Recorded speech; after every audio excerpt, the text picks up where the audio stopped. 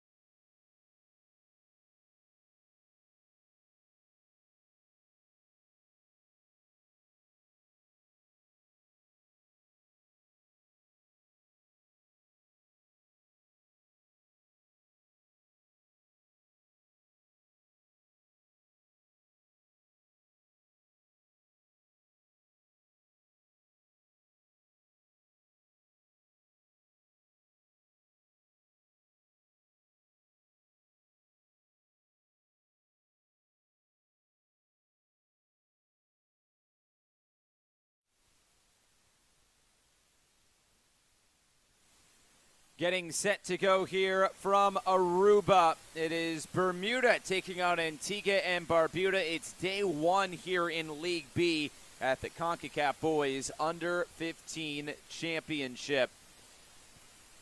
We'll see what we get between Bermuda and Antigua and Barbuda here in this Group E showdown. The other 2 teams, Trinidad and Tobago and Barbados, will have their first games at a later point. Starting lineups for head coach Vachon Blanchette and Bermuda. They'll be the team in blue today. It is Xavier Thomas who gets the start in goal. The number 1, Ziani Jennings, will wear the captain's armband here in Aruba as this Bermuda side looks to start on the right foot. Our referee today from Martinique, it is Damian Rosa. Our first AR, Ricardo McKenzie from Jamaica. Alfredo Chavez of Nicaragua is the second AR, and Ray Torres of Puerto Rico is today's 4th official. The 2 captains, as we mentioned, for Bermuda, Ziani Jennings, and it is Jamil Thomas for Antigua and Barbuda.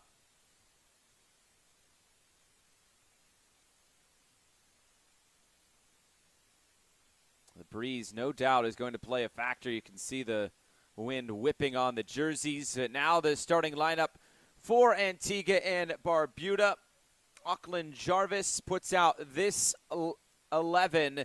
Jamil Thomas will hold things down on that back line right in the center of the back three, while Mackay Phillip will get the start in goal. It'll be all about the width from Sebastian and Joseph as the wingbacks. And then trying to score some goals up top, the number 9, Robert Jeffrey and Shumba Thomas for Antigua and Barbuda. So it is Bermuda in all blue. It is Antigua and Barbuda in the white tops and yellow shorts as we get things going here on this Monday morning from Aruba.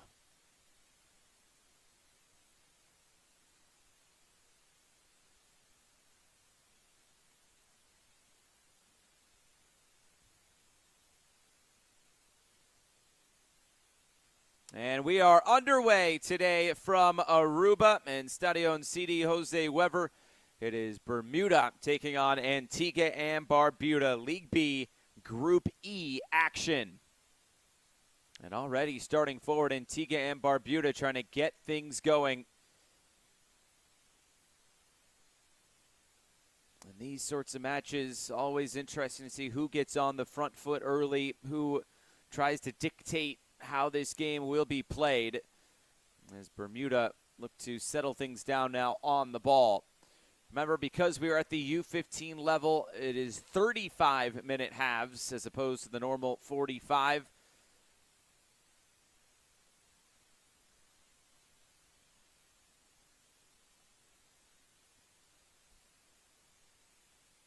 And Bermuda trying to start on the ball early and get their possession started.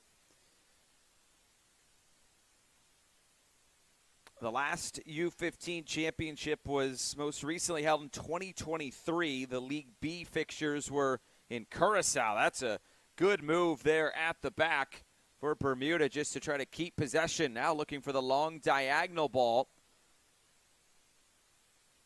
Broken up, some good skill there on the far side.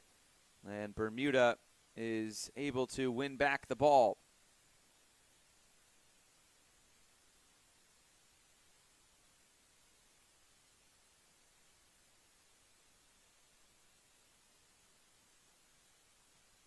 Heavy challenge put in here. Trying to win it here on the near side. It's eventually poked away, but it's still good work by Bermuda to able to keep that. Kayuri Tucker now forced all the way into the corner. This will run out of play. But you can see the pressure being shown here in just the opening 2 minutes from Antigua and Barbuda.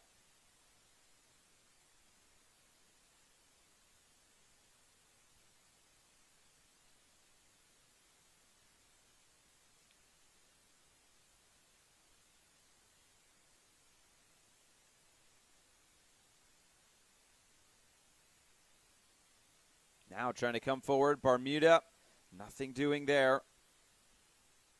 I'll try to go again here as the ball will run all the way out of play. It'll be a throw-in coming for Antigua and Barbuda.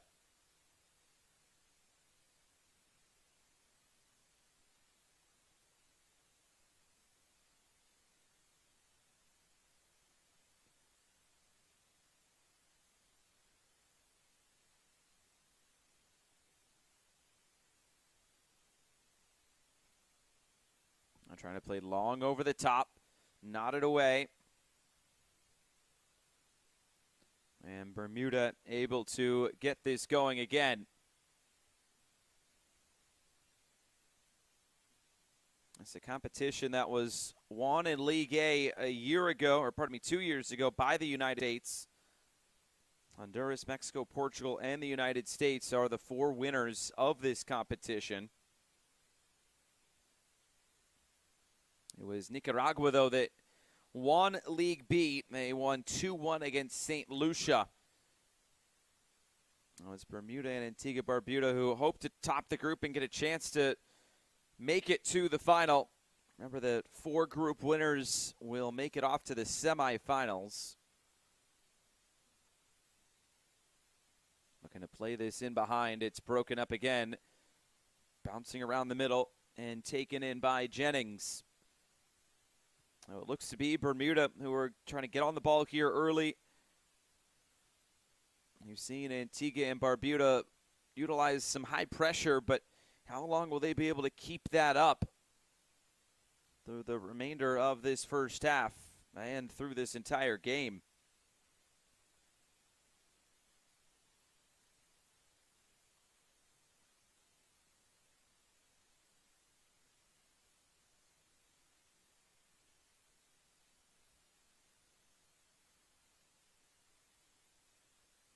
Looking to play it down the wing. It's broken up there on the far side.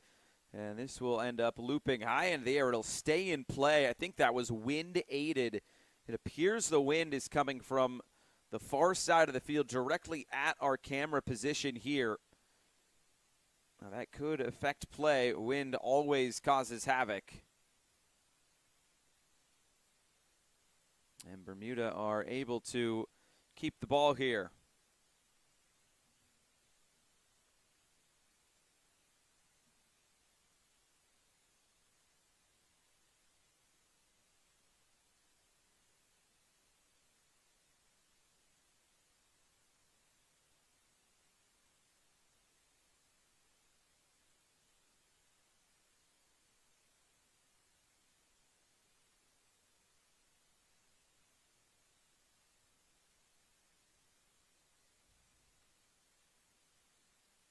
Now coming all the way into the corner, Bermuda trying to turn this infield, able to look into the box for the first time. Bouncing all the way through, and this ball will end up out of play. And it looks like it is a corner that has been given here.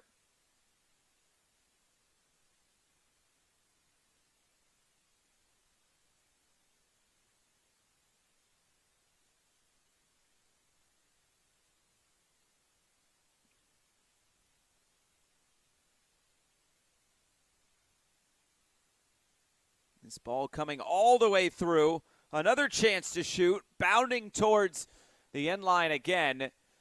So it'll end up out of play. It's the second corner kick on the way for Bermuda.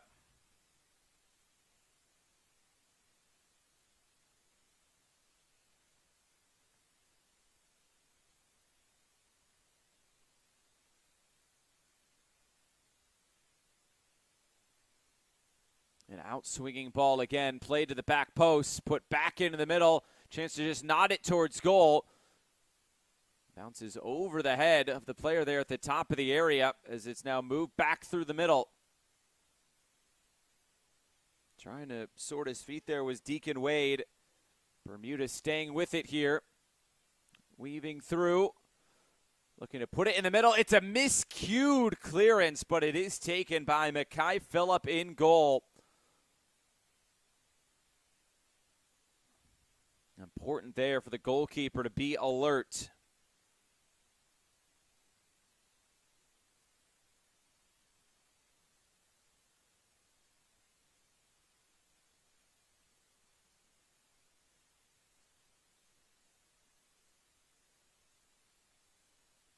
Another throw-in coming here for Niori Dill. Throws this all the way into the corner there for Zaidan Lightboard to go and chase it down. And Bermuda will start again here with Tucker. That pressure there from Antigua and Barbuda pays off, and they do win it back. Here's Joseph trying to move this ahead. Robert Jeffrey was making the run into the corner. He ends up falling down, trying to get back to his feet here. And eventually the clearance to send it upfield.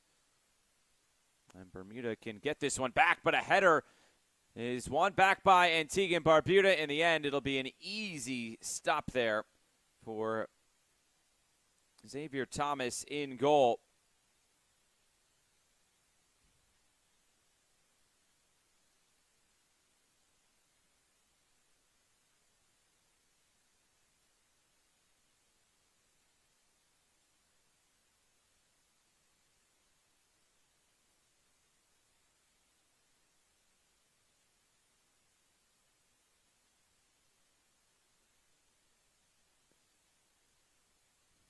Trying to bring it back through the middle.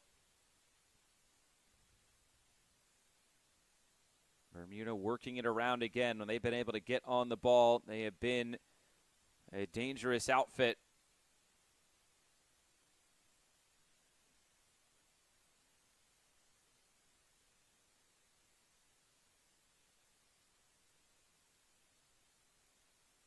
Now looking to come through the middle again. This one will run all the way out of play. A throw-in coming for Antigua and Barbuda just about 9 minutes into this one.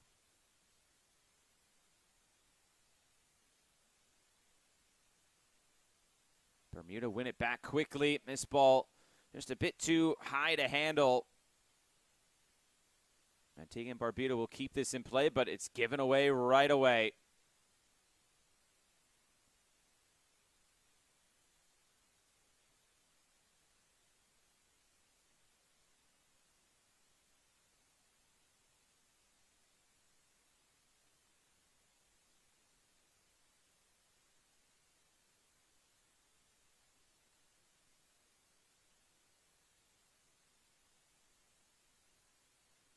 Looking to step forward again on the turn. Here comes Jennings in Bermuda. This ball played through, but it's taken by Mackay Phillip. Alert to come off his line there and step in to take it away.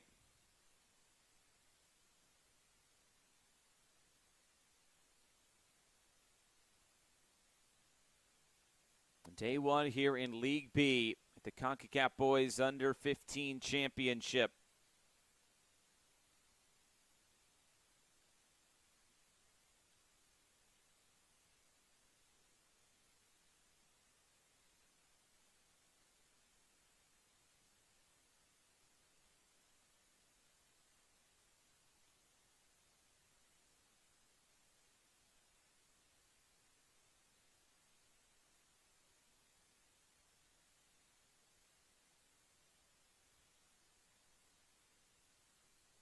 Again, move back, and Bermuda will start from the back. They've wanted to get on the ball in this game. That's exactly what they have done.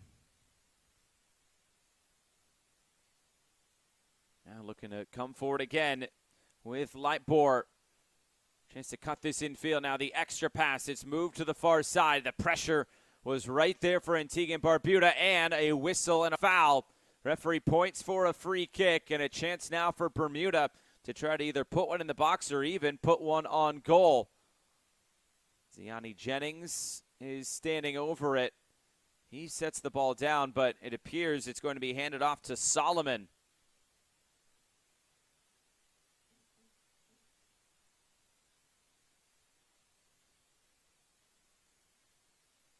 And that ball continues to move. The wind is really wreaking havoc with that ball.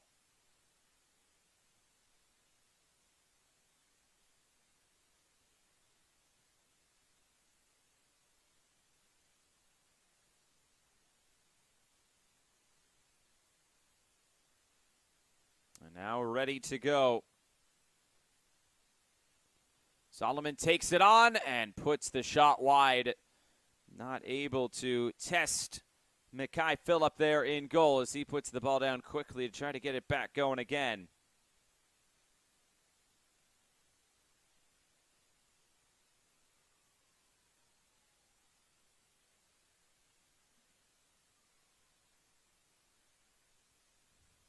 Antigua and Barbuda trying to start something for themselves now.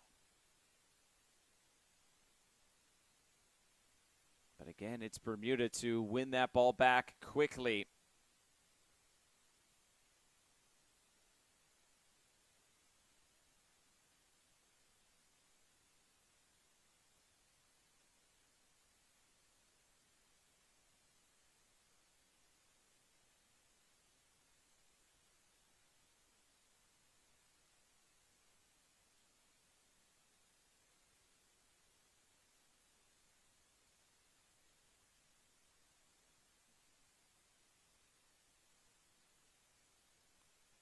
Bermuda coming forward again.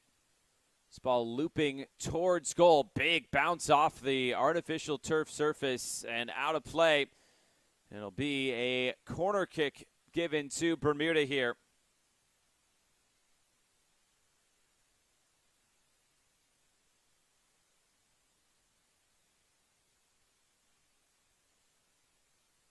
That's ball put in all the way through. There's some power behind it. Now trying to put it back into the middle, and it's blocked out of play. It'll be a throw-in coming for Bermuda.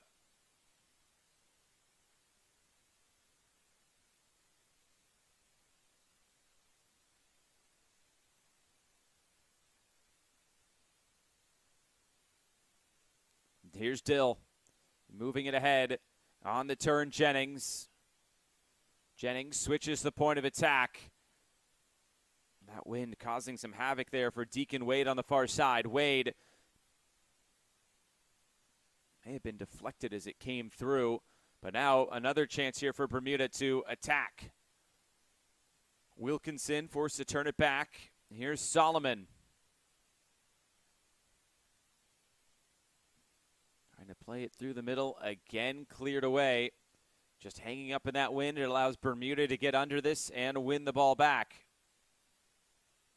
Niori Dill.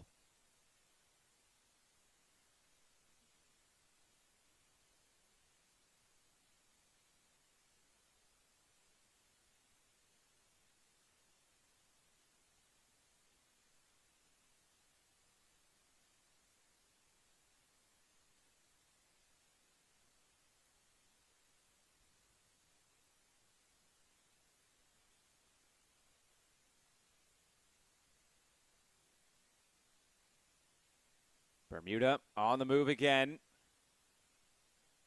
Antigua and Barbuda win the ball back. It's that first pass that's really let them down. Either just playing it into space, it's a foot race, or it's Bermuda to win it right back. It's right here where Antigua and Barbuda need to go. And now that first pass is made and they can get forward.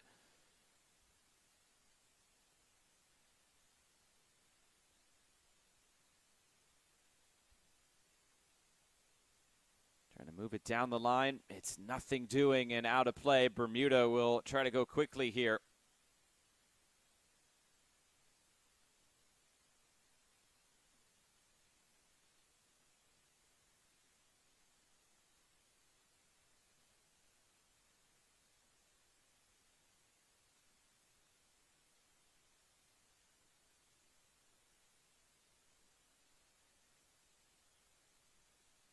Again, it's Jennings to collect, the captain.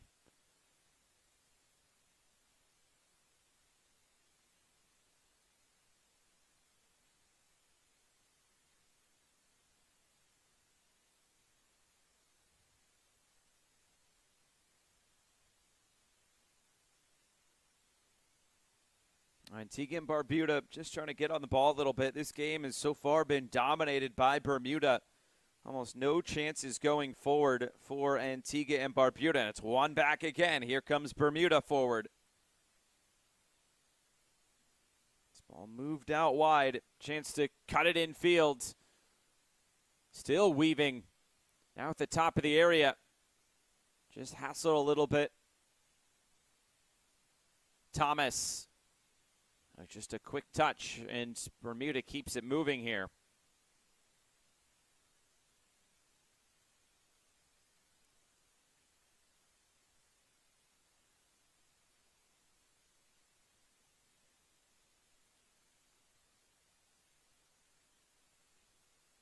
Trying to weave through again is Dill. Dill couldn't get by that last line of defense for Antigua and Barbuda.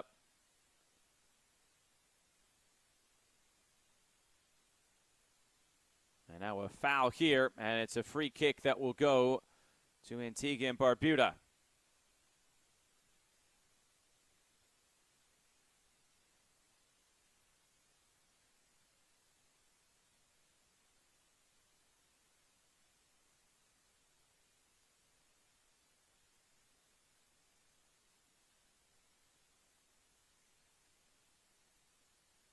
There's the long ball off the free kick.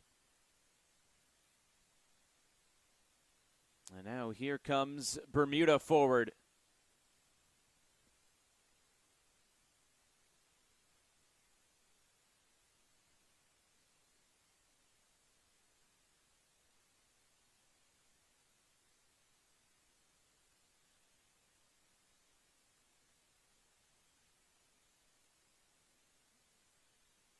Niori Dill now. It comes in field, broken up there in the middle by Carter Thomas.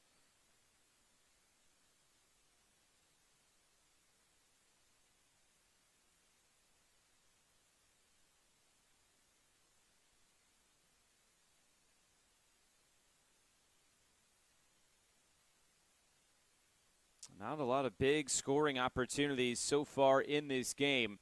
Bermuda's been on the ball most of the time, but Antigua and Barbuda have made it difficult once they've gotten into those attacking areas.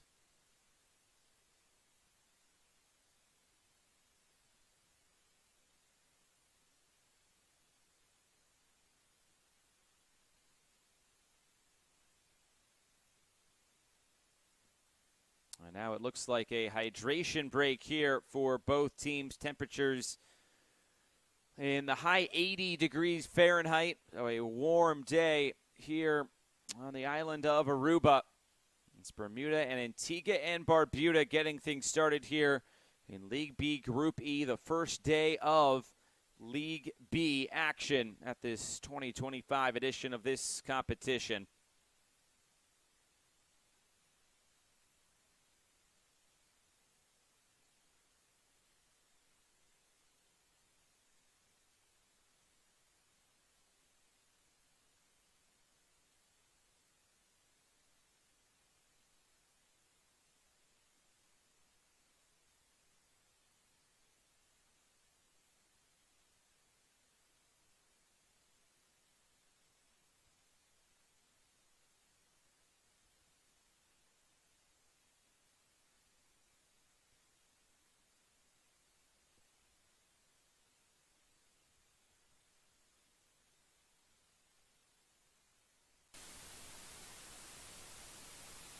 Back.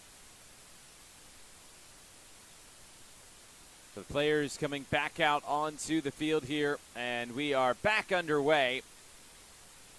Remember, 35-minute halves, so just the last few minutes here of this first 35.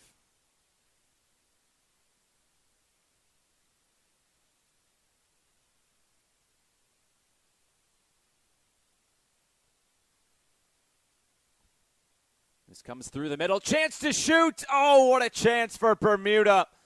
The shot is put out of play. That was a wide open goal there, but just not able to convert that opportunity.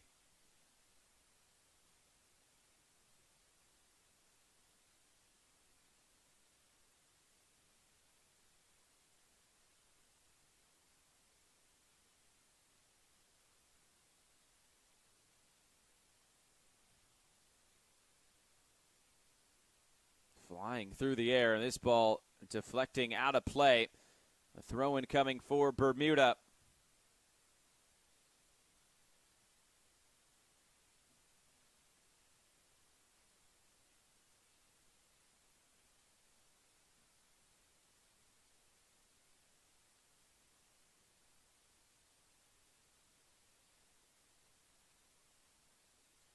It's a foul there on the far side. It's a free kick on the way.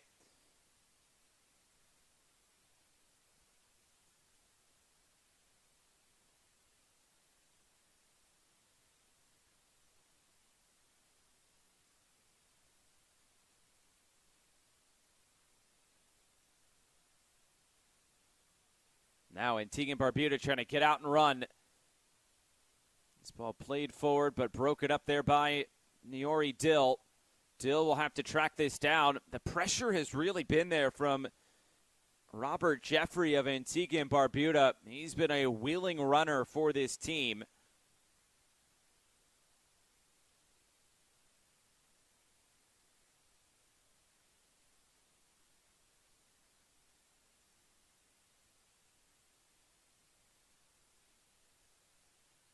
On the throw, and it comes into the box before it's cleared away.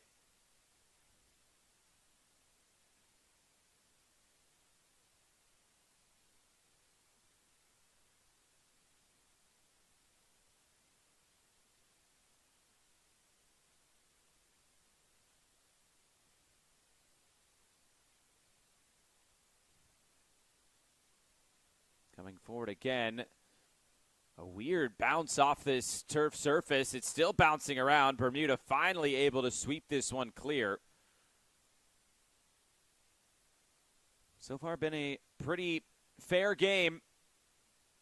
Not too many rash challenges put in. Played in a good spirit as we enter the final 11-plus minutes of this first half. The wind still really whipping around here in Aruba.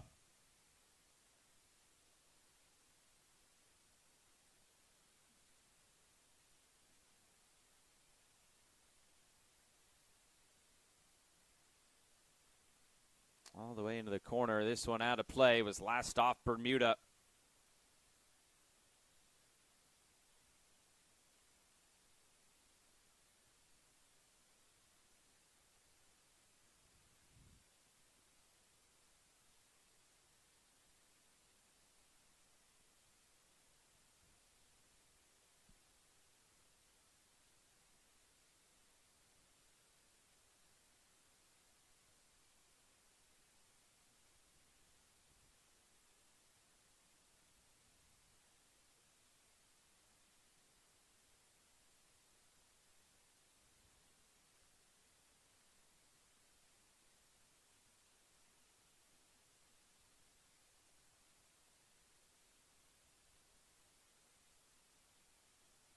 Trying to move this forward once again.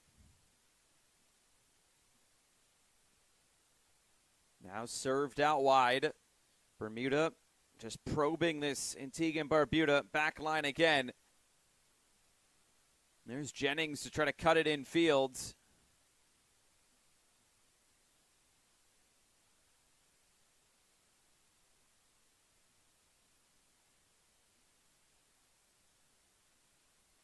Back to midfield, slid forward and now moved out wide. Yori Dill down the line. Chance to put the cross in towards the near post. It's dealt with and cleared away.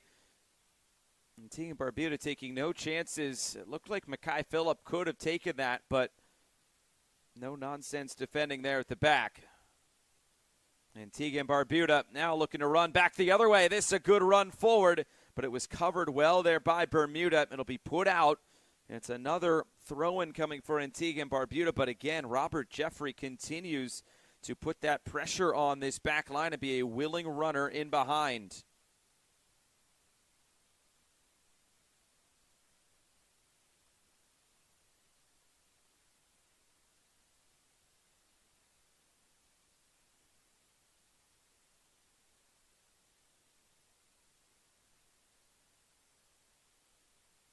Nothing doing there for Antigua and Barbuda.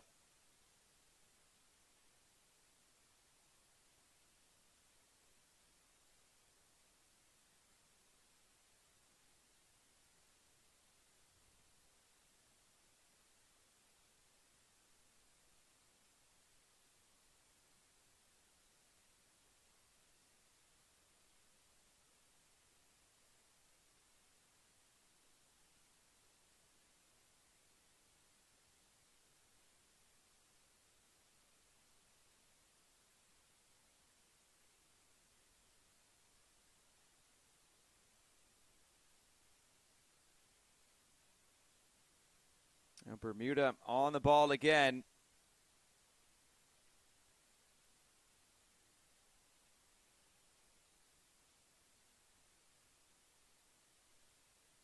Now looking to come through the middle again.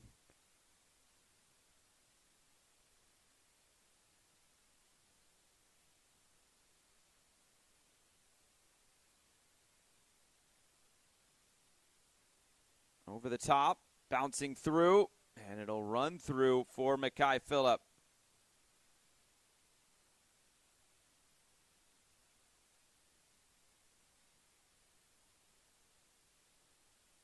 Looking to distribute long downfield. That was just hanging up in the wind, and it actually will be collected by Sebastian as he just is able to keep that in play. Now Jeffrey, Robert Jeffrey is able to keep the ball for a moment. Antigua and Barbuda work that far side now, but a stoppage in play here. And it looks like the possession will go back to Bermuda.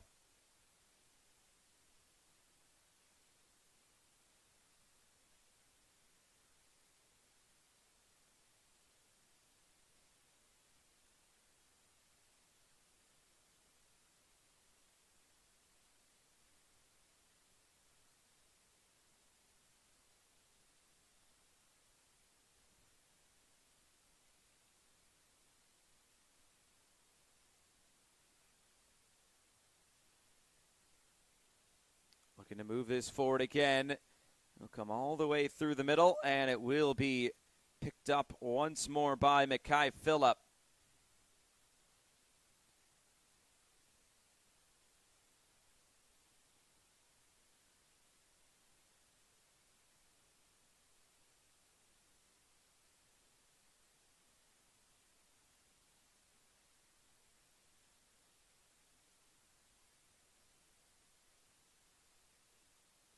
Bermuda again. They seem like the team that could find that goal first, just the way that they have been playing into these final 5 minutes of the first half.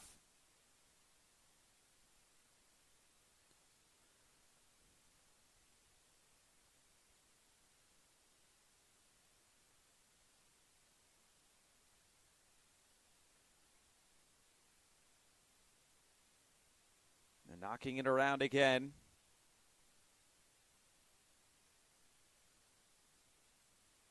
Now trying to step forward. The cross coming in, headed away. Flipped forward.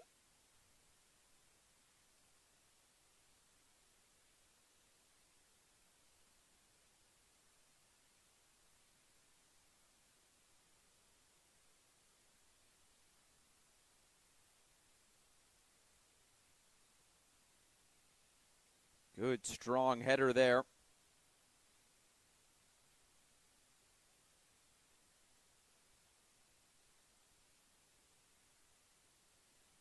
Bermuda have looked so comfortable in possession today. This Antigua and Barbuda side, though, have held a good shape as they sit in that mid to low block at times.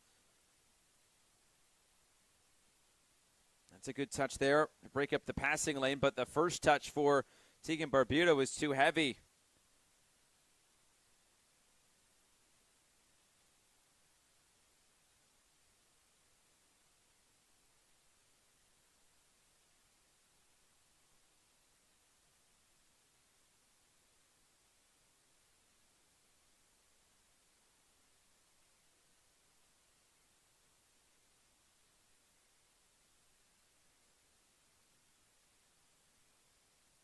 Put out of play. Just 3 minutes to go now in this first half.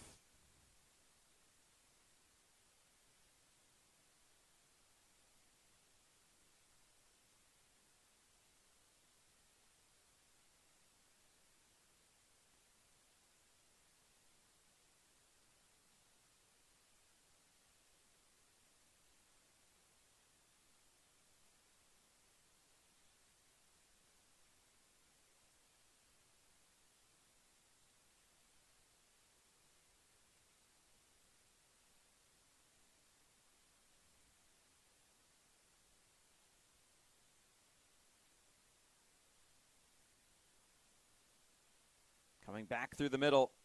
Maybe a chance to shoot here. Instead, it's played through and then moved out wide all the way into the corner and out of play.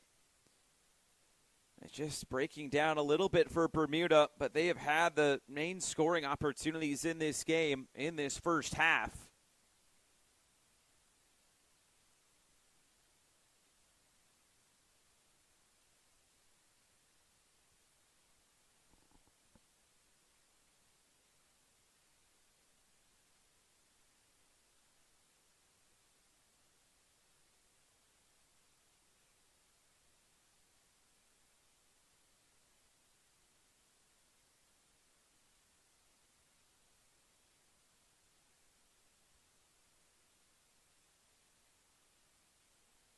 Bouncing around the top of the area here, able to cut it in. Chance to shoot!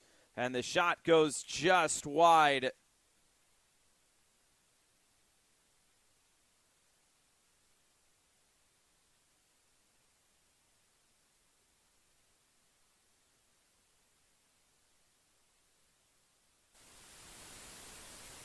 they've gotten those opportunities, Bermuda, right in front of goal. They just have not been able to hit the target. It was good work there to try to keep that play alive by Gian Wolf. And then, oh, that's such a good chance right near the top of the area by Ziani Jennings.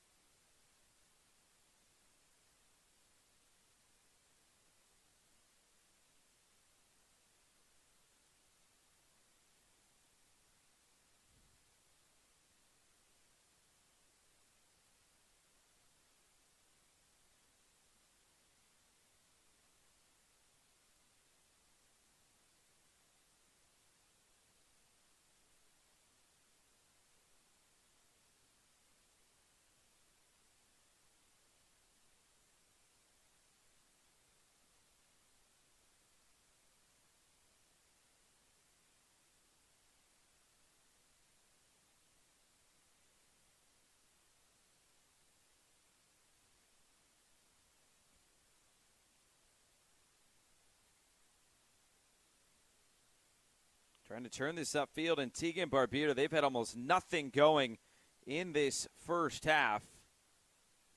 It's been a pretty quiet first half for the Bermuda goalkeeper, Xavier Thomas. Now it's played up over the top for Lightbore.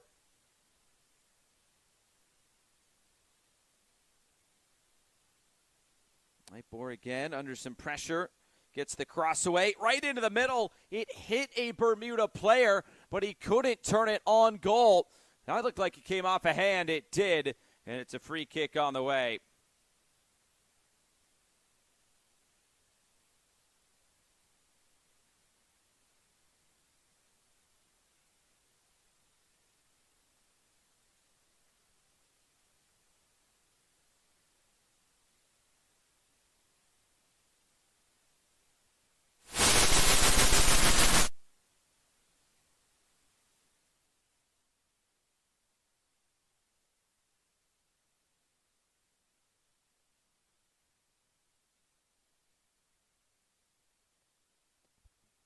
So a few Bermuda players standing over this set piece.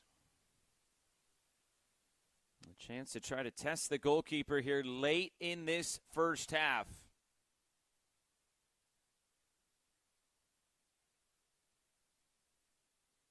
This one taken. It's on target, but it is saved by Mackay Phillip.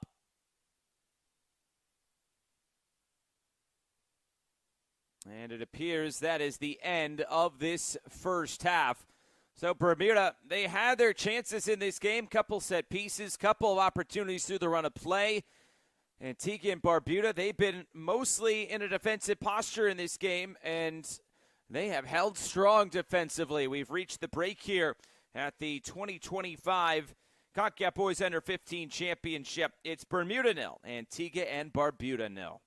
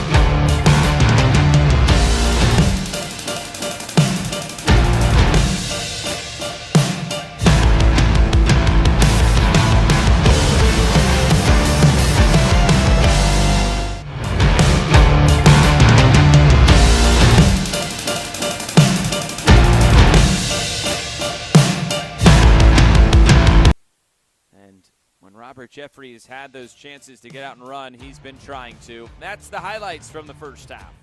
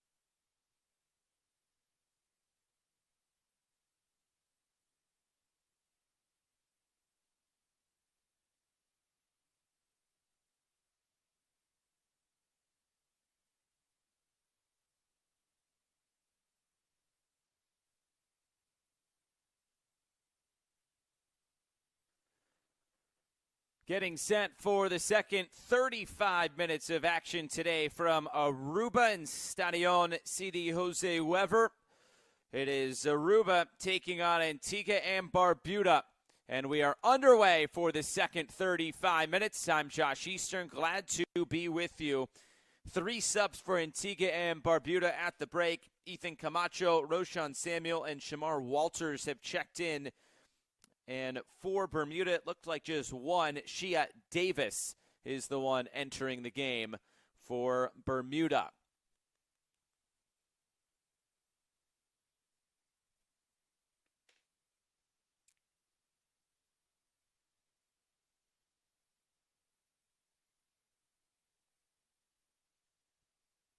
Trying to play this down the wing. Bermuda trying to pick up where they left off. They had a great chance there at the end of the first half.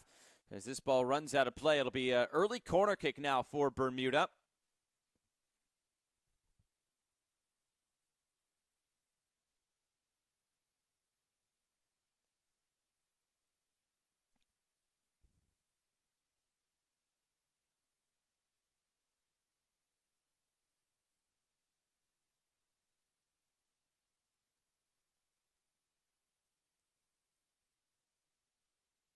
The in-swinger towards the near post. Maybe just something on it from Mackay Phillip to move it away from goal. This will run all the way out of play. And it looked like that was last stop. Bermuda will be a throw-in coming for Antigua and Barbuda.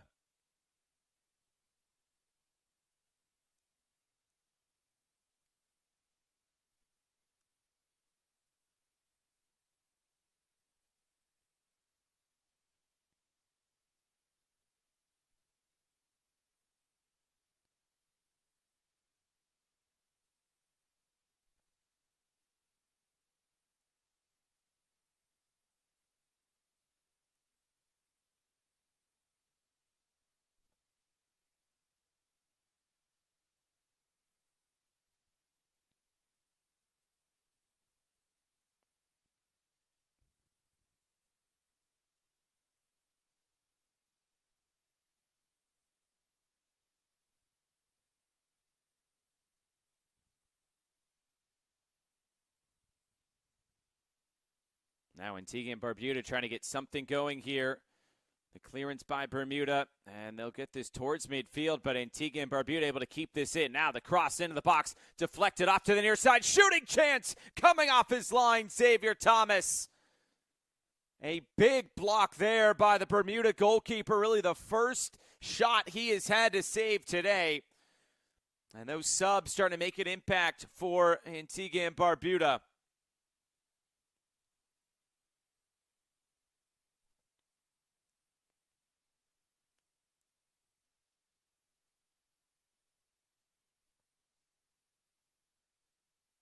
Coming into the area again, just poked away. Now a chance to hit this low, but it goes wide. It had some venom behind it, but just nothing there to put it on target.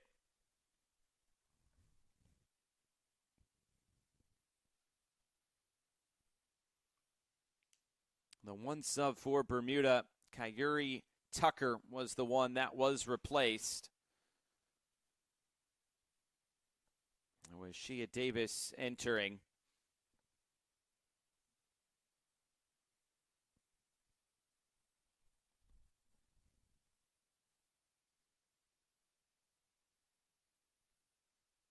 Well, now the officials come over to the near side to talk to the fourth official.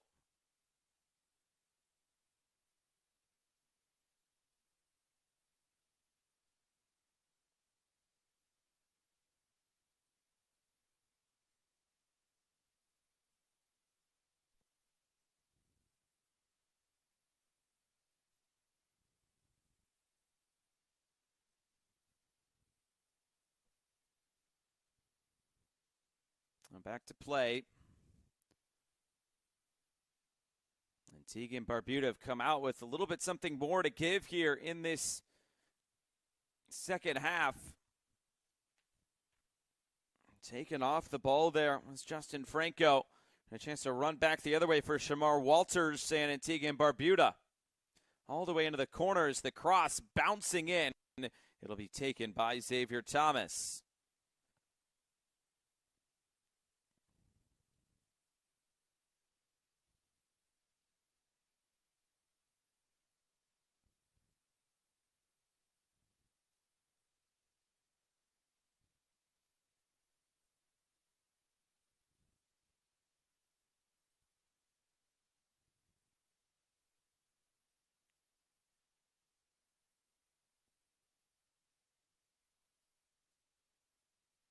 Trying to progress forward again.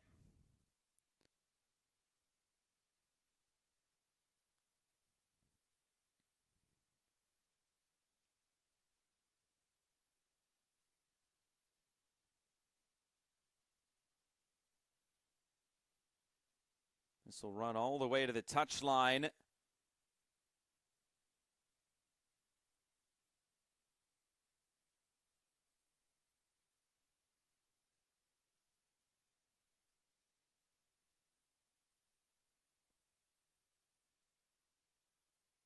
And it looks like a player is down in the middle of the field here, so play will be stopped. Antigua and Barbuda will have a free kick on the way.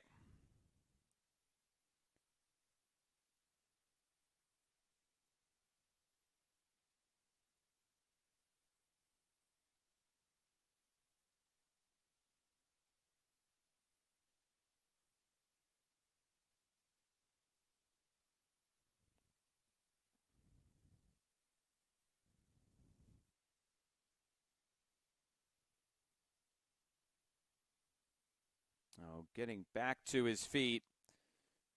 It's Zidon Lightbore there for Bermuda.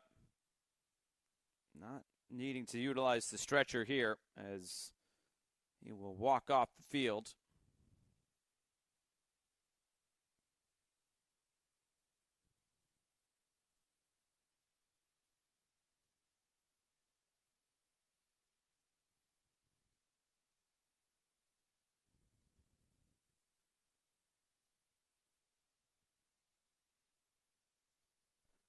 Antigua and Barbuda will get this back underway all the way out to midfield. Touch towards the near side. It runs out of play, and it's a throw-in coming for Bermuda.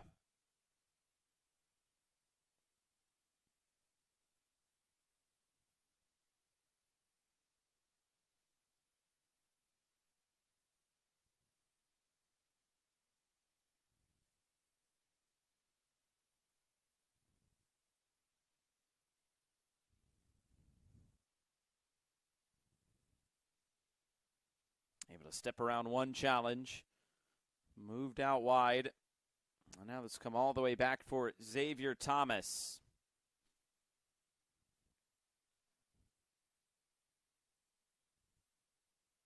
Bermuda just trying to settle things down. Antigua and Barbuda have gotten a little bit more of a foothold in this game in the second half. It was almost all Bermuda in the first half.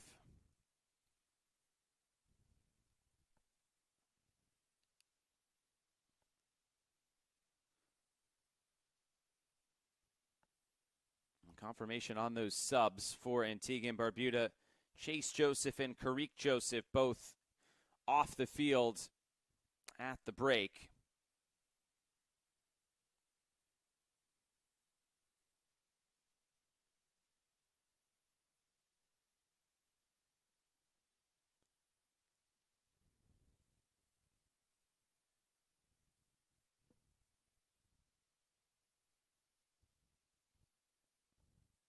A goal kick here.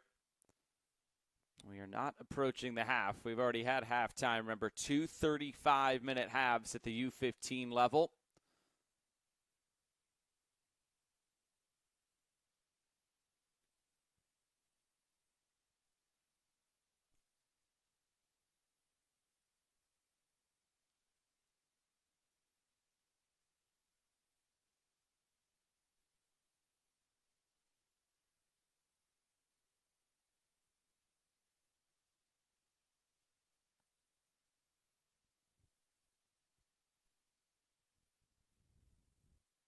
The pressure paying off again for Antigua and Barbuda. That time it was Roshan Samuel. Here's Samuel again, trying to get around a couple of blue shirts.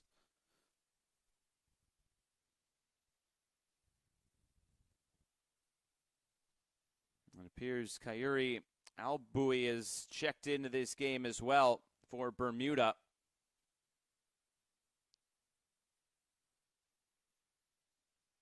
He's number 17 in blue.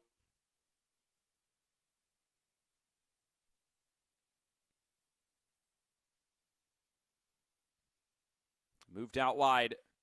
Deacon Wade.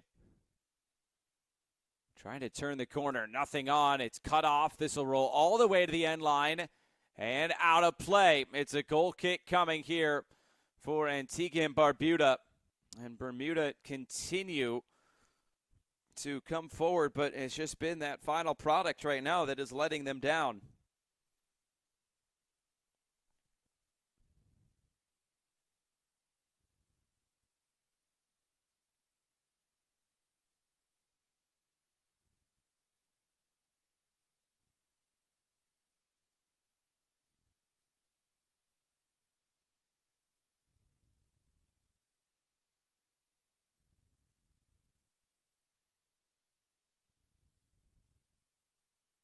Foul right at midfield.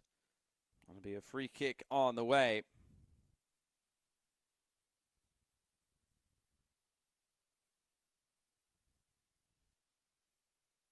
Ten minutes into this second half, the ball floated forward.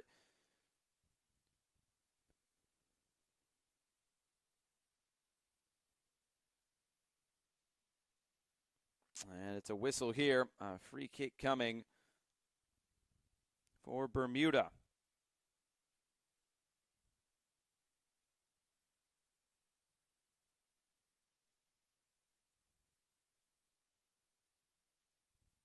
And now a player down for Antigua and Barbuda.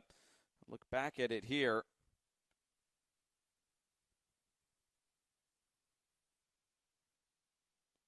And just an awkward maybe cramp or muscle injury there.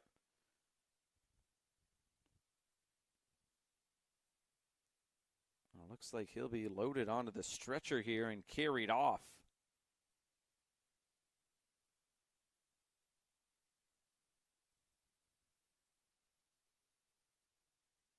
Another look at it here.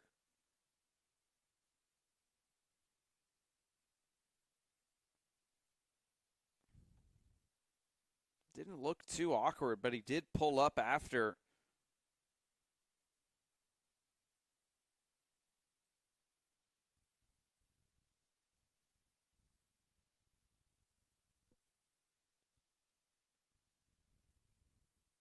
So back to play.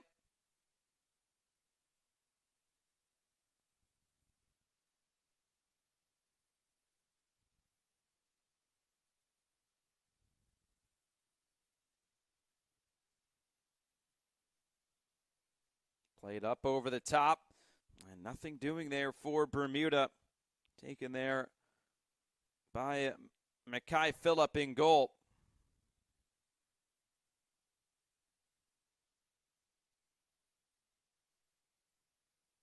One back. Here's Bermuda again. Coming to his near side. Alboui out of play.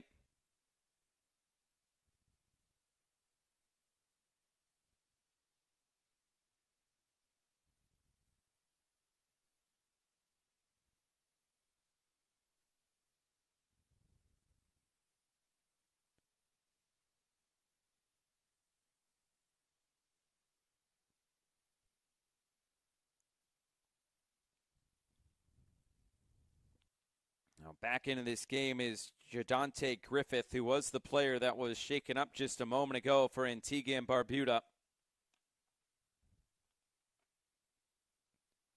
Both teams looking for a little bit of quality in front of goal. That's been the missing piece so far today.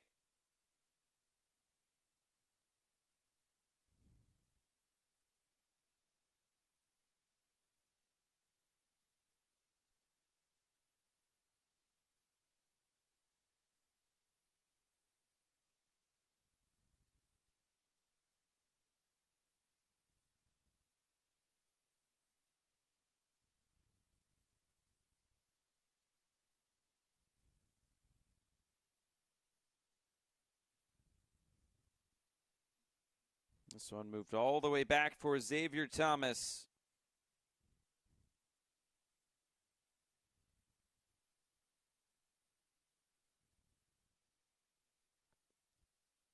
Down the line, Deacon Wade trying to progress forward. He just knocks it out wide. And it's a whistle here, and it will go back the other way.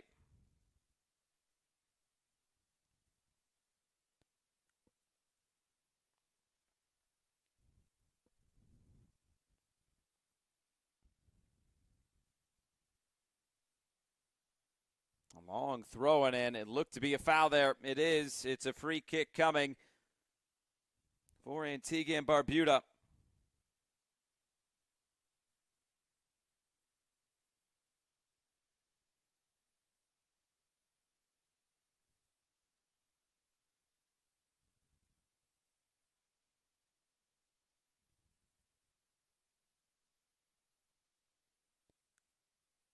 A chance now to stand over this set piece.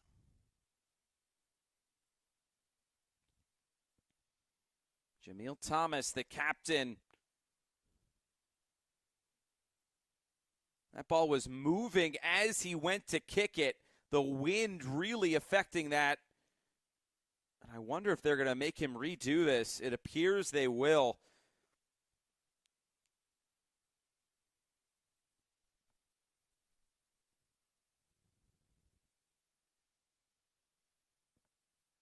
Floated in again. That time the ball was still. The ball ends up, though, out of play.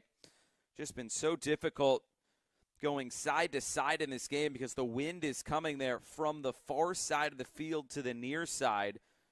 It's really been affecting things.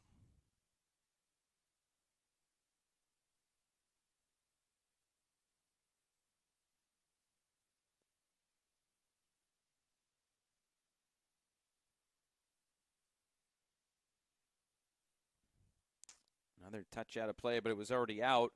And it'll be a throw-in coming for Bermuda now.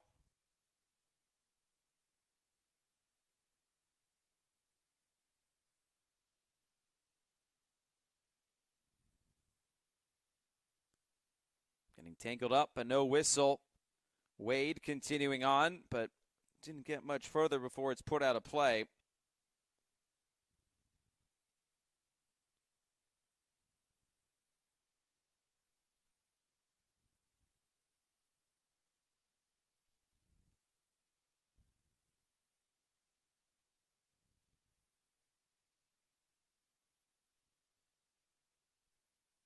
And now a player is staying down here.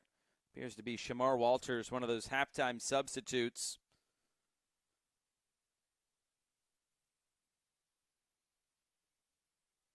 Kind of a delayed reaction there, but he is back on his feet, and Bermuda ready to get this ball back in play.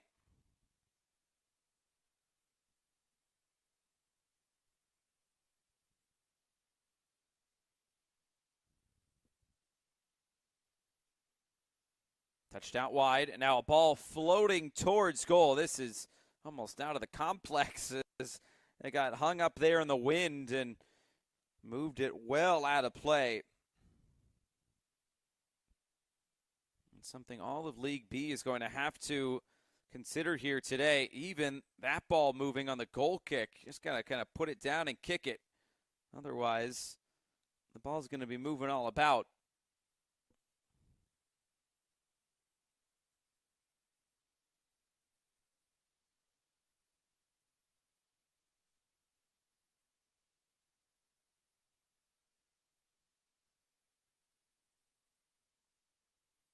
Another free kick on the way. That ball holding still for the moment.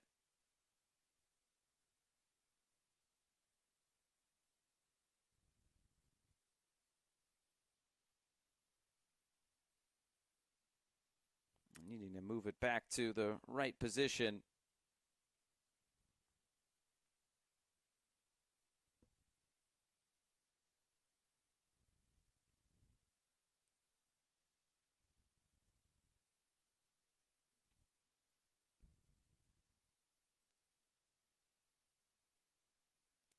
That's trickling towards the corner, and it'll be a throw-in going back the other way to Bermuda.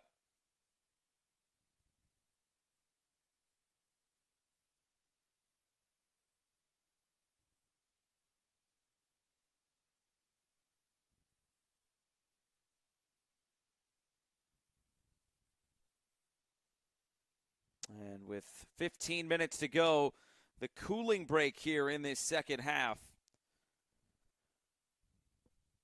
There's not a lot of attacking opportunities for either side in the second half. Bermuda had the chances in the first half, but really were not able to take full advantage of them, as more subs will be coming for Antigua and Barbuda. Nezik Williamson will be one of those players coming on.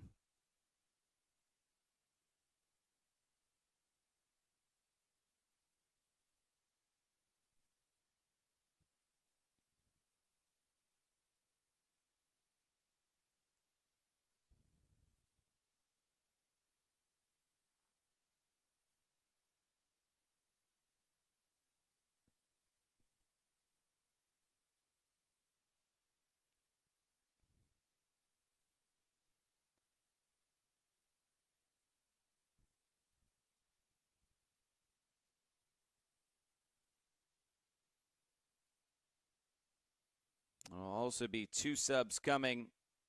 Rylan De Silva and Adam Barrett will be entering this game.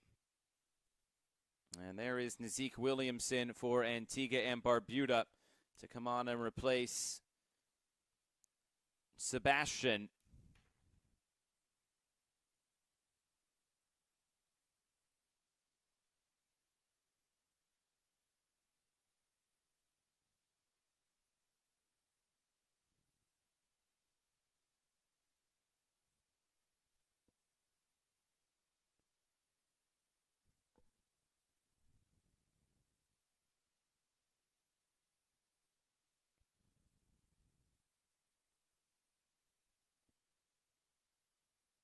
So back to play, a throw in there on the far side with about 13 minutes to go now in this game.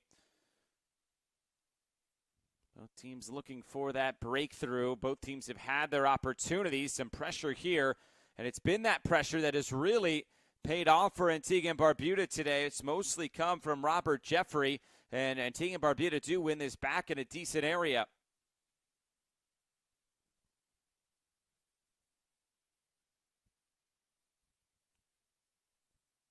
Trying to move this forward again, nothing on.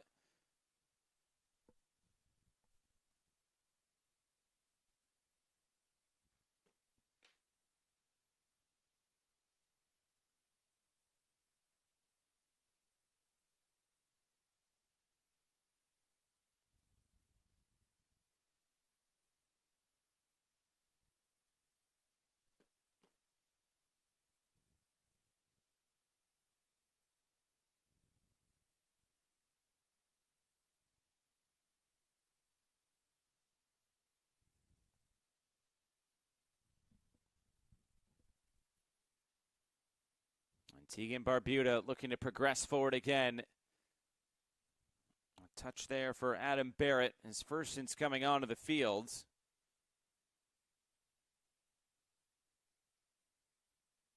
Now racing forward, Deacon Wade. This shot is dribbling well wide. It's taken by Mackay Phillip.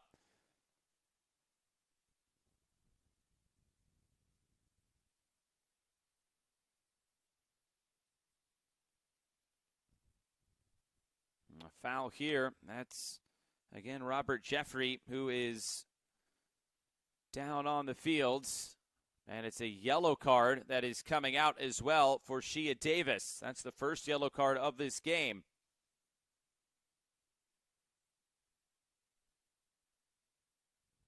Just that push in the back, and then he almost got it from his teammate. Some friendly fire there from Solomon. And now it's going to be a free kick on the way here for Bermuda. Looking to chip this in, and again, it just gets caught up in the wind. So difficult.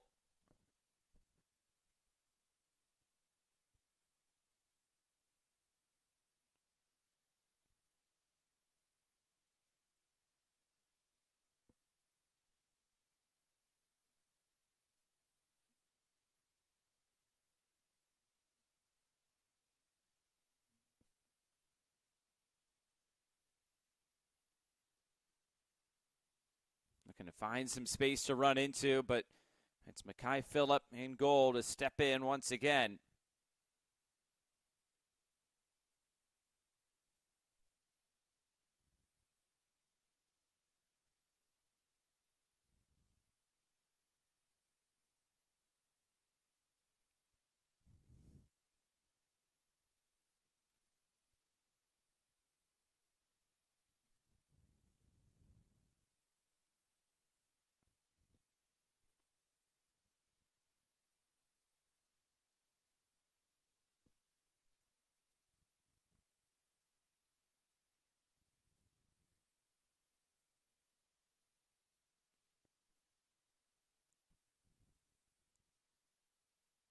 Throw in coming all the way in the corner here for for Adam Barrett.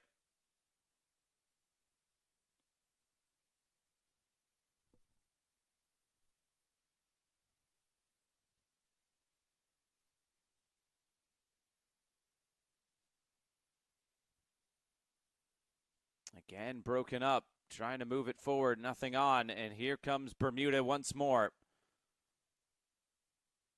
Trying to weave his way through is Albury. He'll continue on. Albury got a touch to it. He just could not keep it in play. And getting a little bit closer to a scoreless draw here.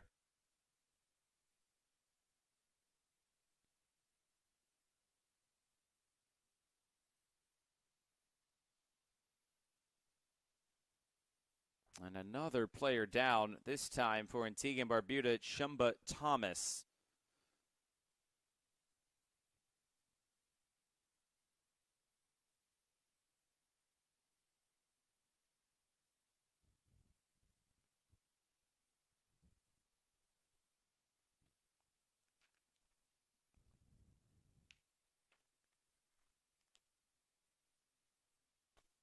Thomas now will be stretchered off the field.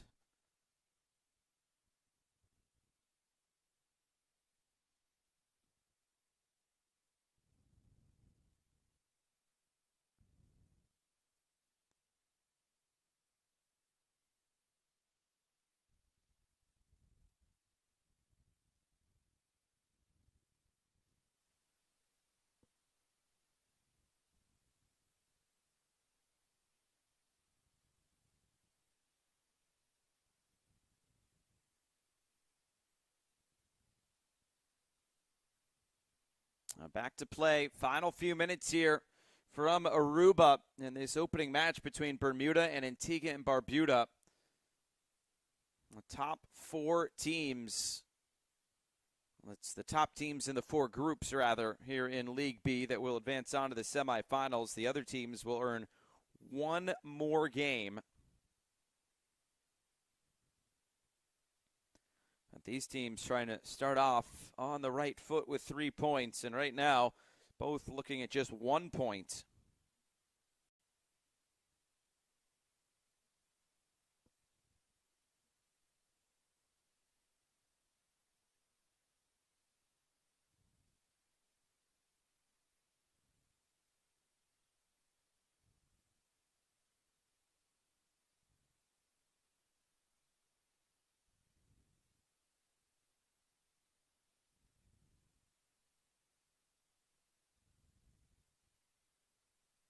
This ball played over the top, maybe a chance here. It's lofted towards goal, but it's just wide.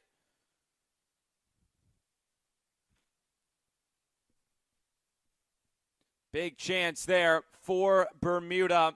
And Ryland De Silva was the closest to it. What a chance to try to find that opening goal.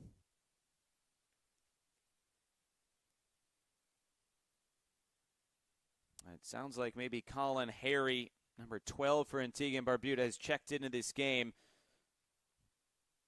I would assume Shumba Thomas was not able to continue.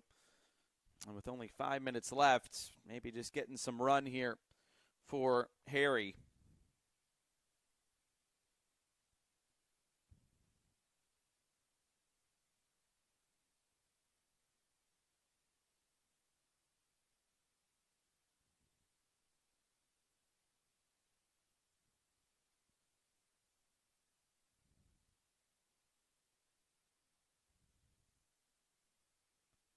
Antigua and Barbuda trying to get something going here.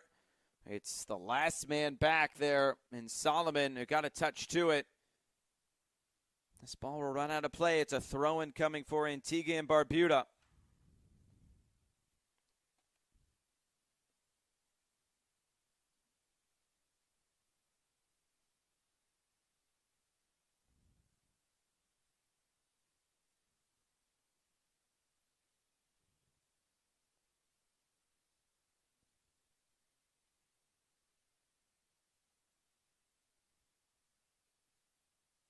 Four minutes to go, and that is the confirmation of Colin Harry coming on for Shumba Thomas.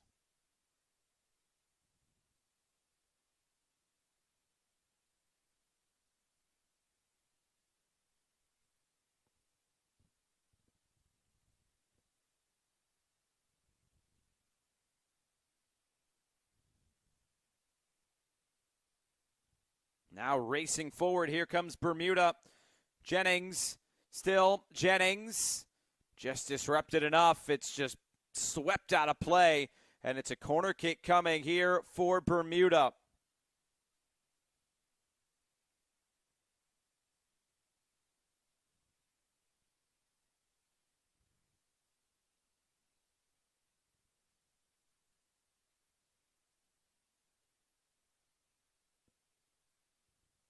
Big opportunity here on the set piece.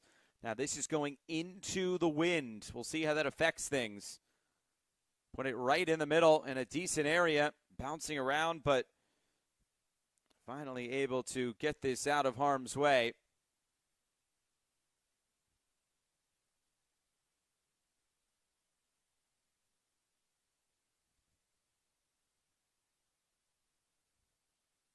Going to weave through again. That pass just off the mark, but a heavy challenge put in. The referee says it was all ball. It was a good challenge.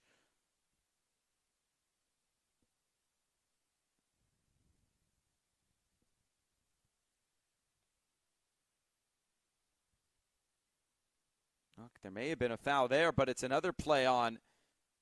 This is too far out in front, and Bermuda able to get onto this. Just 2 minutes to go now.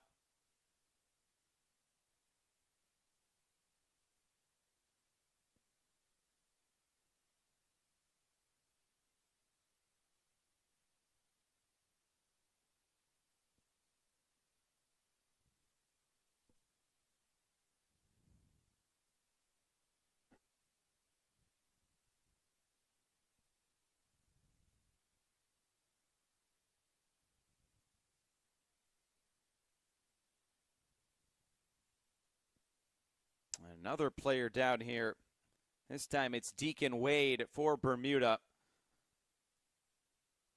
It's just a battle of attrition at this point to try to get to the finish line. Players going down on both sides.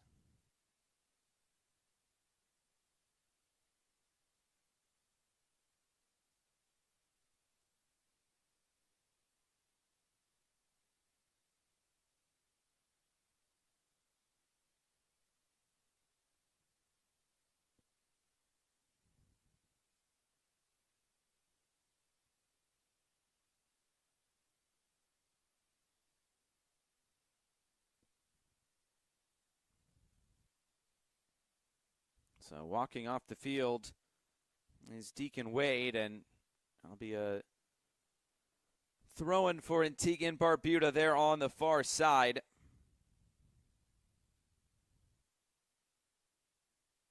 And the sub coming in is Zai Dyer. That's the 5th sub of this game now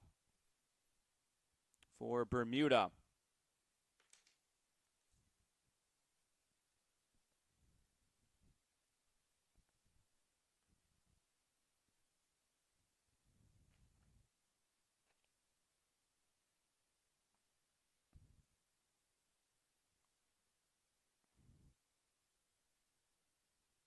Long throw in here.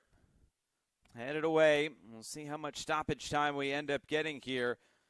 Also sounds like Swan Edme Chaz has entered this game for Bermuda.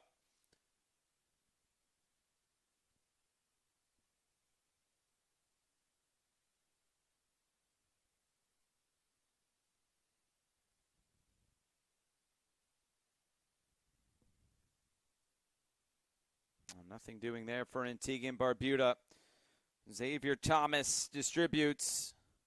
But now there's another player down here.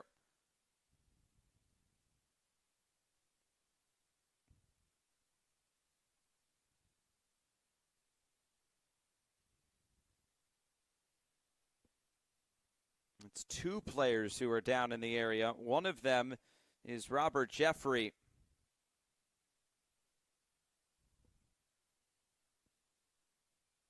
As this ball came in, bouncing around, and hard to tell, but it was Roshan Samuel who was the other one down. Won't need the stretcher here.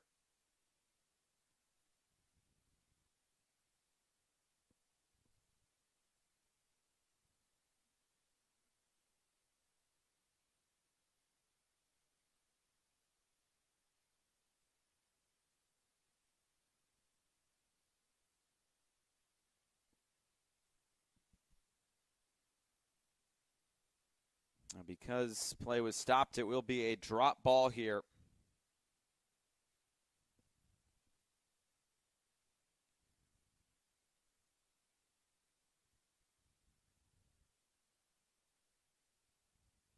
Oh, it's a turnover, and Bermuda pick it up, but not able to progress much farther. Based on the early goings in this game, you really would have expected Bermuda to find a goal, but instead, it has just been a stalemate in the attacking third so far. And a yellow card is coming out here as well.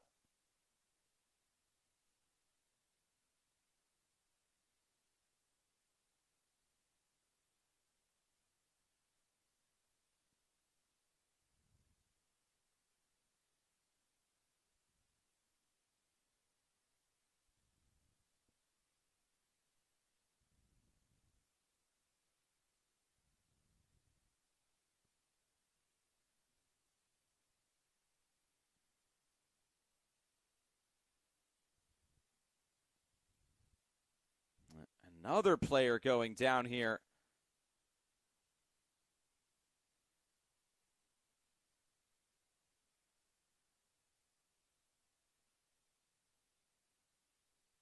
And it appears that is full time.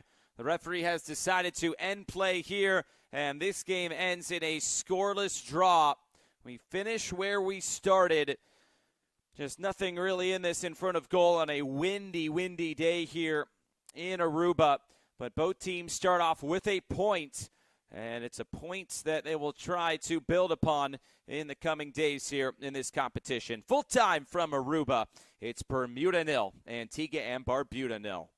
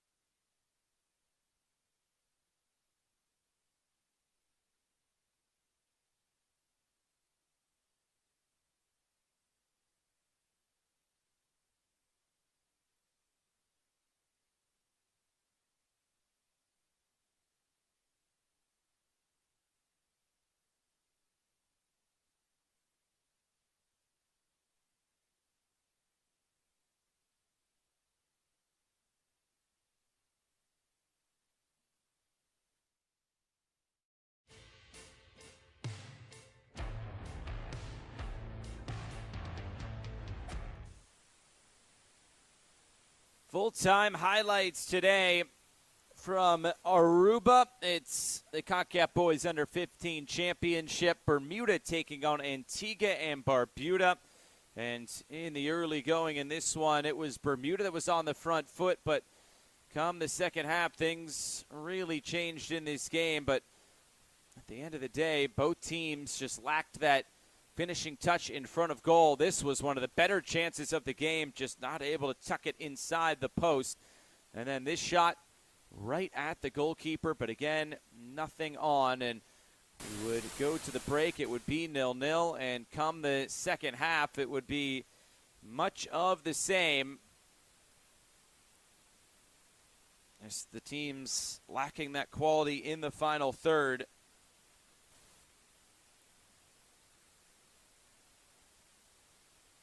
Bermuda would try those opportunities, trying to get it into wide positions, but again, just nothing on.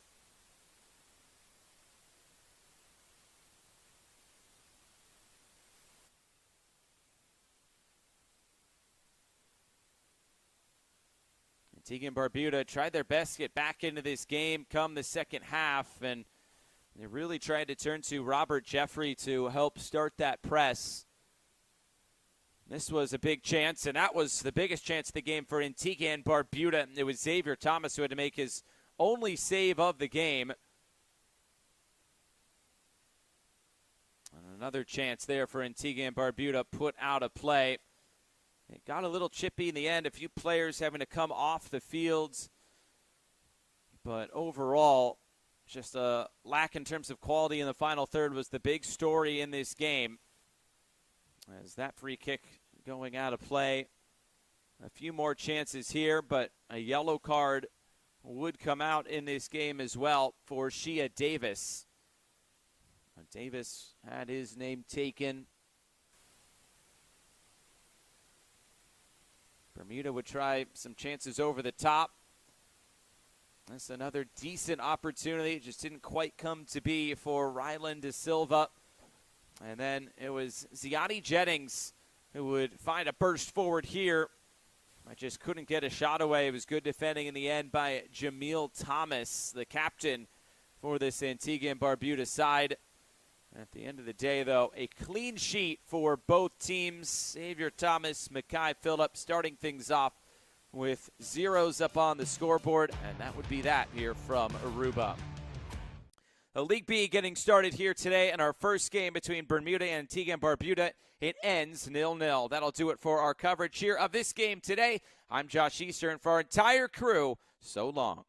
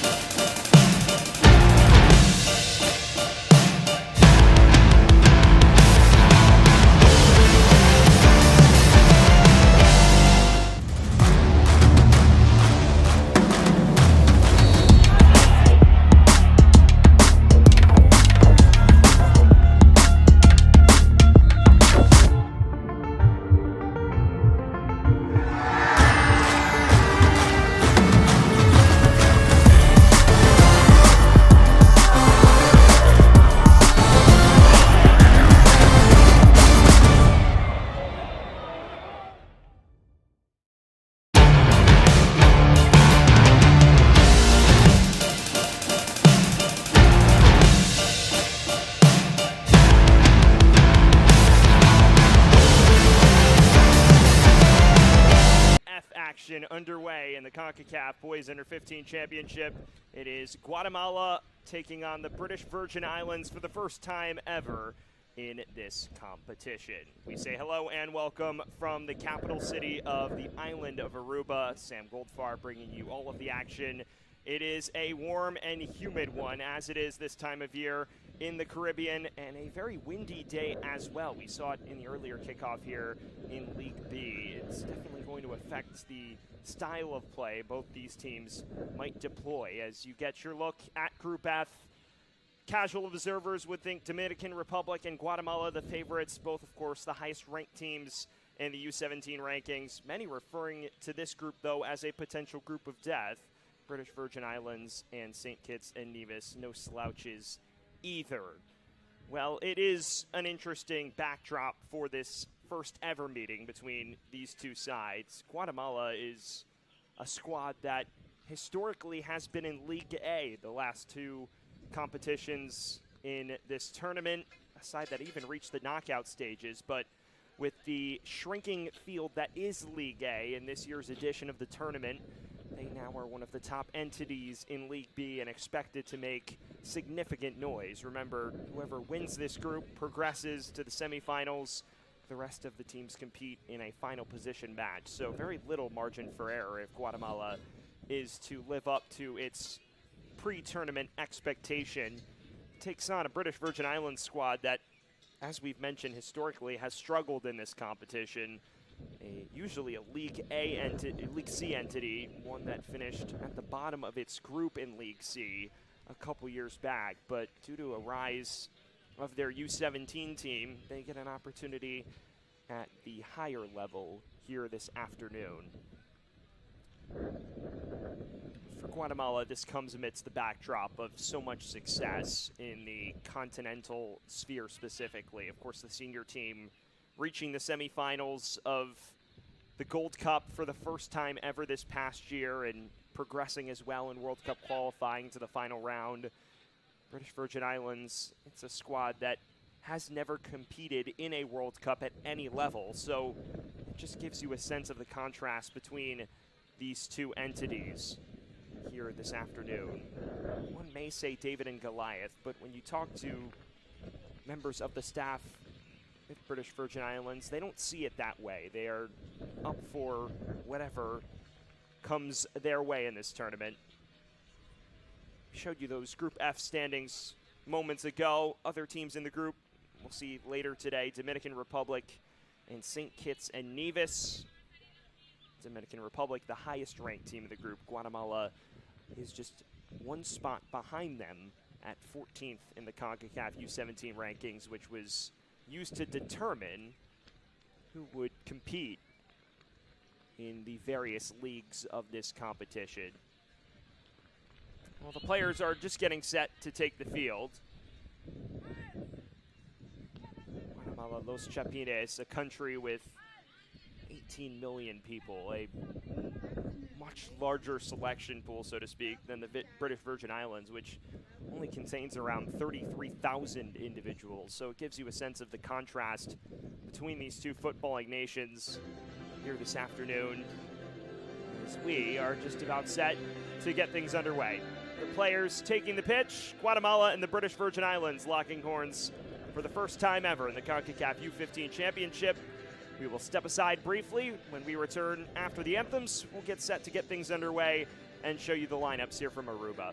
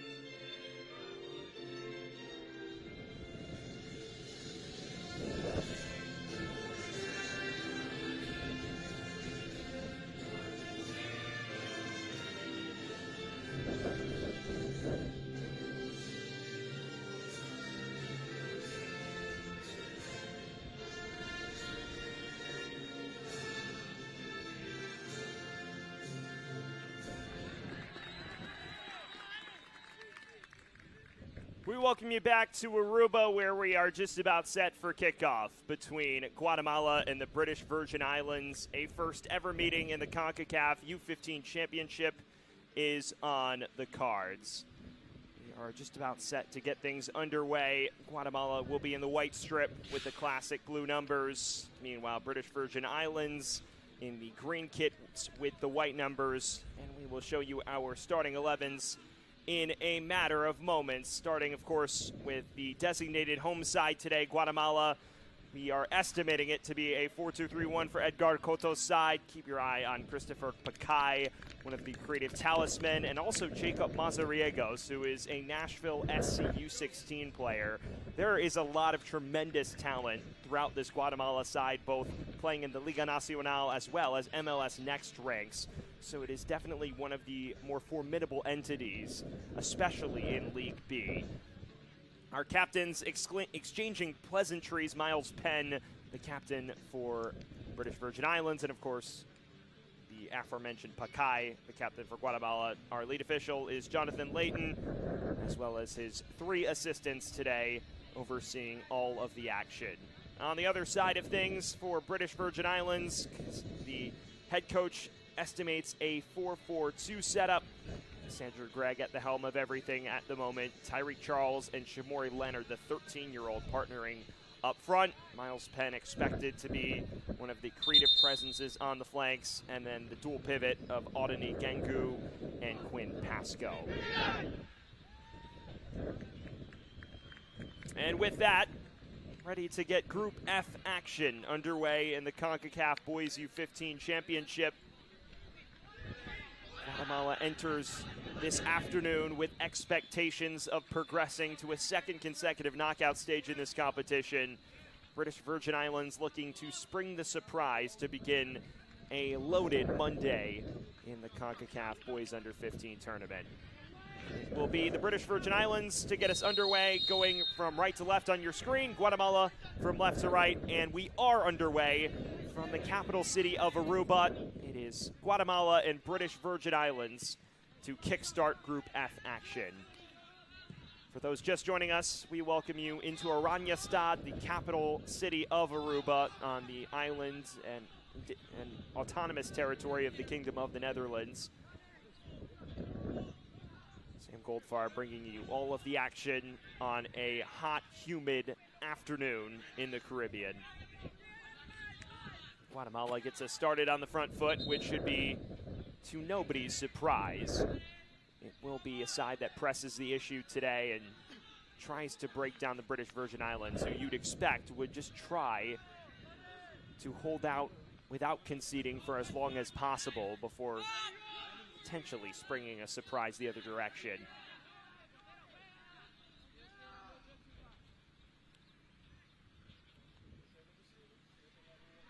Here's your first look at Rene Aguilar, one of many Municipal Academy products on this Guatemala squad. It's a Guatemala squad that is very experienced. Edgar Coto's selected the bulk of his squad as a number of 15-year-olds.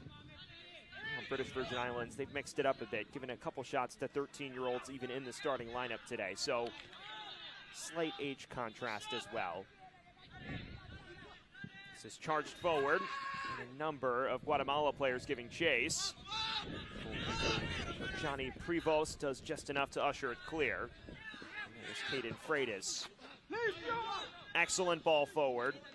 Right into the path of the striker, and Prevost off his line once again to collect. Looks like Mazariegos will lead the line this afternoon for Los Chapines.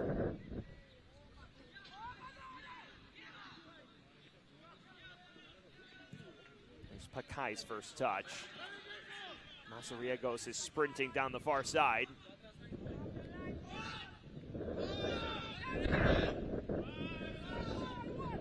There's your first look at the 13-year-old Kurjani Prevost, one of 2 listed goalkeepers on this British Virgin Islands squad. He gives it away here.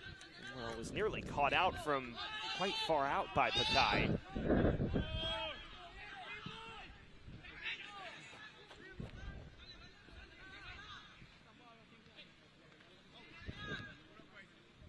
Castillo.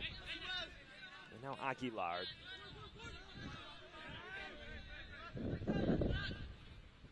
Dipped forward towards Shimori Leonard. Now Adrian Castillo for Guatemala. Pakai.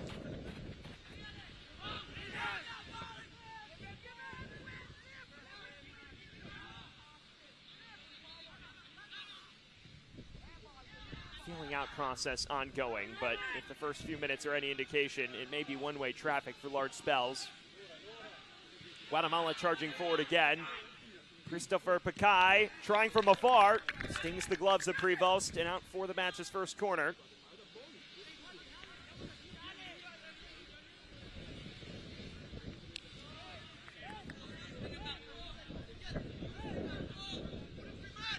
Could be an early onslaught.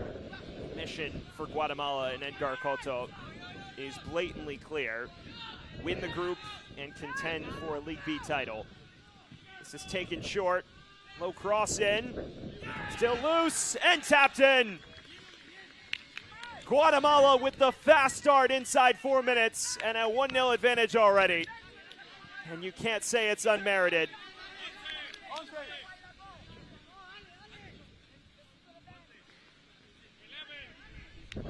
Just what is to be expected from Guatemala, dominating the opening 4 minutes and scoring as well. Los Chapines with a 1-0 advantage.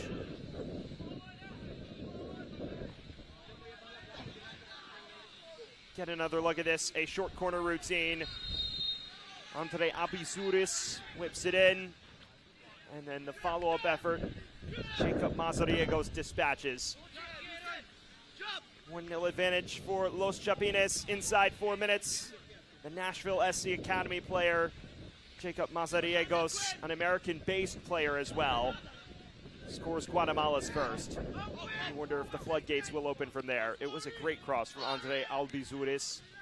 And an opportunistic tap into the back of the net by Mazariegos.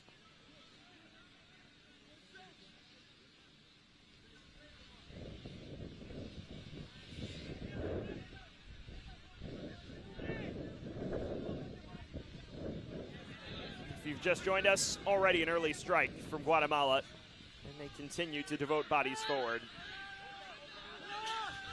British Virgin Islands, a side that struggled, finished bottom of their group in League C 2 years ago, experiencing similar woes, struggling to clear here. Prevost ultimately collect without trouble. You're seeing that interchange, especially on both sides of the pitch. Aguilar and Albizuris providing the width, really stretching this British Virgin Islands back line.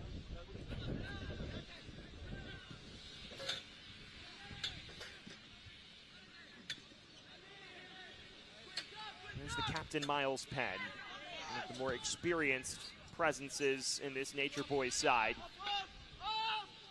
Over the top towards Corey Sebastian.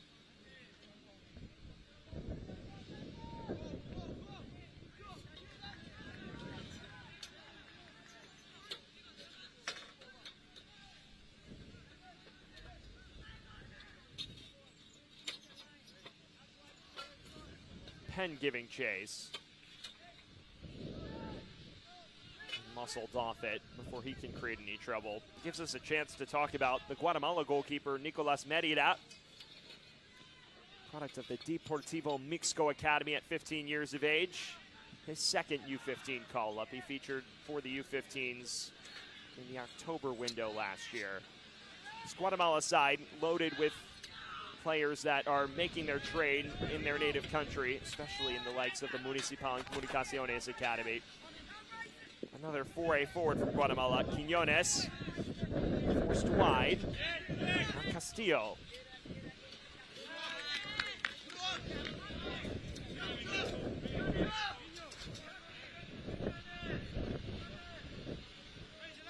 It is Guillermo Quiñones, the 14-year-old. He's in the academy ranks of a Guatemalan second-tier side, Deportivo Cotapeque.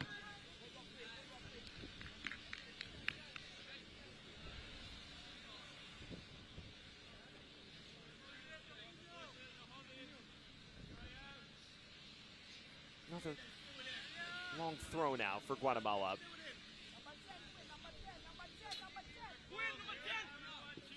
Rene Aguilar bypasses Penn. Decent cross in. Flicked towards the heart of the area and charged away. First touch at all today by the 15-year-old Tyreek Charles.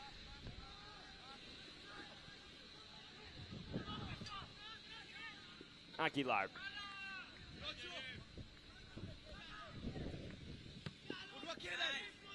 We inch towards 10 minutes. Jacob Mazariegos' 4th-minute strike is what separates these two sides in our Group F opener.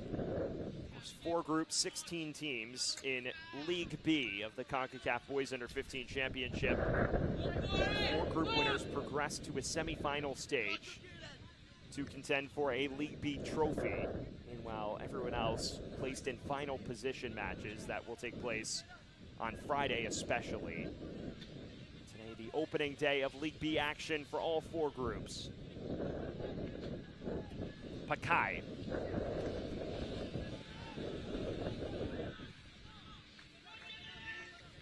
Decent run forward by the goal scorer, Mazariegos.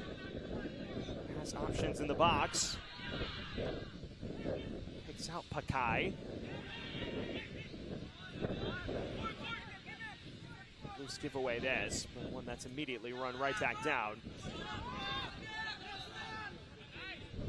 See this unyielding work rate by Guatemala, especially their attacking midfielders in their front line. Relentless in their counter press, but the question is, in these conditions, at 90 degrees and very humid, how long that strategy can persist? Castillo turns on the afterburners. Curling this to the back post. Routine in the end for Prevost.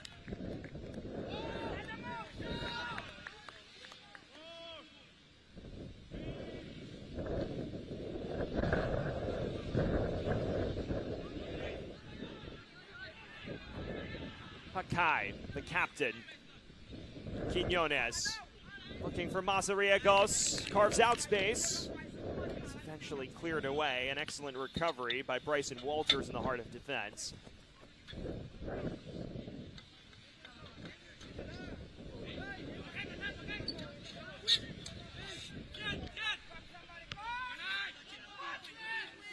Shone. Another menacing cross.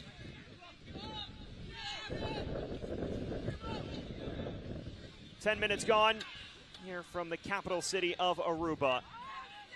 A 1-0 advantage for Guatemala in this Group F opener. Jacob Mazariegos, the lone goal scorer thus far, the Nashville SC Academy player. One of a few American-based players who have opted to represent Guatemala. Mazariegos is someone that I'm sure United States youth national team viewers will be watching attentively as well.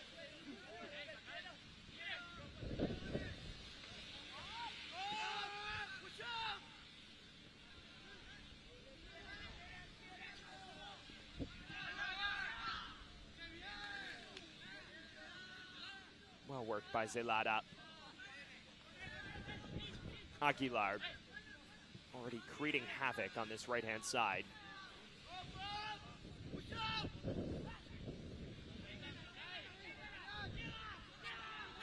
Pakai lofting it forward towards Mazariegos. Does latch onto it. And right now Guatemala knocking it about for fun, it seems. Mazariegos. Clever 1-2 this. Space on the far side. Low cross in. Prevost ultimately makes himself an obstacle. We get your look on the touchline at the head coach of the British Virgin Islands, Cassandra Gregg, a 30-year legend in the British Virgin Islands coaching ranks, someone who's developed 17 future national team players at the senior level. She was honored for 30 years of service with the British Virgin Islands footballing organization in 2023 as Sebastian is offside. She is an established veteran, someone who led the U-14 squad and U-15 squad through a rocky 2024, but says they are not intimidated by what is a loaded group. Pakai has a hit here. And no deflection according to our lead official.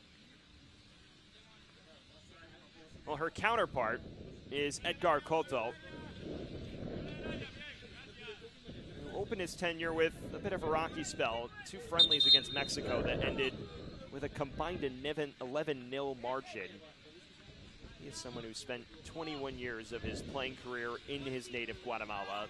He's known for his time with Comunicaciones from 2007 to 2010, now coaching a few Comunicaciones Academy players in this U-15 squad, one that has just completed the Apertura and Clausura double in the most recent under-15 season in the Liga Nacional.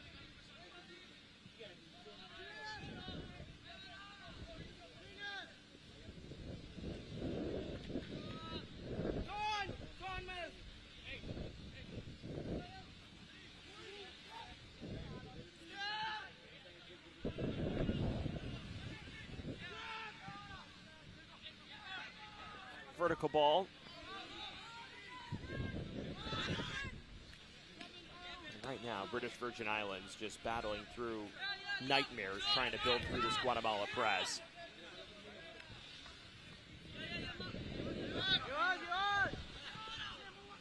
Zelada. Pakai. Excellent forward pass. Quinones in some space. Lays it off to the edge of the area. Zelada has a hit. Nearly found its way in. Now darted back across. Still kept in play by Guatemala. Moments ago, Carlos Zelada stinging the palms of Prevost. He hasn't dealt with this decisively enough either. Aguilar. Castillo.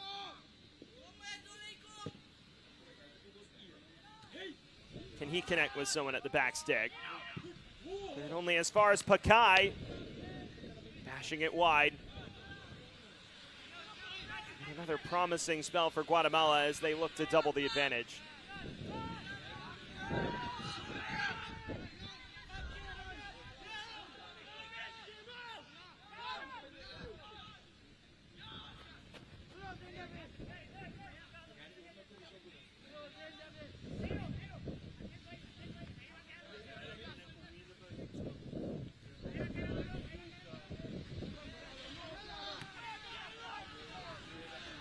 Quinones. Space on the far side. Guatemala through on goal. Prevost closing down the angle with expertise. And he has been a young lad under fire so far, the 13-year-old. It may continue here. Zelada finds the back of the net. 2 for Guatemala just beyond the 15-minute mark and cruising at the moment.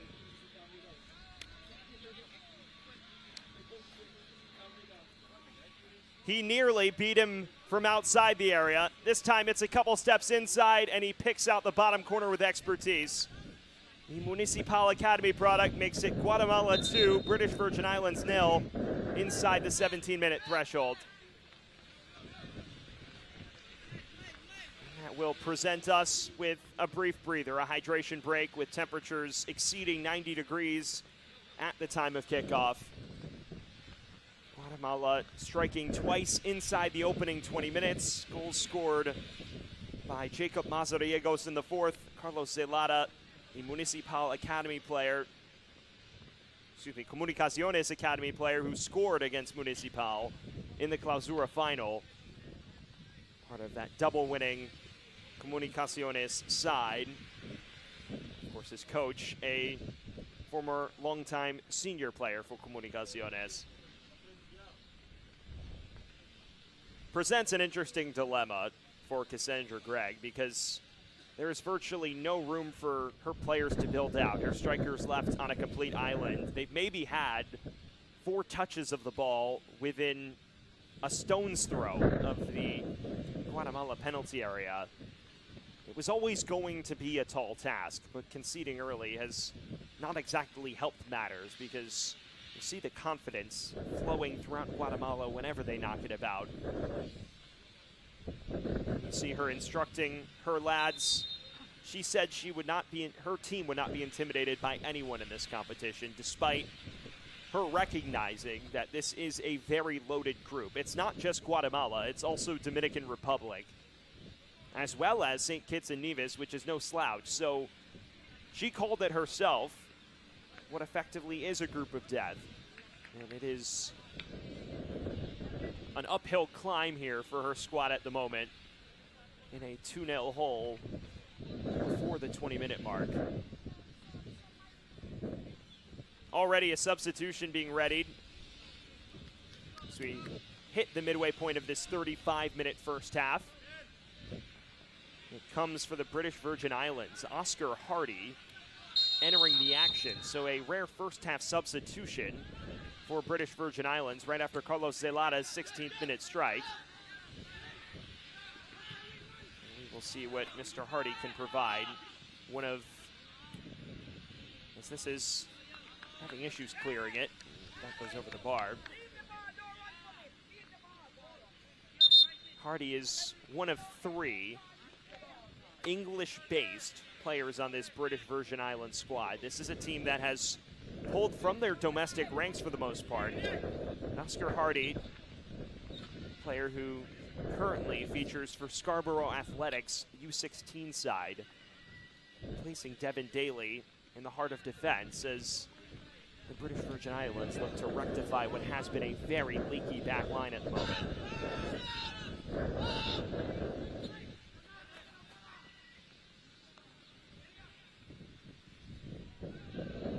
Great touch of the ball today from Merida. Guatemala building from the back. Coming Hardy, 15 years of age. It's his first U-15 call-up. Someone who is the second Scarborough youth player to represent the British Virgin Islands in youth international competition.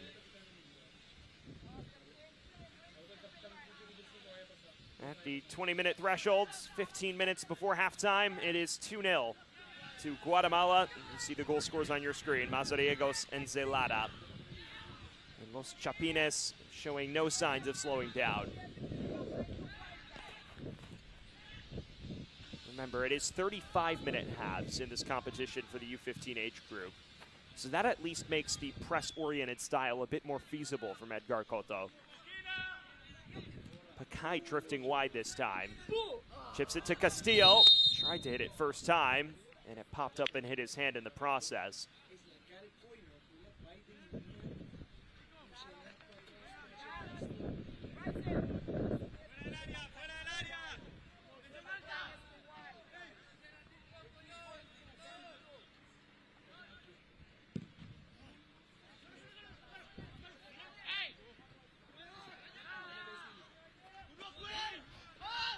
Hardy jostling for it.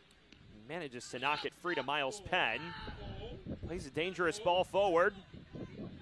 Turn from Tyreek Charles. Is run down by the Guatemala defender.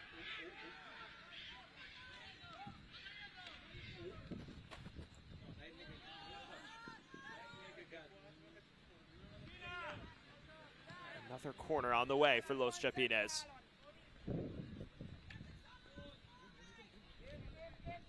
Spoken a lot about British Virgin Islands struggling to build from their defense. In many respects, when they have goal kicks as well, knocking it right back to Guatemala. It's almost the first pass in Guatemala's build-up in this first half. And right now, just not on the pace physically against Los Chapines as Christopher Pakai stands over this set piece. Short corner once again. Identical action to the one that scored the opener. Right in front of the goal mouth.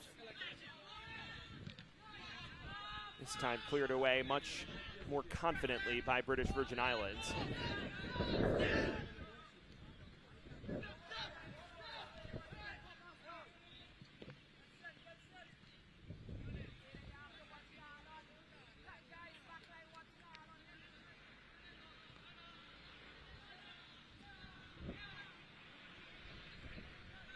Off the top, we spoke about what a monumental moment this actually is in Guatemala's recent footballing history, a side that has made a lot of noise at the senior level. I've already spoken about them reaching their first ever Gold Cup semifinals, upsetting Canada on penalty kicks in the quarters before falling to the United States in what was a very game effort, a 2-1 defeat.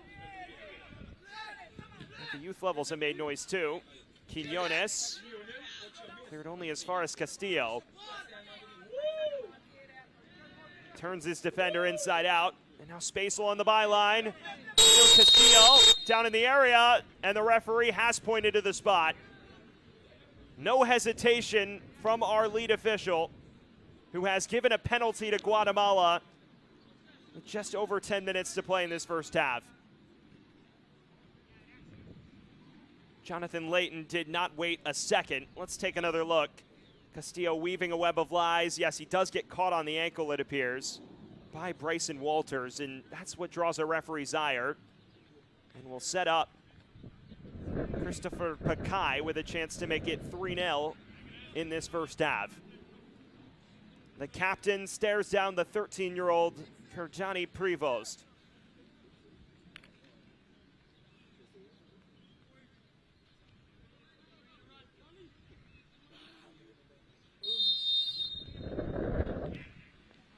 Pakai delivers, just rolling it into the bottom left. There was never any doubt.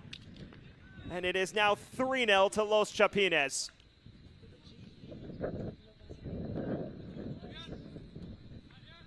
It is a deserved lead. I don't think the scoreline flatters Guatemala at all. And just dispatched with so much confidence by the 15-year-old captain, Christopher Pakai. Currently playing in the Municipal Academy. Played a key part in both runs to the Apertura and Clausura finals in the U-15 ranks this past season. One of the shining young stars in the Guatemalan youth national team ranks. Makes it 3-0 on 25 minutes. And with 10 minutes to go in this truncated first half, Guatemala is in cruise control. Zelada, one of the 3 goal scorers. Now Castillo, the man who won the penalty moments ago. Tries to usher it back across and lost his footing. Penn.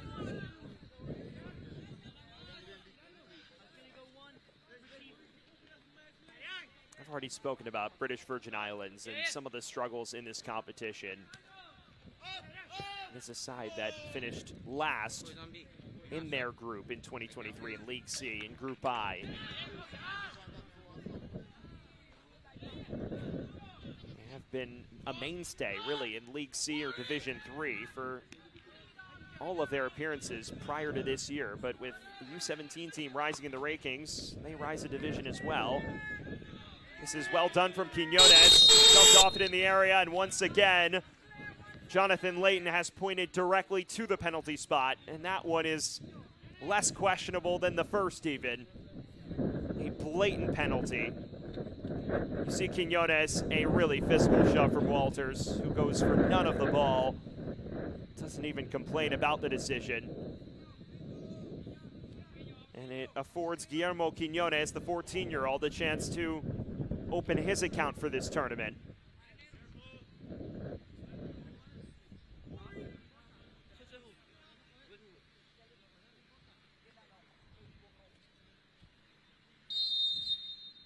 Quiñones against Prevost. Prevost got a glove to it, but not enough. Make it 4-0 to Guatemala. The route is on here in Aruba, and Guatemala seems all but destined to surge atop Group F come the end of the evening. Not a lot of ferocity behind the penalty. Prevost does manage to get some fingertips to it, but nothing more than that. And Guillermo Quiñones on the score sheet, the 14-year-old who plays for second-tier side Deportivo Cotapeque in Guatemala. Makes it a quartet of goals for Los Chapines in this first half. Castillo. Even when there's these 50-50 battles. The Guatemala players have always won out.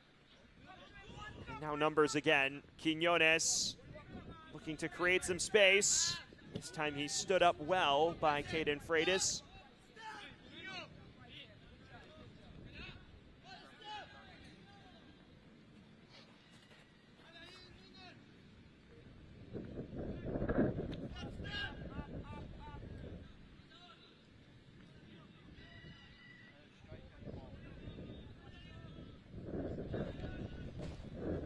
One of the 4 goal scorers here this afternoon.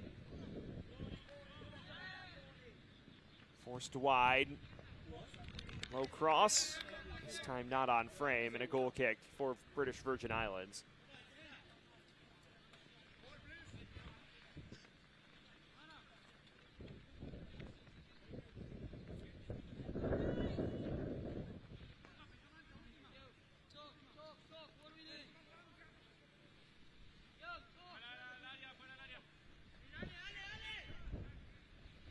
We've seen every goal kick for Johnny Prevost just ceding it to one of his defenders, and they haven't had much more luck than he has.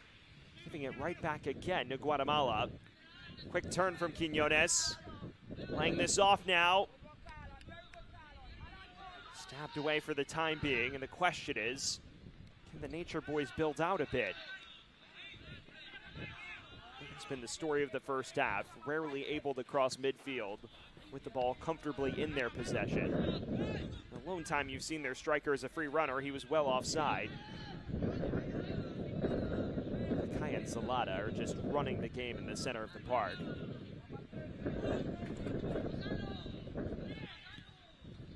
Pakai, excellent 1-2.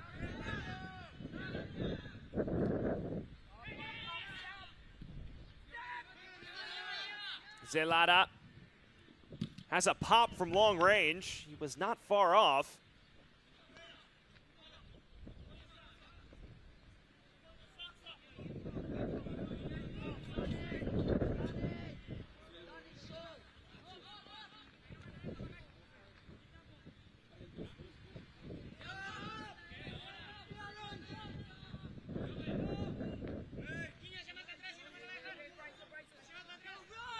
Inside the final 5 minutes of this opening half of play between Guatemala and the British Virgin Islands. Group F opener. It's been one-way traffic, a 4-0 advantage for Guatemala, and continuing to push for more.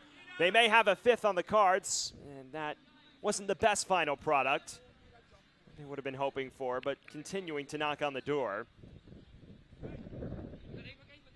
It's been a familiar story in this first half, as you see Quiñones a bit frustrated with himself after that effort.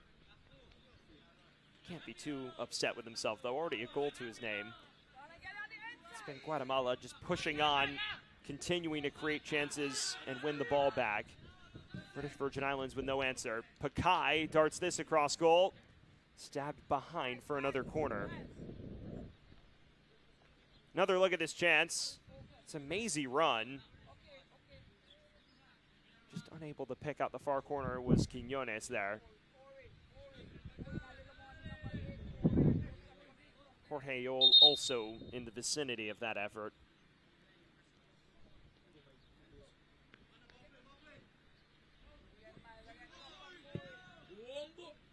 Curling towards goal. Was always rising, not dipping in enough time from Albizuris. Get your look at Andre Albizuris, who is the son of longtime Guatemalan defensive midfielder Claudio Albizuris, Guatemalan legend at Municipal, who made over 400 appearances. As you see, Carlin Stewart is a little shaken up after that last interchange. May have blown a tire in the process, too.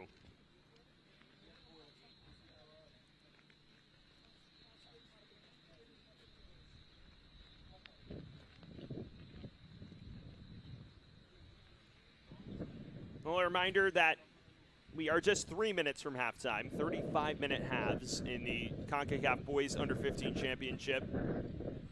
In light of that, also shortened rosters. You see For a lot of Concacaf competitions, even in the youth ranks, it's 23-man rosters.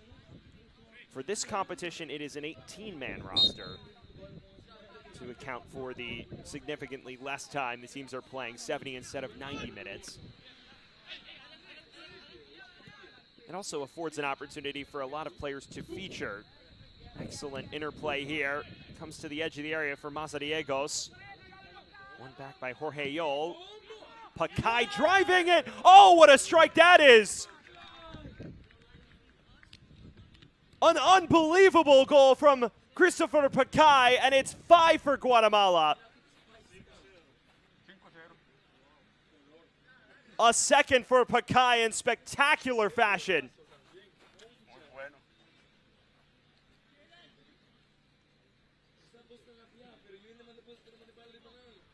Thunderbolt makes it 5-0 for Guatemala in this first half.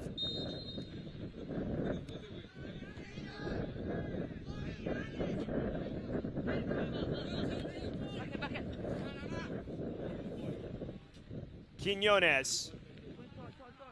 Guatemala at this point trying to run up the goal difference as much as possible. Mazariegos nearly snatched this back.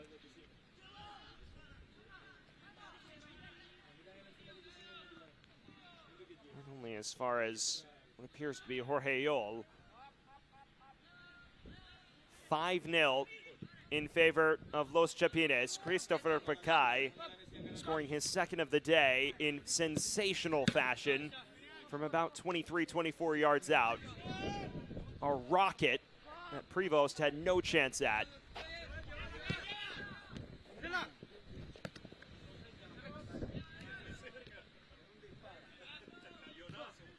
Aguilar crossing to the back post now.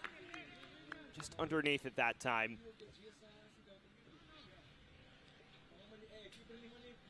In a matter of moments, all eyes at the fourth official. This has been a throttling in the first half. 5-0 in favor of Guatemala. 4 different goal scorers. Christopher Pakai capping off his first half brace a matter of moments ago. British Virgin Islands with very little possession of note outside of their own defensive third, let alone in the Guatemala half of the pitch. Has been a flat-out dominant performance.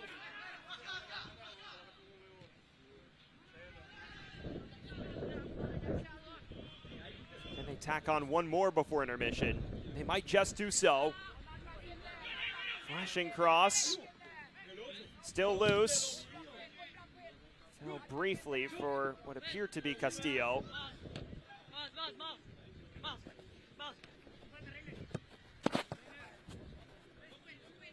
No word on added time from our fourth official just yet. Maybe at our referee's discretion at this stage.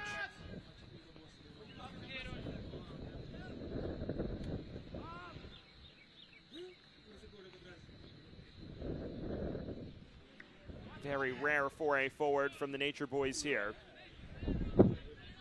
Mazariegos.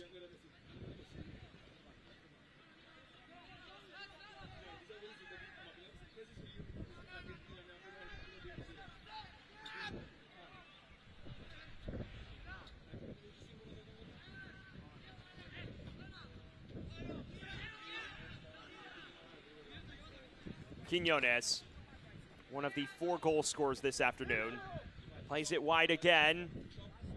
Decent move on the far side, deflects out for what should be a potential another set piece. Instead, just a goal kick.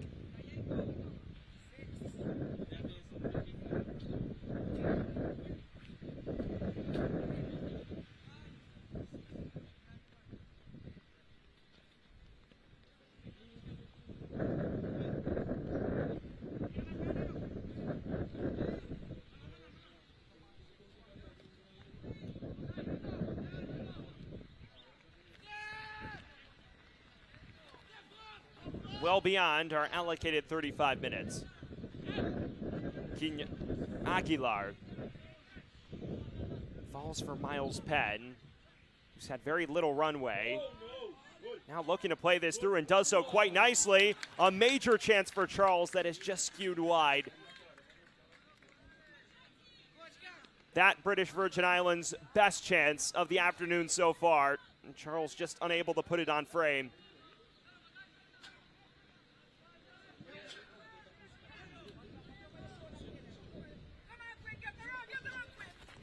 Quiñones playing it through. Mazariegos, Prevost off his line. And there is the halftime whistle. Flat out dominant from Guatemala. 5-0 advantage with 4 different goal scorers after 45 minutes of play. Christopher Pacay, the headliner, with 2 goals in that first half. And on a very scorching day in Aruba, Guatemala scorching in front of goal. A 5-piece inside 35 minutes to enter intermission with a 5-0 lead in their Group F opener. We will step aside briefly. When we return, a look at the standout moments from that first half.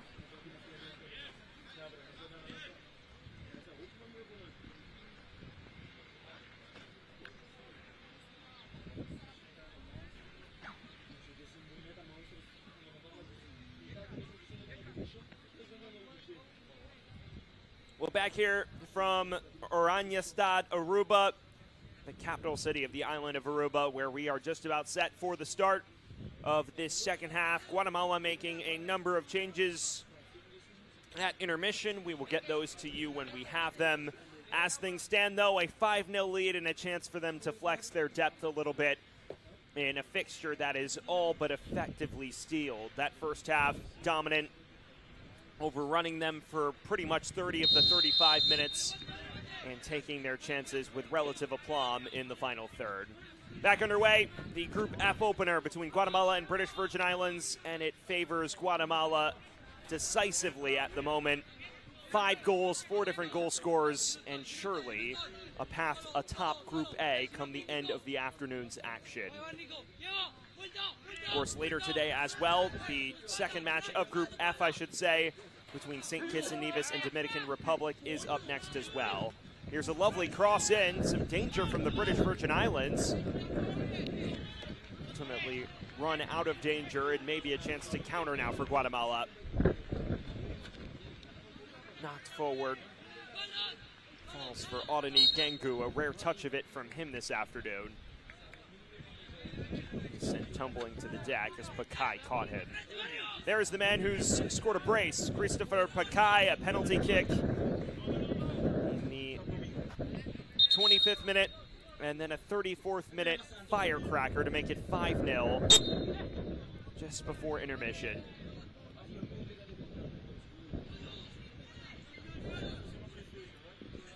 Just pinged forward. It'll be Zuriz letting it run out of play. Very little action for our lead man between the sticks for Guatemala, Nicolas Merida, to contend with. Did have one-on-one that he had to face against Tyreek Charles, but Charles just drifted it wide. Could never really test him despite being through on goal. That was British Virgin Islands' best moment of the first half on the stroke of intermission. From that point on, very little to write home about. More numbers forward for Guatemala. Cross is finally dealt with, albeit not confidently. Jorge Yol giving chase. Another shove in the area, and this time our referee will not be moved by that decision. One of our substitutes, Joshua Perez.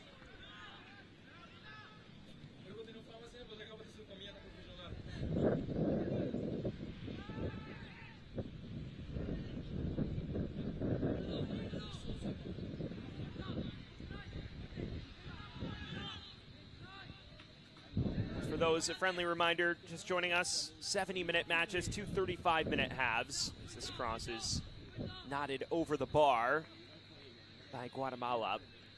Guatemala in 35 minutes, putting 5 past Kerjani Prevost and rarely ceding any real estate in their own half.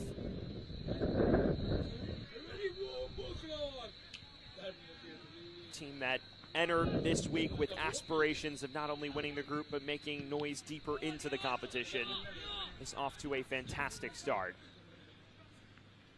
Perez, one of the substitutes for Guatemala, a 1-2 with Pakai. Now wide for Zelada, driving it low, skipping across the face, but no trouble for Prevost. He had plenty to do in that first half. It's a massive welcome to the U-15's moment for the 13-year-old. Will no doubt be proud he's made his debut.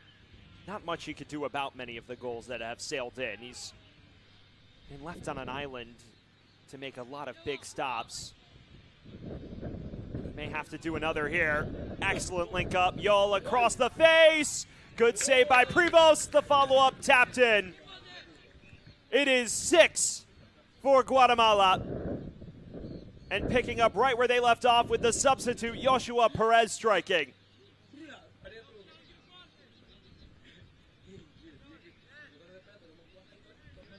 '15-year-old Joshua Perez, who comes off the bench at halftime, and it's a poacher's finish. Prevost does his best, but he's just waiting to mercilessly drive it home, and that he does. Guatemala has not skipped a beat since our brief halftime intermission.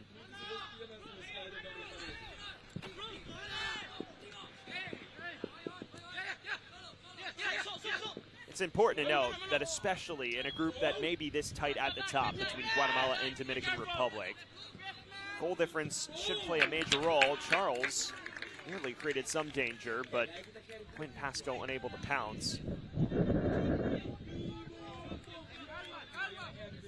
Decent chance there, though, for one of the substitutes at halftime, no assault.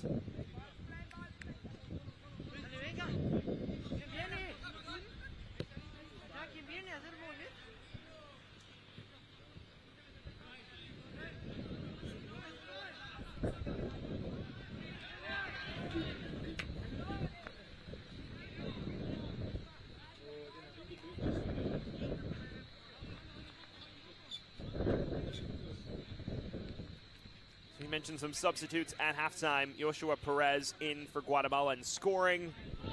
No assault recently entering. This is a costly giveaway by Guatemala. British Virgin Islands might be in. A one-on-one.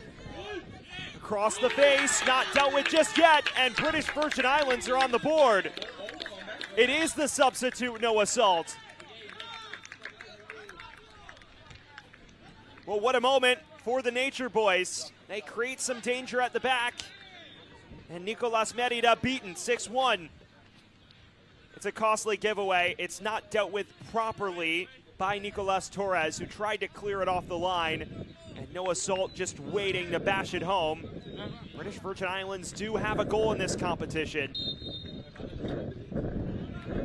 No assault, the 14-year-old who did not receive a call-up to the U-14 ranks for the CFU Challenge Series last year, impressing on his U-15 debut on the continental stage.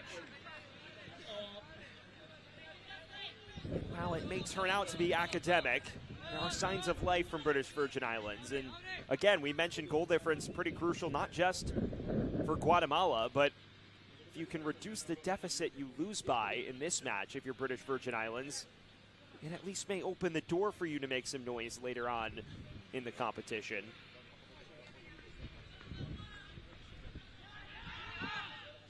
Given that only the group winner progresses to the knockouts, losing this match by a significant margin does hurt. Pakai looking for the instant response. It's into a thicket of green kits. Here's the goal scorer, Salt. It's been a very bright spot since entering the fray about 7 minutes ago.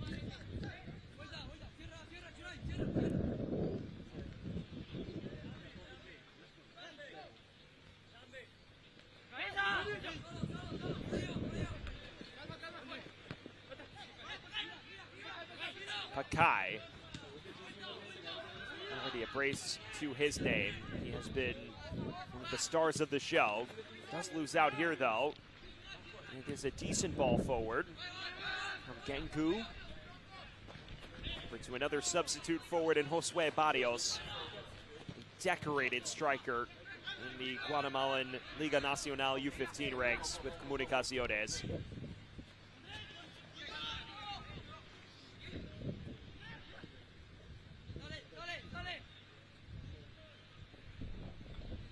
Yol driving this cross in, and it deflects behind for a Guatemala corner.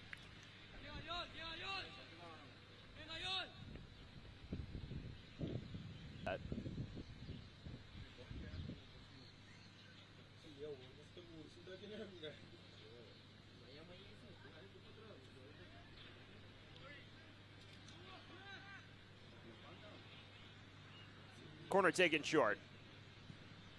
Pakai trying to pick out that top corner on the right-hand side of the goal and couldn't quite identify it. Can't fault him for having confidence, though. The captain has directed all of the traffic as the true number 10 this afternoon. Onto it again. Terrific ball forward. A chance for Guatemala, and it's converted. Josue Barrios on the score sheet, and they have their instant reply. Guatemala 7, British Virgin Islands 1. Josue Barrios, a proper number 9, does what proper number 9s do. Dispatches of an opportunity in front of goal.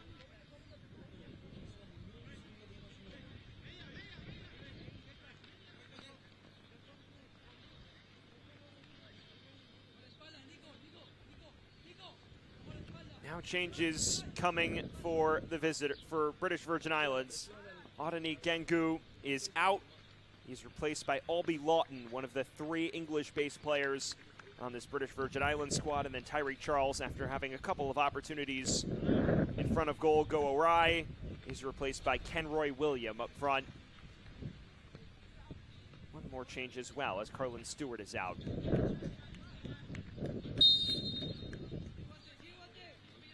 So, Gengu out for Lawton.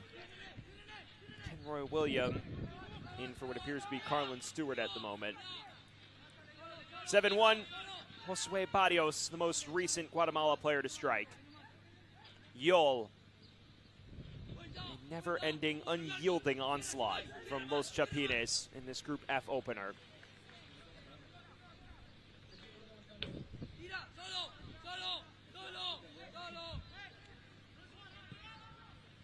Here's one of the 2 substitutes to score. Of Perez. Albizuris is crossed towards Barrios. Headed along. Not a bad effort on the far side.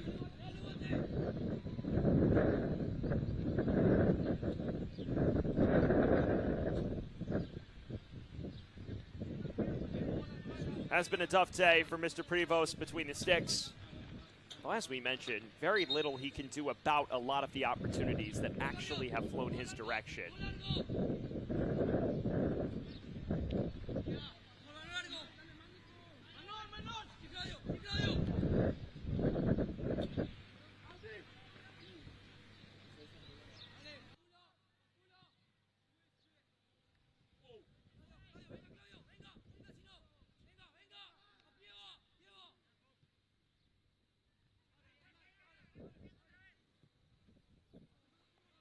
Approaching the 50-minute threshold of the allocated 70 minutes, it is 7-1 to Guatemala.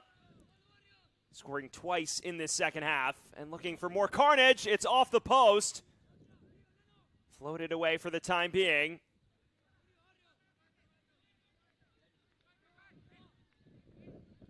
Perez, Barrios.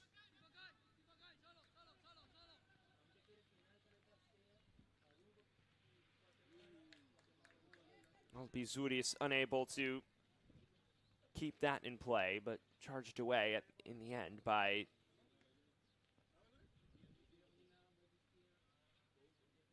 Kenroy William, the recent substitute for British Virgin Islands.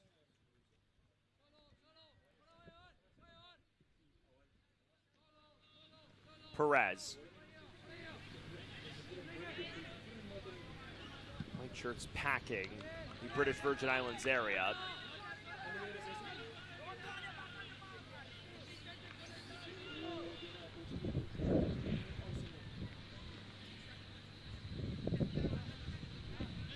It is important to remind everyone at home, Guatemala is a side that had competed in the top division of this competition the last 2 cycles. The only reason they actually move out of League A is due to the truncated nature of the field this year.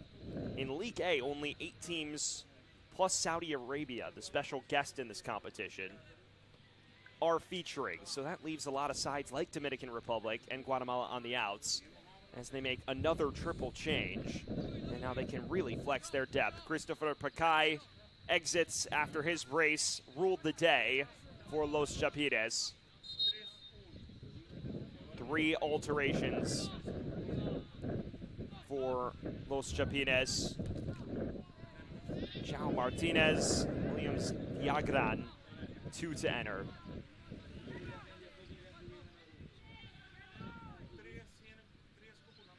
Toward the byline now. Out for another Guatemala corner.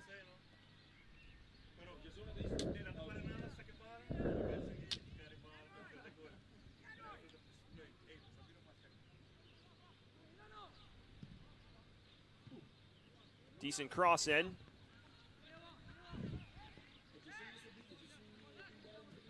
Stabbed away only as far as Anthony Kolk, who's also entered the action.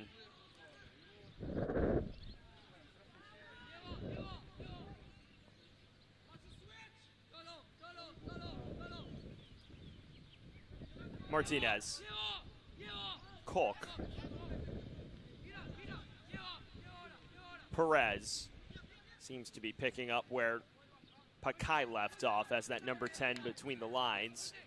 It is won back by British Virgin Islands. Some Route 1 action to Tyreek Charles, who Cassandra Gregg decided to keep on the pitch at the last minute in favor of substituting Carlin Stewart, with British Virgin Islands chasing a few more goals for respectability purposes.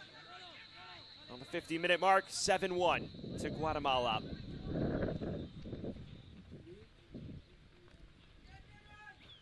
Decent cross from Barrios, runs all the way through.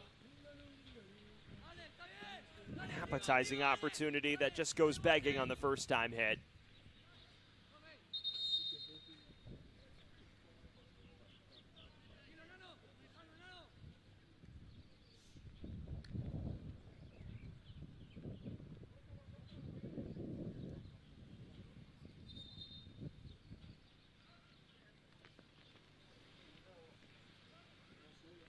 And there is a man down for Los Chapines.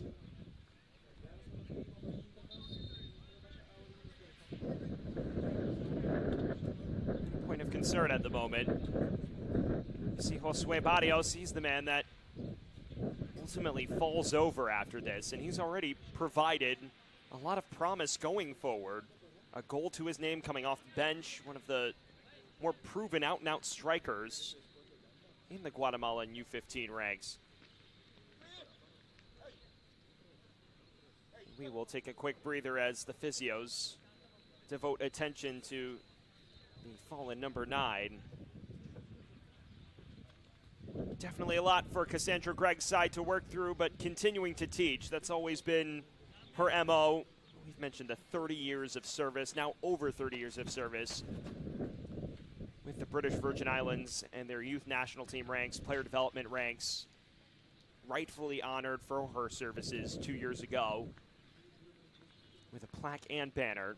Her counterpart, of course, Edgar Cotto, only recently becoming a coach in the Guatemalan youth national team ranks after finishing his long and storied career, which lasted over 2 decades as a player in his native Guatemala. And after a rocky set of friendlies against Mexico in May, this is a welcome bounce back as he looks to get his first 2025 U-15 championship off to a strong start.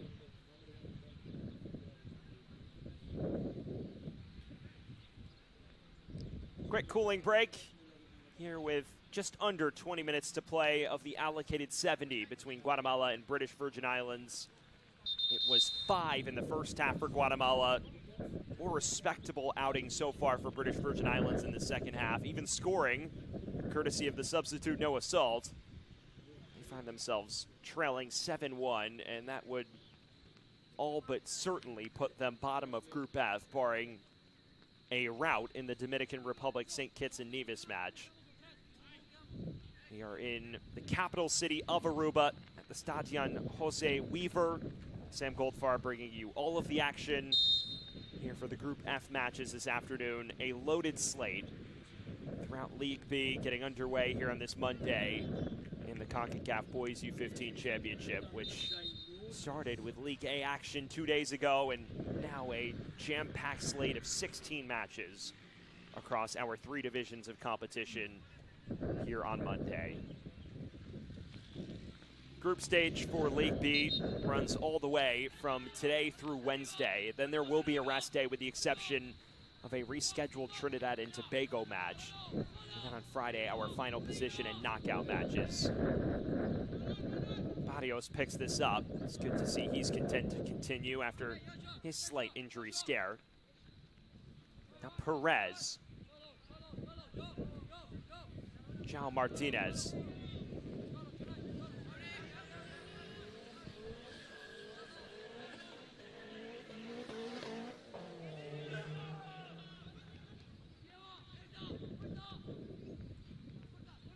back by Salts. Forward to Charles and company. There's a forward giving chase here. Merida under a bit of pressure. He does give it away to Salts. It is still no assaults. The only goal scorer for British Virgin Islands today. Finally run out of danger by Guatemala. Numbers on the break now for Los Chapines. Escorted wide. Looking to cut it back across and down in the area. Referee waves away penalty shouts. Ultimately, the chance comes to nothing.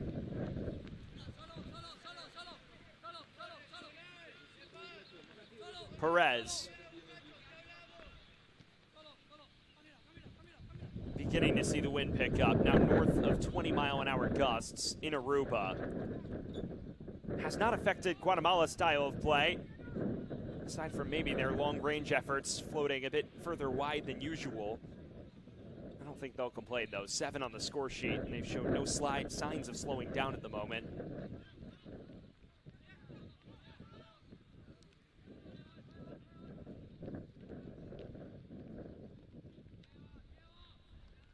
Perez.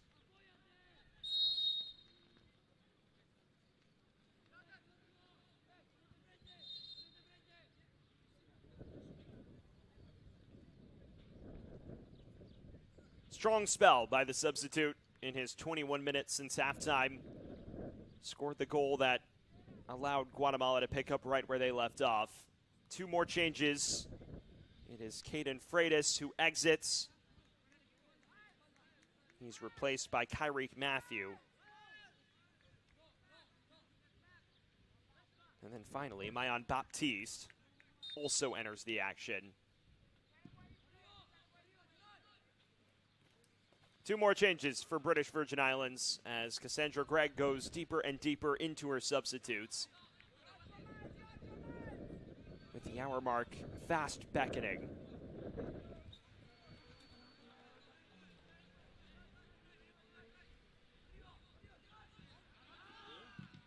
Kyrique Matthew, a listed defender.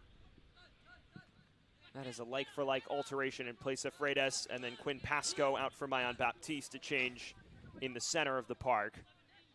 Those midfielders in Gangu and Pasco, very few touches, just due to the sheer dominance of the likes of Adrian Castillo and Christopher Pacay.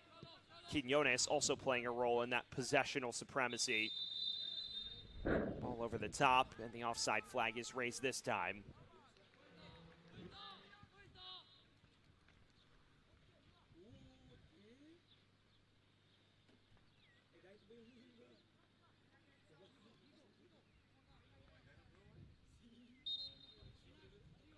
Miles Penn, the captain for British Virgin Islands, a longtime presence in the Nature Boys youth national team ranks.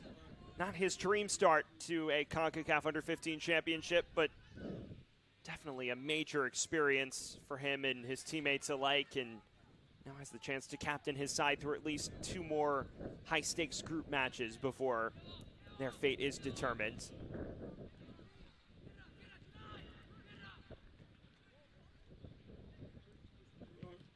Merida off his line.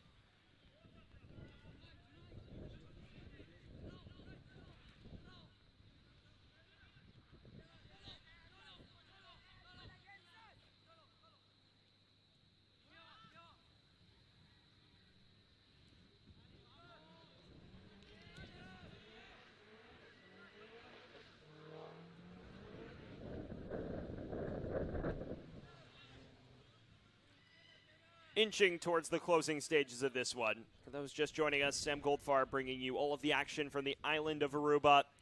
7-1 advantage in favor of Guatemala over the British Virgin Islands. A first ever competitive meeting in the Concacaf Boys Under-15 Championship between these two sides.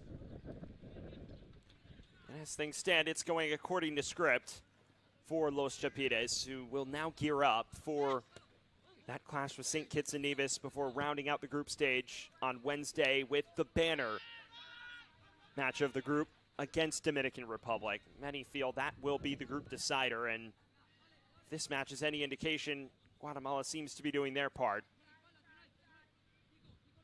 Of course, later today, we'll see if Dominican Republic is up for the challenge. They take on St. Kitts and Nevis. A match that kicks off at 4 Eastern time. Also on Concacaf Go, you can join us there.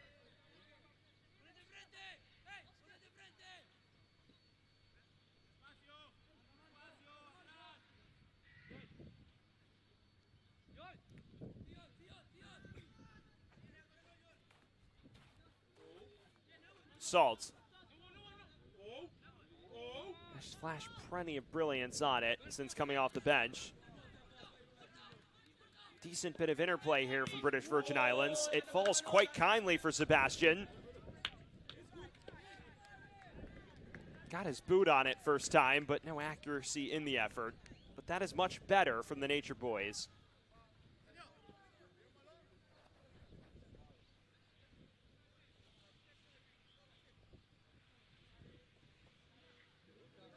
Inside the final 10 minutes of this Group F opener. As things stand, Guatemala all but assured to surge atop the table, barring a massive rout in the second fixture of this group. You see it on your screen, Guatemala with 6 different goal scorers. British Virgin Islands, the lone goal scored by Noah Salt after going behind 6-0.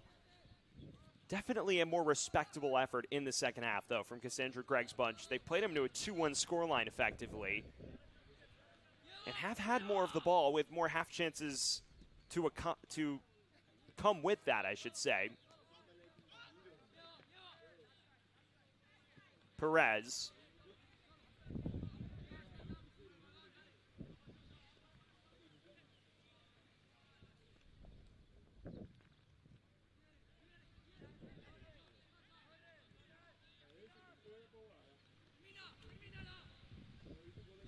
Quick turn. Space to have a pop now, and instead, the man on the far side was offside. It was a tight corridor in which the likes of Barbados and others were involved. And one of the 3 white kits was in an offside position, according to our 4th official.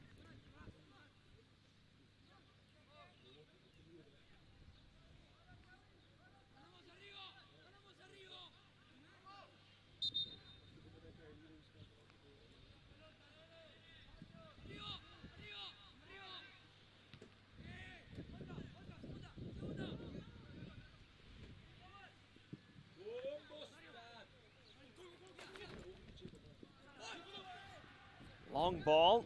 Matty does off his line to collect before Corey Sebastian can cause mischief.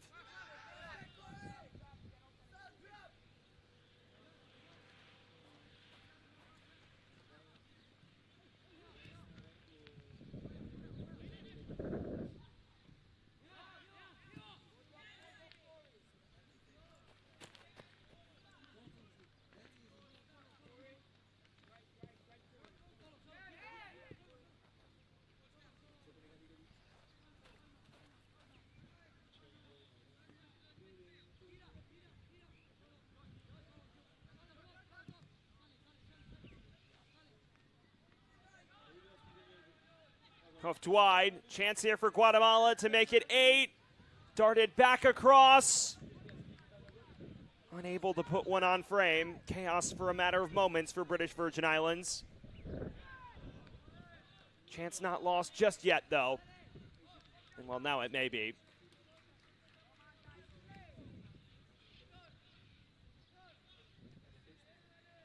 A British Virgin Islands player down, and appears to be an issue of cramping in these very warm temperatures. And it's the captain, Miles Penn, who's slow to return to his feet. Penn trying to clear it. He feels his muscle tense immediately as he does. He's played every minute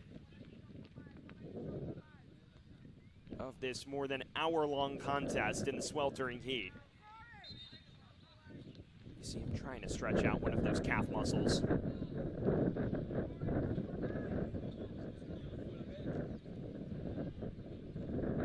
Another dink ball in.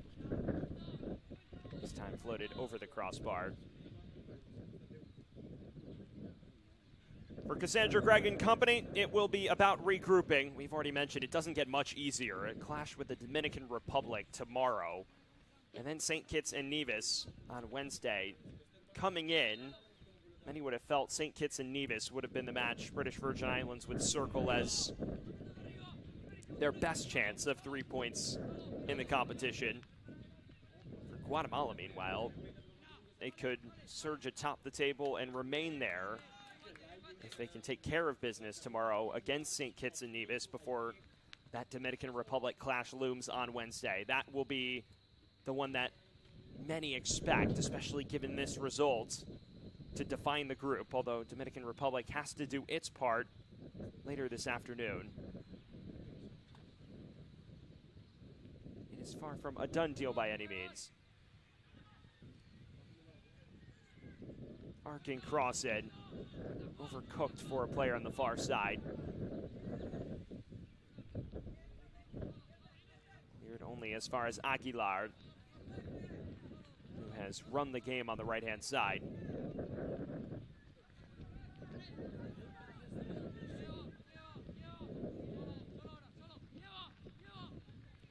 Perez. It's laid off to the edge of the area. Decent hit there, and just wide.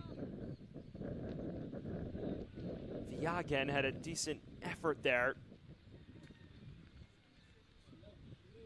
Decent interplay. Quick 1-2. Villagen just pops this after one touch. Was trying to pick out that bottom left, and he didn't miss it by much.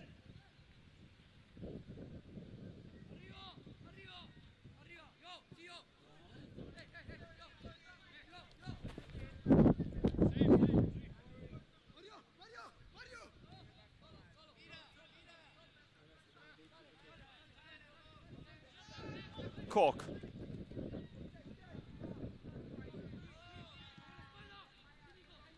American bass player who currently plays for LA Bulls in Los Angeles. Charles is offside.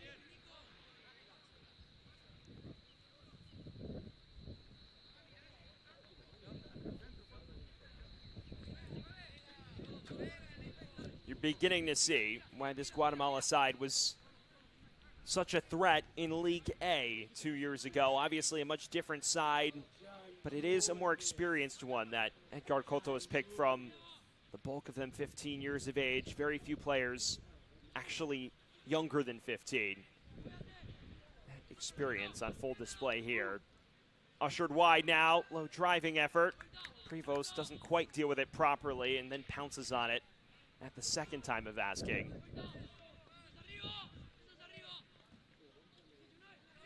A lot to handle for Prevost. Cross with a bit of velocity to it. Does well to recover and prevent any rebounds in dangerous areas.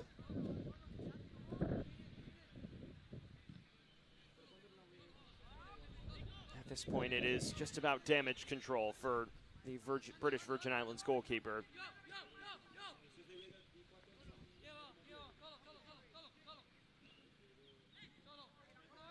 Perez.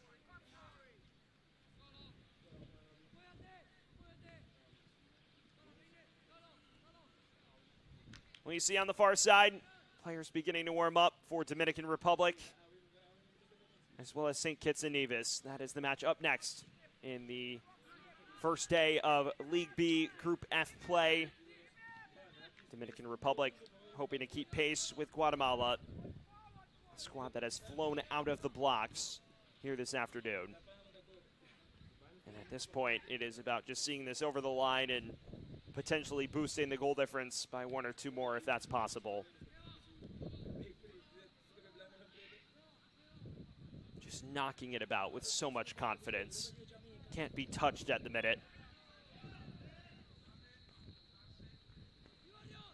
A wrestling match on the far side and an overzealous challenge according to our official. Final minute of the 70.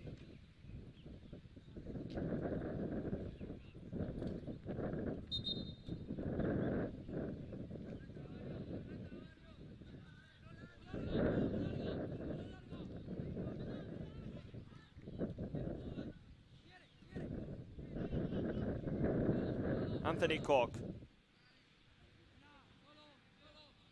Sprayed wide. Yul is trying to negotiate beyond his defender.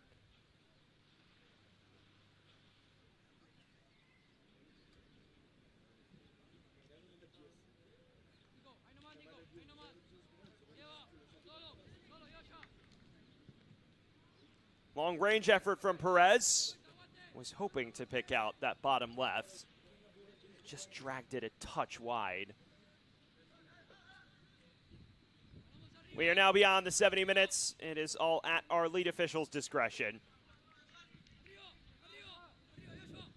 A wire-to-wire domination from Guatemala, nearly reaching its conclusion. It was a more game effort from British Virgin Islands in the second half, but never truly threatening Guatemala in terms of the scoreline.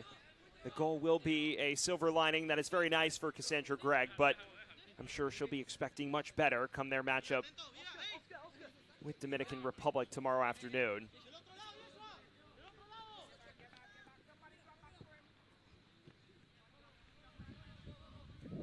Perhaps time for one or two final forays forward for both sides.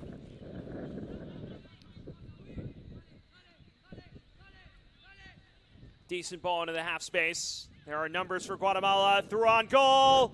Just tucked wide. Chance to make it 8 right before the final whistle. Decent run there from Williams Viagran. Did manage to shake his defender, but the angle too tight for his liking.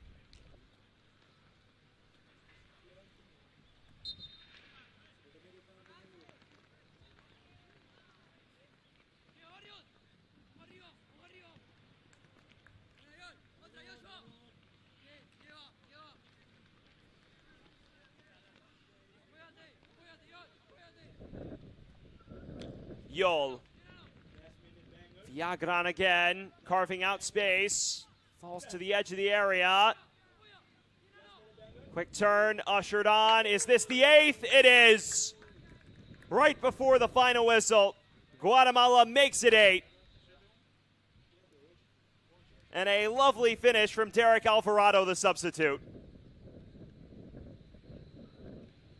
Viagran plays it into the path of Alvarado. It's a clinical finish. Rolling it into the bottom left. There is nothing that Prevost can do. And in stoppage time, Derek Alvarado puts the icing on the cake.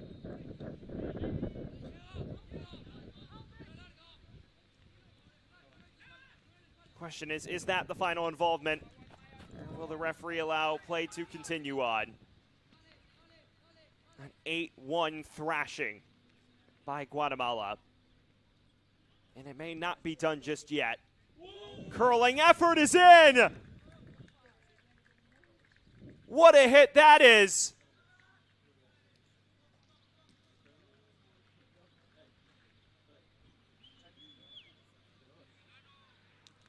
Just tucking inside and picking out the top corner so well, and it appears that that's Alvarado again. 2 goals in stoppage time, and the second much better than the first.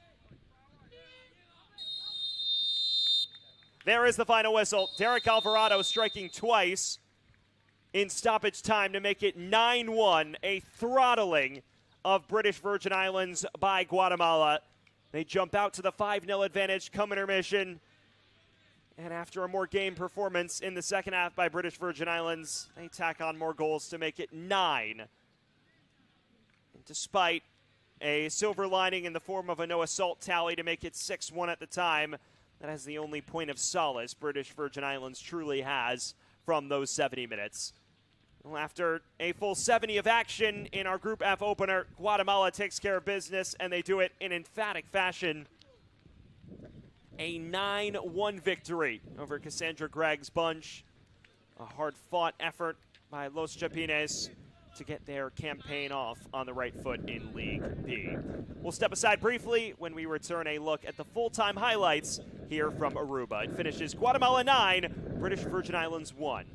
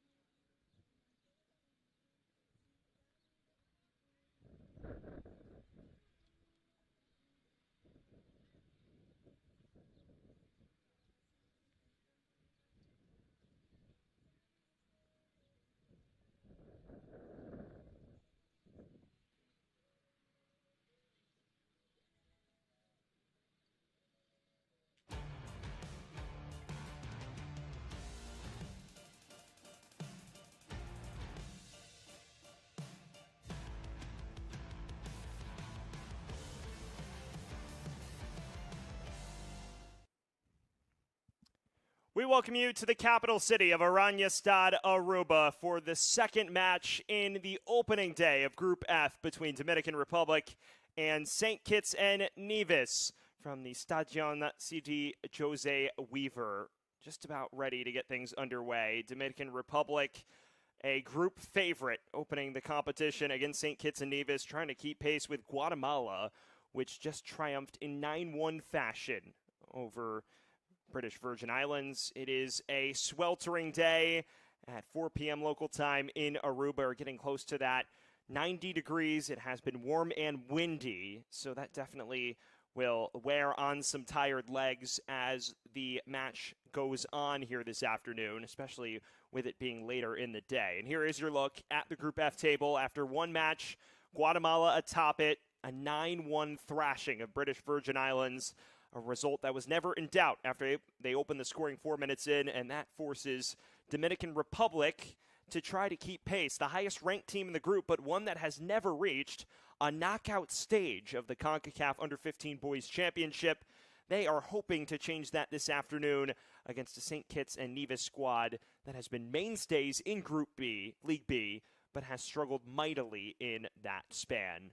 Teams taking the pitch, Dominican Republic entering, looking just to stay on pace with Guatemala. Any sort of result will do in terms of 3 points, although the larger margin, the better, given that goal difference is a factor. We build up to action in Group F. We will briefly step aside when we return.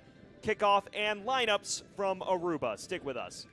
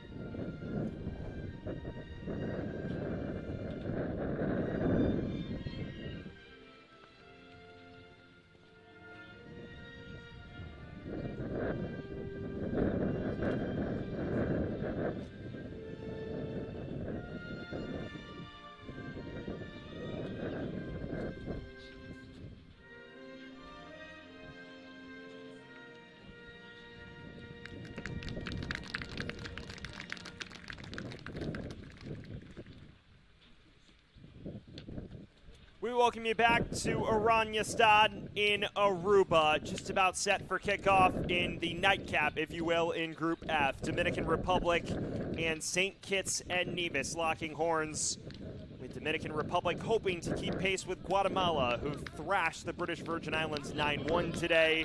They have to take care of business against the St. Kitts and Nevis squad with significant experience in League B. You get your look at the lineup, starting with Dominican Republic.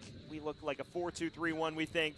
Camille Castillo is the man to watch, number 10 in blue, the DC United product, who is a native of the state of Virginia in the United States. He's also eligible to represent the United States, but now cap-tied to the Dominican Republic. And then up top, the Rayo Vallecano Academy player in Jose Mejia leads the line, the 15-year-old. Those are two major difference makers, donning 10 and 9 respectively for the Dominican Republic.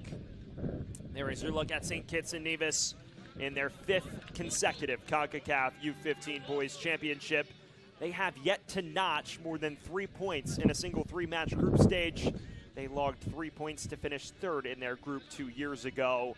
They have their hands full against the highest ranked team in the group in what is colloquially being referred to as the Group of Death.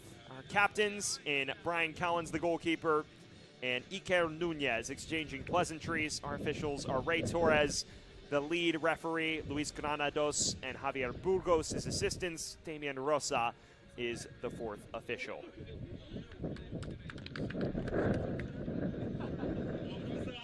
On the other side of things for St. Kitts and Nevis, the Sugar Boys, they trot out what we estimate to be a back 5, and no surprise, as it is a Dominican Republic squad that definitely will be on the front foot for large spells today. We'll get a look at the lineup in a matter of moments as Ray Torres conducts the coin toss between captains.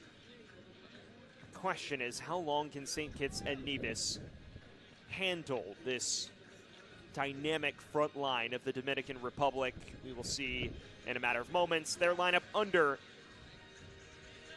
Travis Rogers, the head coach. Isaiah Bradshaw and Evroy Barnes lead the line. Andre Eddy and Kamali Benjamin, the playmakers, and then 5 at the back. Look for Joshua Finch and Kamarni Newton to try and kickstart counters if afforded the opportunity to do so. Well, it will be St. Kitts and Nevis in their red kits with the lighter colored slash across. They've got black numbers as well. They'll be going from right to left on your screen. Dominican Republic, the classic navy blue with the white numbers from left to right. Dominican Republic, a side that has never reached a CONCACAF U-15 championship knockout stage. They hope to change that here in a group where they are considered one of the favorites, but they need to keep pace with Guatemala, who destroyed British Virgin Islands today to at least set up what many think will be a decisive match on the final day. They can't get ahead of themselves. They need to take care of business here. We await Ray Torres' signal, and we are underway in the final match on day 1 of Group F action in the CONCACAF Under-15 Boys Championship. Sam Goldfarb bringing you all of the action. It is Dominican Republic and St. Kitts and Nevis in the first ever competitive clash between these two sides at the Under-15 level. Here's Luis Manuel Dabas going over the top already for the Dominican Republic. And now Camille Castillo giving chase. DC United Academy player, one that has garnered many looks from United States youth national team supporters, but opting to represent the Dominican Republic and serving as one of their top creative playmakers. His clearance gone awry, up front towards Mejia, the danger man for Los Quisqueyanos. Castillo gets the return ball. Space to dart this across towards Mejia. Still not dealt with just yet.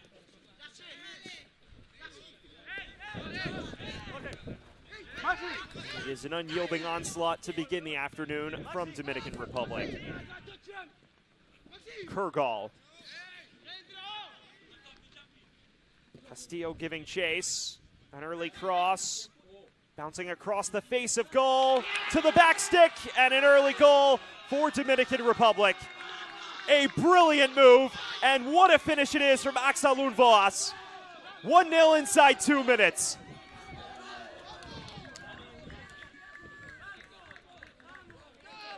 It is an excellent sweeping symphony of a move. Mejia lets it run, and then it falls so kindly for Unvas, who bashes it into the bottom corner. Los Quisqueyanos off to a flying start.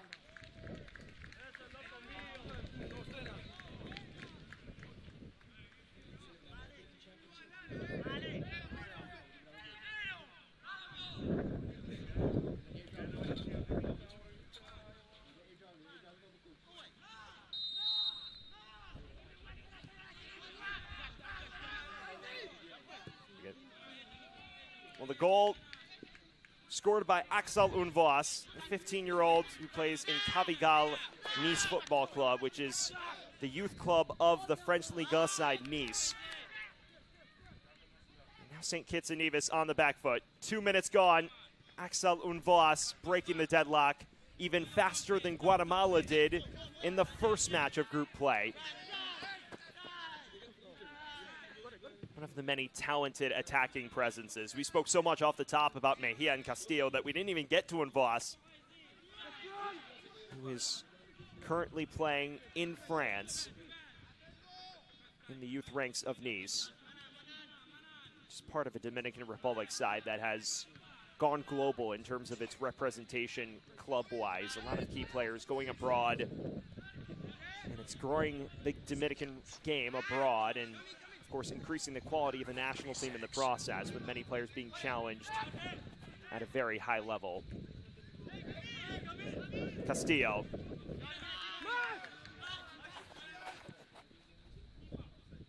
Sprayed forward by Kurgal. Ryan Collins doesn't deal with it at the first time of asking, but handles it at the second time. 15-year-old who's captaining the side. Many felt that maybe Victor Hart Jr., who plays in the Colorado Rapids Academy, would get the nod, but instead it is the Dieppe Bay Eagles FC player in Brian Collins that gets the nod. He's also featured for the U-17 national team. He and Victor Hart Jr. were both called up to the U-17 team for qualifiers. With some very high-level experience. For those just joining us, Dominican Republic already getting things going in a blink. Axel Unvas, the 15-year-old, scoring the opener. As you see this late challenge here from Luis Manuel Dabas. And St. Kitts and Nevis already forced to play from behind against what arguably is the group favorites.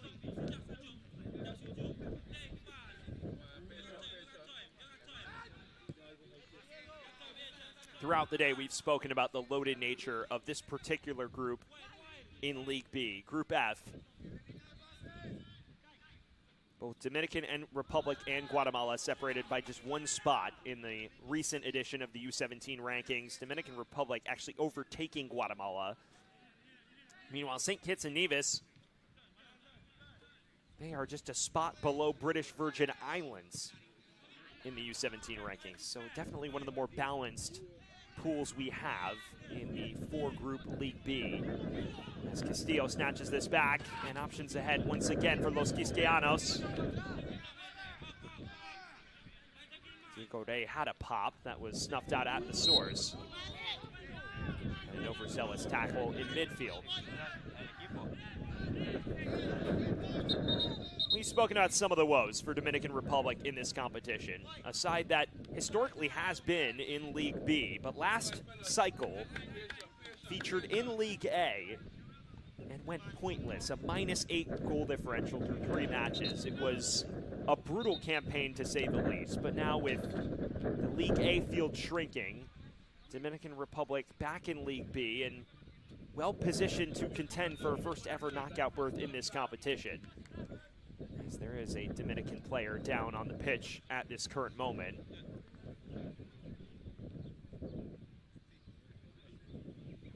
Just being tended to by the physios.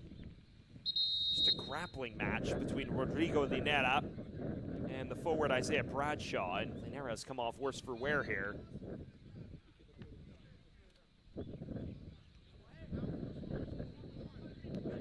We are beyond the 5-minute threshold here in Aruba. A 1-0 advantage for Dominican Republic.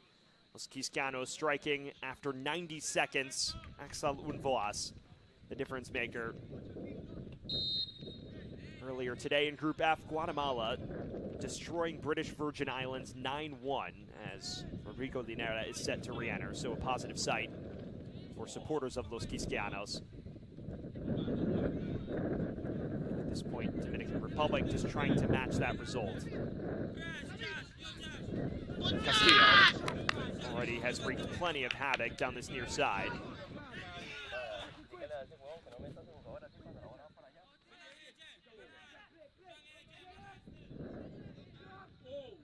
This potentially a break for St. Kitts and Nevis, a side that has struggled to occupy possession for large spells. Kurgal snuffing it out.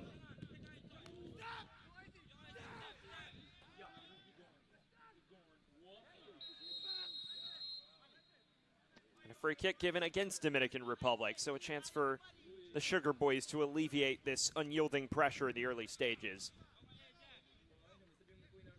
Well, Ray Torres will have a physical affair to evaluate today. We've already seen some signs of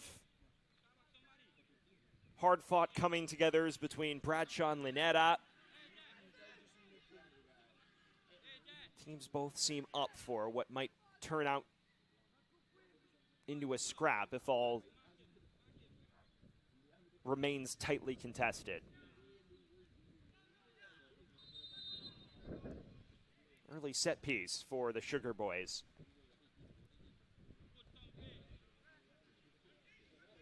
Kamani Francis standing over it. Clatters it right into the wall, though. And it's snatched away by Jose Mejia, the Rayo Vallecano Academy product. Just loses out to Adandre Eddy. Now numbers for the Dominican Republic. A curling effort just sails over the bar. And another warning shot. If St. Kitts and Nevis concentrates too many numbers forward, Axel Unvoas and company will pounce. Just a matter of inches from a brace. Picked up nicely here. It's a loose pass towards Adandre Eddy. Tries to pick out that top right corner and chipped underneath it a touch too much. But it has been a very bright opening 10 minutes for Axel Unvoas, who's getting himself into all of the right spots, especially when the action is stretched.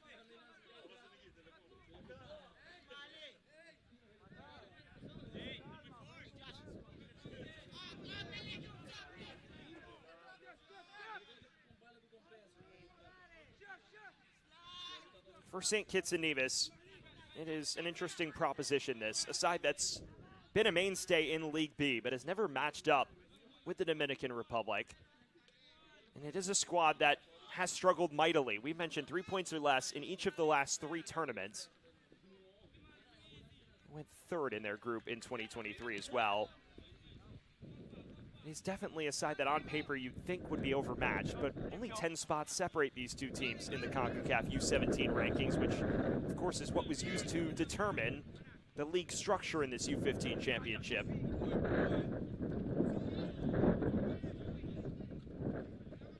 It's been an eventful preparation spell as well for the Sugar Boys, but they find themselves, after 10 minutes, playing from behind. May have more to contend with here. Castillo. Forced wide, spams in across, deflects across the face, charged away, and out for what should be a Dominican Republic corner kick. Chaos, and it's created by Castillo. Flashing ball in. It's a good recovery, this, by Kamani Newton, who does just enough to put it out of trouble. And now a set piece for the Sugar Boys to contend with.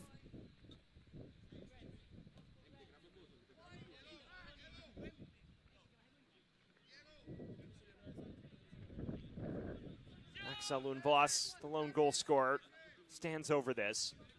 In game 1, we saw pretty much all short corners taken. There were no direct corner kick balls played in.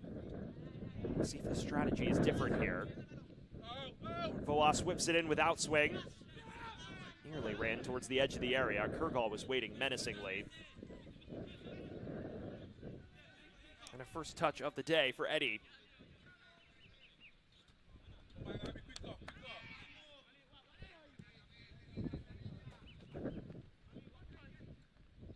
As far as St. Kitts and Nevis is concerned, this is a squad with the bulk of its talent from its domestic leagues and domestic youth leagues. Not a lot of foreign-born players in the squad or players playing abroad even. So picking from their top division and the youth ranks associated with it. I wonder if as this wears on, the pedigree contrast begins to show, because we've already spoken about the sheer breadth of elite clubs that many of these Dominican Republic players do play for. This is Diego Rey. Decent cross in. Nearly falls for Castillo. Brian Collins collects with relative aplomb. Early signs suggest he might be a busy man, but he also appears up for the challenge. And the referee has stopped play. And is this a back pass? Or maybe it just went out of play. And that it did. It went out for a quarter.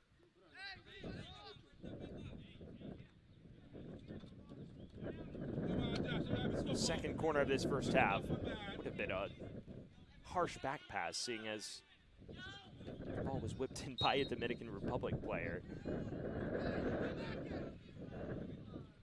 Unvoas again. Low outswinger. Ray nearly reached it. Second ball to the back stick. Kurgal looking to carve out space on the far side. And now a burst of pace. Another corner on the way. And the opportunities may just continue to mount, because Camille Castillo is running rings around the Sugar Boys back line at the moment. This time taken short. Tore all the way through. Rigo Linera was a matter of inches from bashing that home. Los Quisqueyanos continue to twist the screws.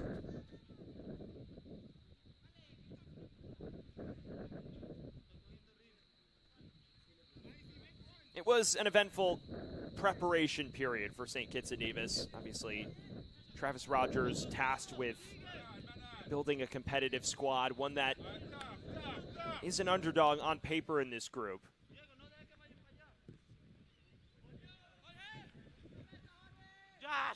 You never know in these competitions. Strange things can happen, especially in the opening day of group play with new-look squads that are just thrown together. In their preparations as well, had a rather thrilling experience. Got to meet Cole Palmer, the Chelsea FC star, who was visiting the home of his grandfather, St. Kitts and Nevis, and he stopped and chatted with the U-15 team. They had a nice photo op together, the entire team with Cole Palmer, and it was definitely a formational experience for many of these young players.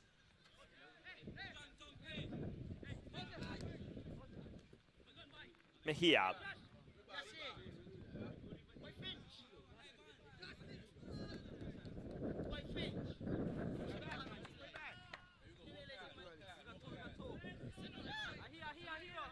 He is definitely going to be a player to watch throughout the tournament.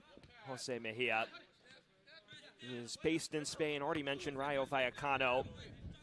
One of two Rayo Vallecano products on this Dominican Republic side. Isaac Ramirez, who's on the bench today, is also a player in that academy system, developing in the youth ranks of the La Liga club. Still have yet to see Mejia truly wiggle his way free just yet, though. Can he do so here? Flicks it along cleverly. Castillo. It is still Camille Castillo down in the area, and the referee does not hesitate for a second. Ray Torres says penalty. And Dominican Republic a chance to double the advantage from 12 yards. Camille Castillo shrugging off his defender, winning it back. The challenge from behind. Does well to sell it as well. And Los Quisqueyanos have the net at their mercy at the moment. It will be Castillo, the man who won it, to take it against Brian Collins, who will need to conjure something spectacular to keep the Sugar Boys within striking distance. Right around the midway point of this 35-minute first half.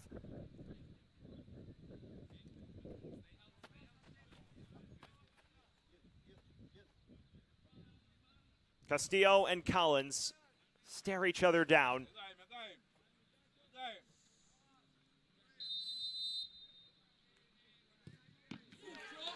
It's saved! Follow-up effort also saved! A fantastic double stop from Collins. And St. Kitts and Nevis still remains within striking distance. It's not the best of penalties, well within Collins' reach, and then the follow-up effort from the onrushing Jose Cabrera de la Rosa also denied. Brian Collins with a sensational moment for the Sugar Boys. In swinging corner, and Collins collects. And if this remains close late on, you can point to that moment as to what has kept the Sugar Boys in this. Going 2 behind inside 20 minutes would have been so demoralizing, but now maybe some signs of life as Luis Manuel Dabas is the first man to enter the book for either side.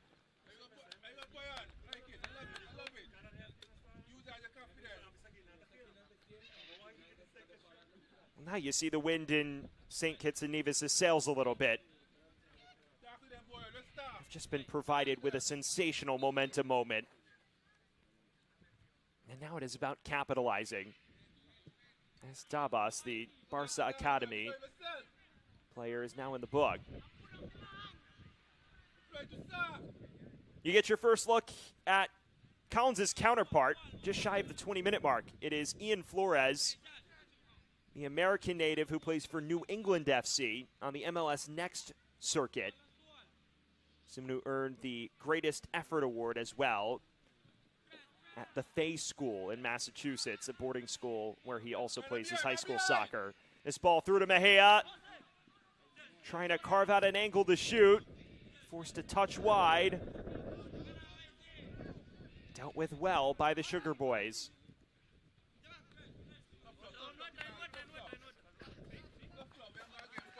Cabrera may have just pulled up on the near side. It's a concerning sight now for Eker Sanchez's bunch. See him sprint to catch up to this, and immediately he pulls up. There's no hesitation either. Grabbing at his ankle, that's definitely a scary sight for the Dominican Republic faithful.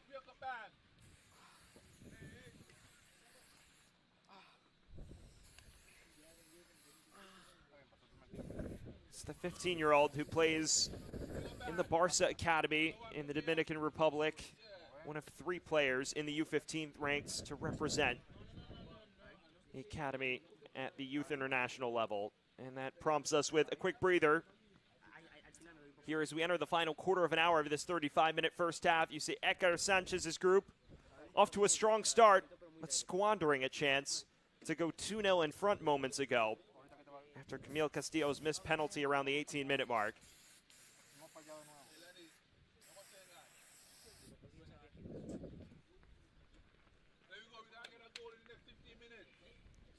They are still working on Jorge Cabrera de la Rosa.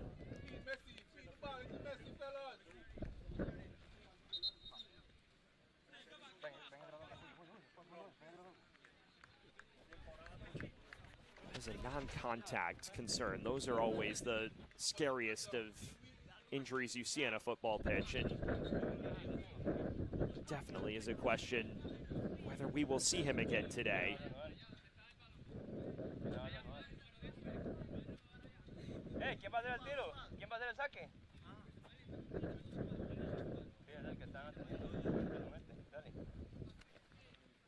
Back and ready to continue here from Aruba in the final 15 minutes of a 35-minute first half. Remember, our halves are 35 minutes at the U-15 level in Concacaf. Still a 1-0 advantage. The early goal by Axel Unvoa separates the two sides. Camille Castillo moments ago, though, having a penalty saved, and then the follow-up effort also denied in a terrific moment for Brian Collins between the sticks. That sees the Sugar Boys still within striking distance. It adds a layer of intrigue to this, despite St. Kitts and Nevis, frankly, struggling to build out of their own half. And the longer it persists, the more you wonder if they can pop up with one surprising moment to tilt the entire tide.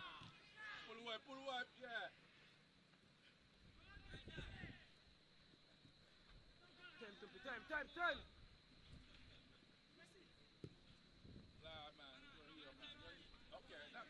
Not bad.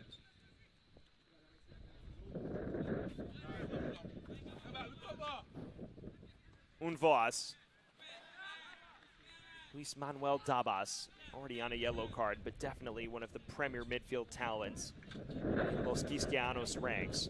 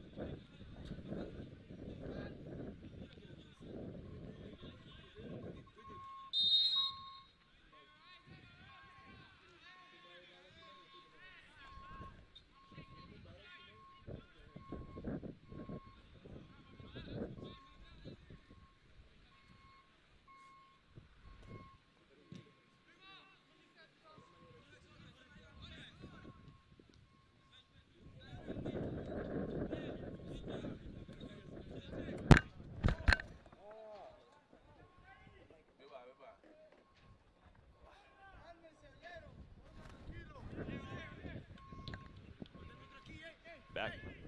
Well, good news for Dominican Republic supporters. Jorge Cabrera de la Rosa, who went down in some considerable bit of discomfort after a non-contact injury, is back on the pitch for Los Quisqueyanos. So that's a very welcome sight indeed. Question is if he can just run off that knock. Long-range effort from Kurgalt. Got well underneath it. No trouble for Collins.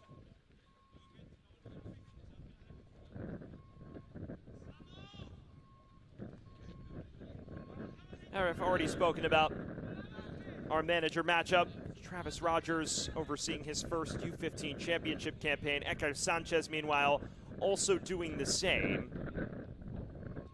Has been a key presence in the youth national team ranks with the Dominican Republic for quite some time. And he did guide the U-17 side to the round of 16 in the 2019 U-17 championship. So has some pedigree of success in the youth national team ranks. The question is, can he guide Dominican Republic to unprecedented success in the U-15 level? It's a promising start, but it definitely could be better. Castillo, his missed penalty is what prevents Dominican Republic from holding a 2-0 lead. Now chipped over the top. A chance potentially brewing here. The defender slips. Ultimately rolled wide. Major break there. Diego Rey had the goal at his mercy. Just misplaced it. You see him completely shake his defender, and he's trying to pull it back to that bottom left corner. Just didn't get his footing right. But in the final 10 minutes of the first half, Dominican Republic continues to twist the screws.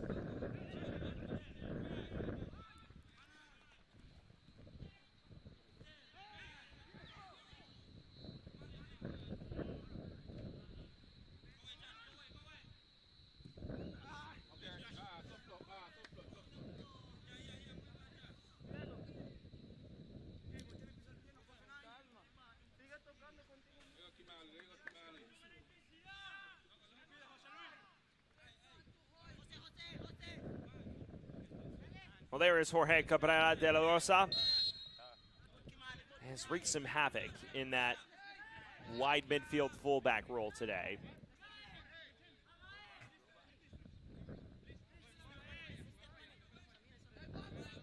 And moving quite well after what was, or appeared to be, a pretty major injury scare. Now a free kick for Los Quisqueyanos. It is the goal scorer Unvoa standing over it.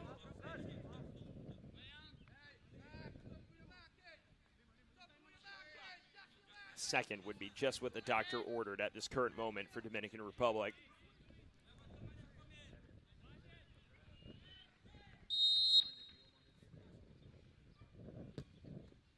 Unvoas, plenty of menace to this ball. It's headed on. Ultimately very tame, though, for Collins, who has enjoyed a stellar first half.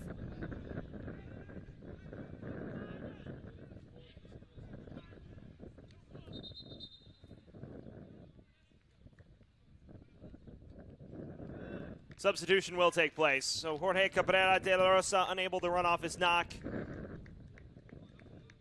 but gave it a great go. And he is replaced early on by Alejandro Encarnacion. He's a listed forward for the defender, so definitely an interesting swap, but that is the change that Eker Sanchez decides to make. So Encarnacion for Cabrera de la Rosa in the closing stages of this first half, as Eddie is thrust to the deck. Little 10-on-10 transgression there.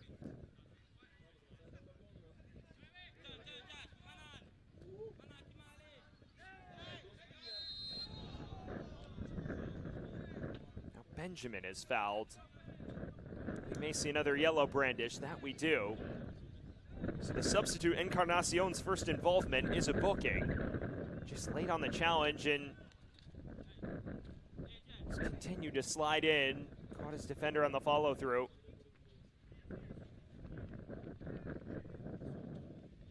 Two Dominican Republic players now walking the tightrope for the remainder of these 70 minutes. And with 5 minutes to go before intermission, one of the substitutes is in the book.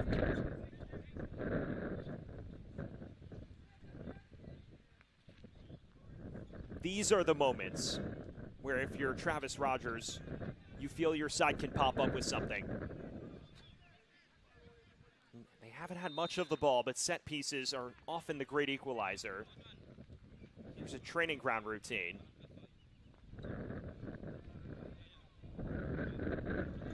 For the free kick taker in Francis. It is a loose square ball, one that affords Dominican Republic the opportunity to break. Just knocked a little beyond Jose Mejia.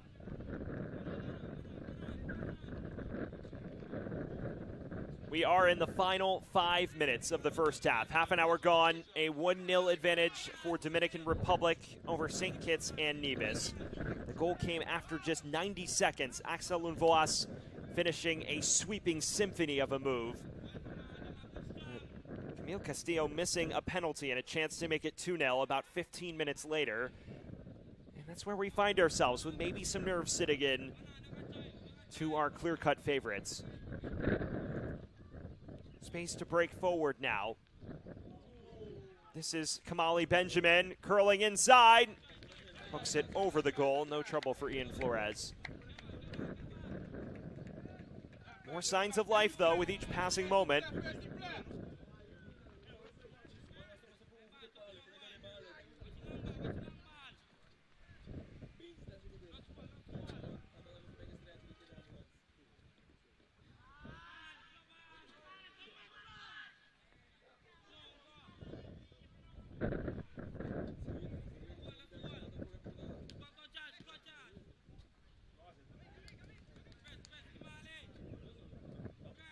Castillo, excellent 1-2. Now just beyond the reach of Encarnacion. You get your look at Alejandro Encarnacion, who currently plays in with Santa Fe in the Dominican Republic, the U-17 side there. He has been exceptional with the U-17. 6 goals and 11 appearances after lighting up the U-15 ranks. Scored 28 goals and 10 abs during the 24-25 campaign. And now has since aged out of that and is playing with the U-17s at 15 years of age, but being deployed in what appears to be more of a fullback role. So an interesting alignment. Then again, not much depth probably behind Cabrera de la Rosa, so Edgar Sanchez has to get creative with his alignments. And with his side pushing on and trying to get a second, it doesn't necessarily suit the team that poorly. Collins nearly had a mare there. Does just enough to get it clear. Luis Manuel Tabas. Eddie.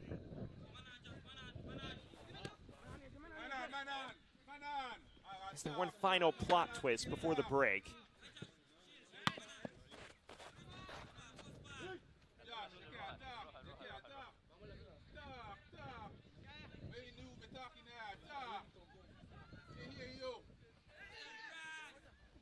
Castillo. He tried to let it run. Nobody there to greet it.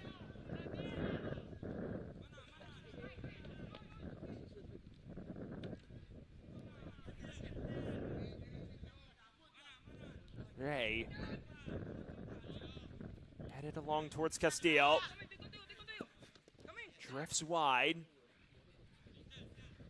Has Encarnacion with him. Links with him expertly. Castillo charged away before any danger can mount.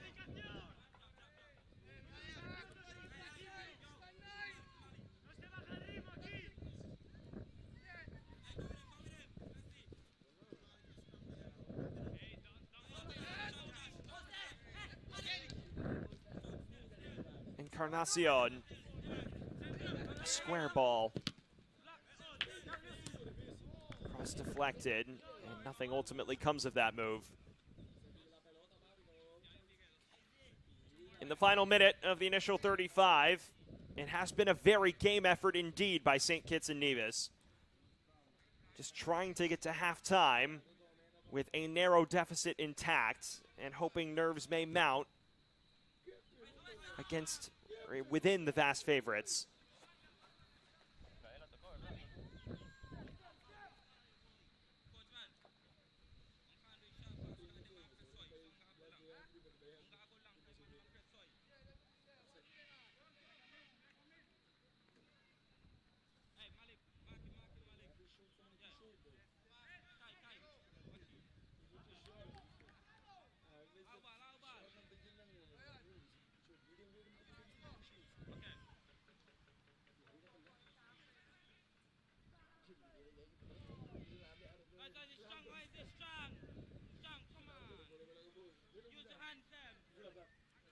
All the referee's discretion now. 2 minutes of added time.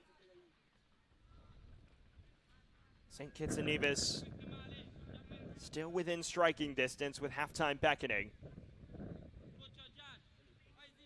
And a long throw, which effectively can deputize as a set piece in scenarios like these.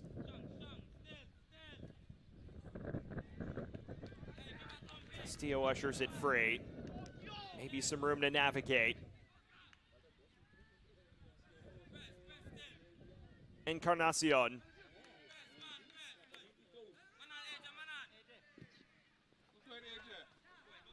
Back to Brian Collins, who, with the exception of his one heart and throat moment 5 minutes ago, has been excellent this half. A double denial that involved a penalty save against Camille Castillo, which has kept the Sugar Boys within range at the moment.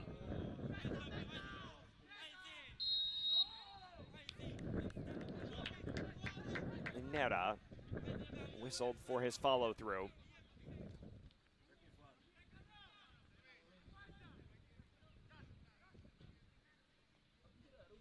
Just a battle between the lines. D'Andre Eddy left his boot dangling. You could argue that maybe that whistle should have sounded against him. Water under the bridge as far as St. Kitts and Nevis is concerned, though. Arcing cross, creating some havoc in the Dominican Republic area. And this likely the final sojourn forward for the Sugar Boys in this first half.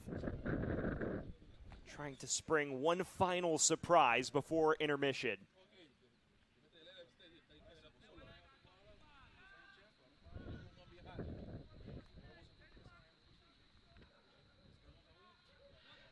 Long throw. Popped up. And there is no time for any further build-up.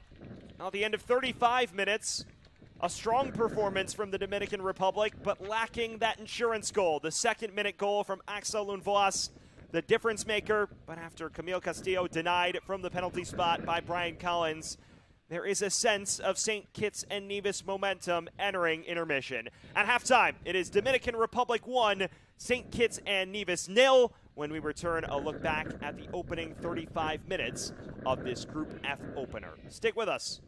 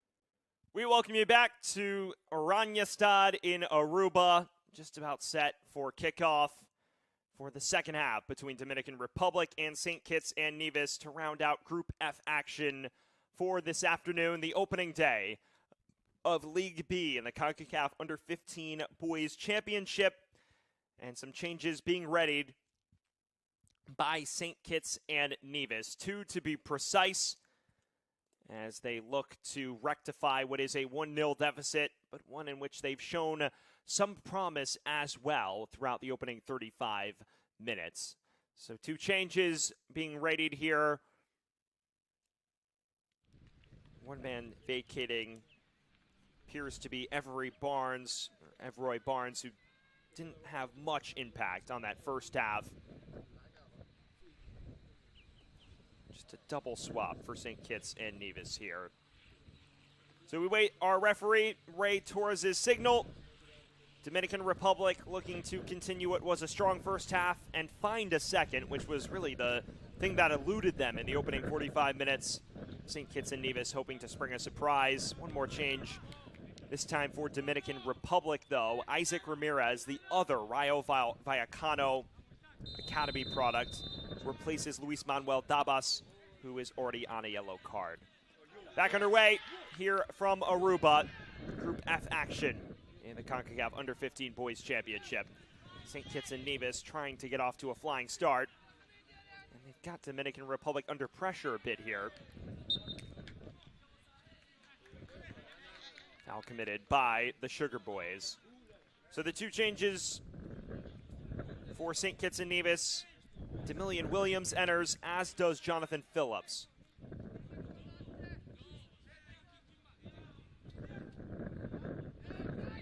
Double swap, as Everroy Barnes is one of the men to vacate. It is a corner, though.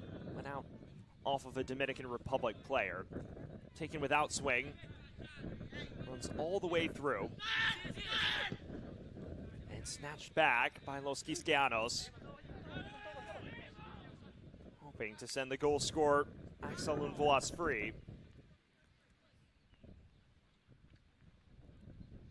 The story of that first half, Dominican dominance, but an inability to find a second. And then as that first half wore on, you saw St. Kitts and Nevis grow into it a little bit. So it adds a background layer of intrigue to a degree. Hergol trying to navigate through a sea of red kits, and he's managed to do so quite well. This is the substitute Ramirez. Lovely switch of the play, this. Castillo drifting wide. Low cross, and it's knocked in.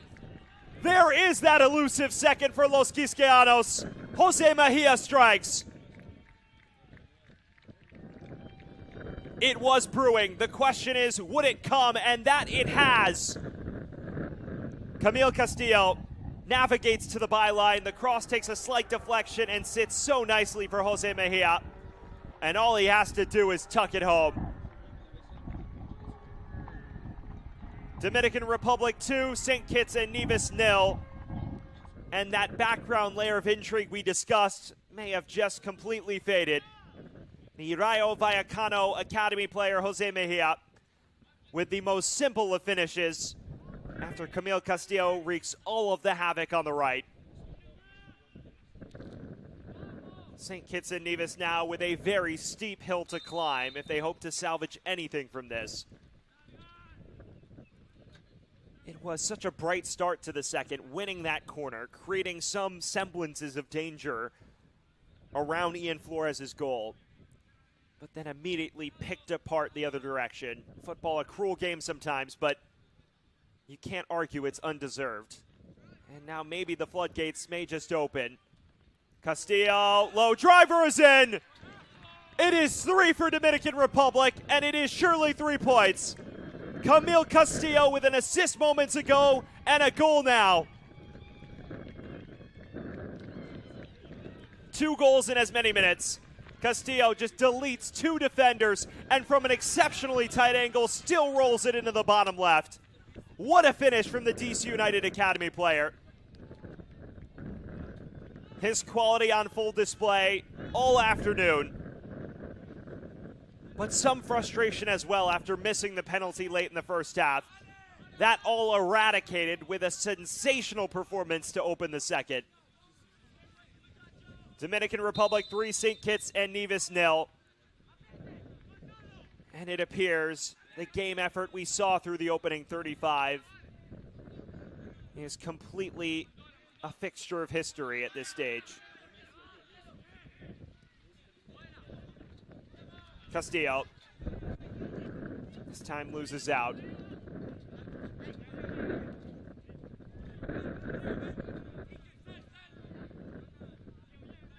On the precipice of 40 minutes, just around 5 minutes after the restart, Dominican Republic scoring twice in a 2-minute span.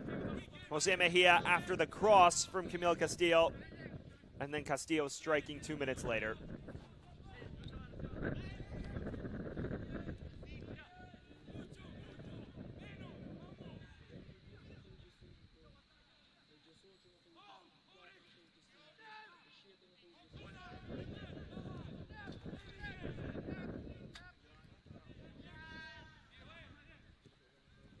Well, there were two changes into halftime, as we discussed. Phillips entered for Evroy Barnes. Williams entered for Kimani Nelson. And the substitutes, unfortunately, for Travis Rogers haven't had their desired effect because Dominican Republic has struck twice since the restart to put this all but out of reach. And they are on pace to match Guatemala's result and move one step closer to setting up what many feel will be that group decider. If you're just joining us, Axel Lundvås opened the scoring after just a minute and 30 seconds. Then there was some frustration. Dominican Republic could not find that second goal. Camille Castillo even denied from the spot, a double denial that Brian Collins was the starring figure of. But since we've restarted in the second half, Jose Mejia striking in the 37th, Camille Castillo adding what might be the final touches in the 39th. And it could be a long final half hour for St. Kitts and Nevis now. Castillo has had his imprints all over this one.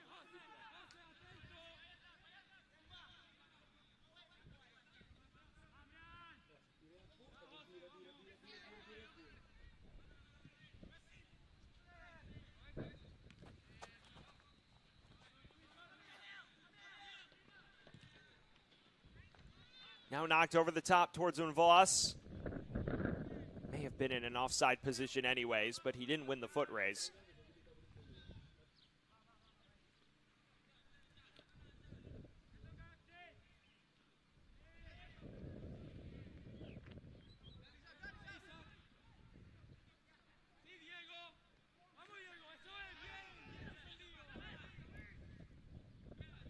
Kurgal.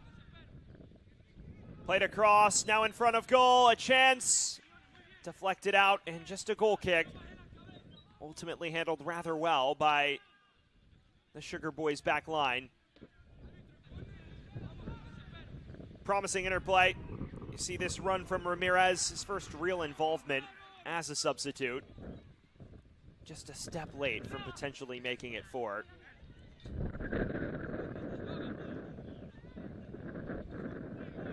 Nunez.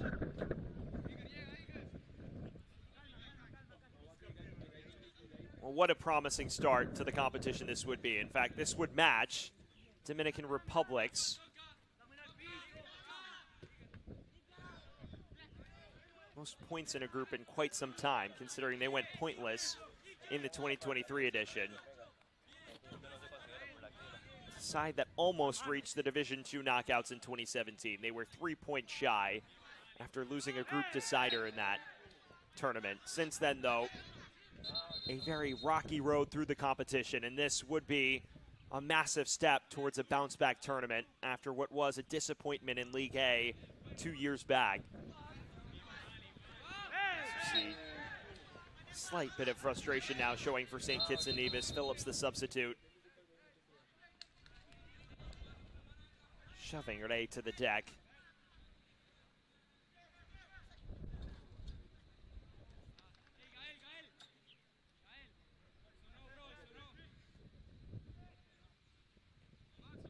Now for St. Kitts and Nevis, squad which has battled historic struggles that may continue. It doesn't get any easier if this result holds. They have to play Guatemala tomorrow. The Guatemala side that will no doubt be motivated for another 3 points after their dominant performance today, a 9-1 thrashing of British Virgin Islands. Could leave St. Kitts and Nevis in what effectively will be a consolation match. Not a bad ball in this. It is stabbed away, though.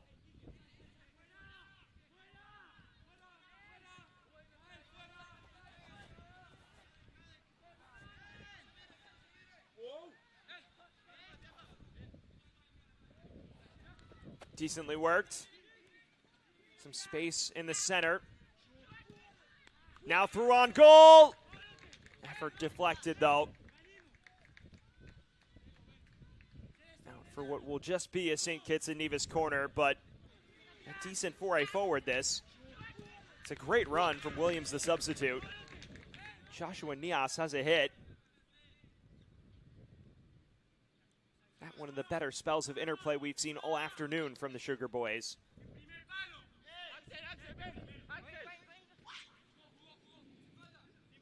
Taken short. Then goes down in the area. Big decision for a referee to make, and he says no penalty. Well, maybe surprising given the penalty he gave for Dominican Republic in the first half. But the contact on Kamani Newton doesn't meet the threshold, according to Ray Torres. I'll tell you what, did get undercut here by Ramirez, and there was not a lot of contact on the ball. You could argue that that should have been given. It would have been soft, but would have definitely matched the one that was given in the first half. Instead, just a corner with in swing. It was a ball with a bit of menace to it.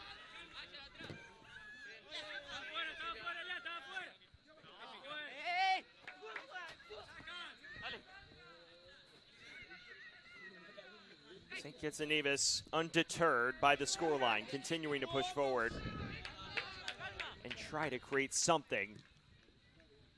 Remember, goal difference is imperative, not just for potentially winning the group, but also for final position matches, depending on who you play and what place you're playing for in League B come the end of group play, because everybody does play at least a fourth game. That's collected confidently by Collins. But while only the 4 group winners progress to the semifinals, there are opportunities for players to play at least beyond one group match, even if they don't win their group.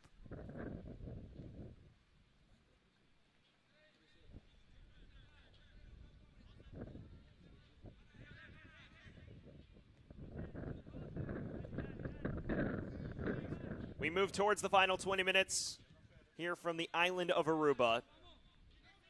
3-0 advantage for the Dominican Republic. 2 goals in 4 minutes after halftime, separating the two sides for seemingly good. Although we'll see what St. Kitts and Nevis can conjure here. It's a chip ball towards the back stick. Unable to run it down, though.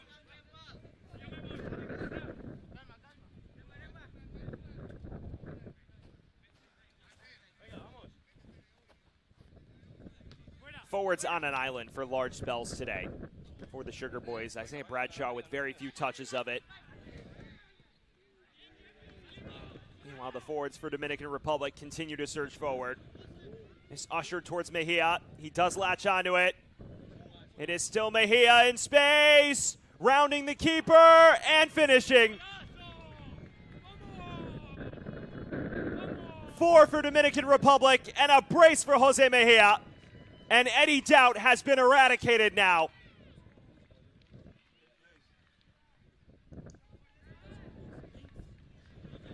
Pure strikers finish this. Mejia's tenacity allows him to win it back. And then he just navigates through a maze of red kits and rounds Brian Collins. A very good goal. And a second half brace in a 12-minute span for Jose Mejia. The 15-year-old has enjoyed a sensational start to his U-15 championship. And you're seeing that European quality on full display. Someone who's played in Europe over the course of the last year and has clearly internalized a thing or two about elite striker play. And at this point, you figure it is signed, sealed, and delivered.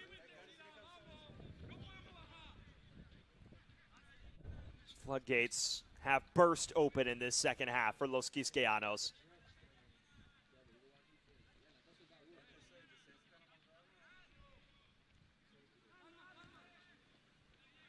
Ray.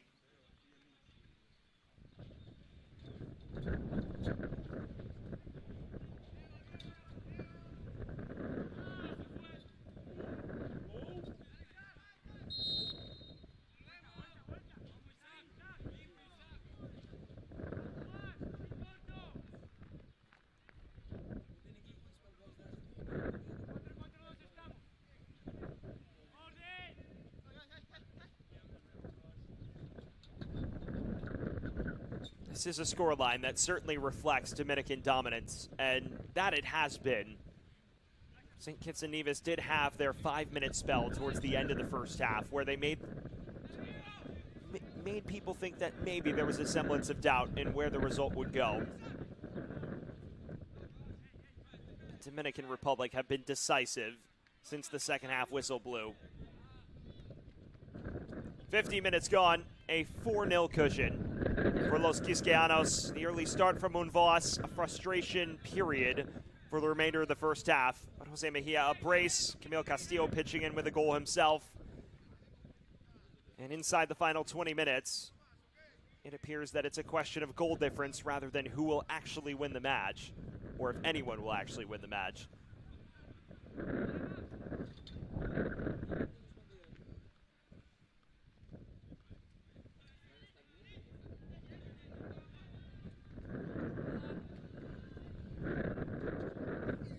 Mazy run this from Eddie. Maybe a spell of possessional prowess for St. Kitts and Nevis, but one that is snuffed out rather quickly.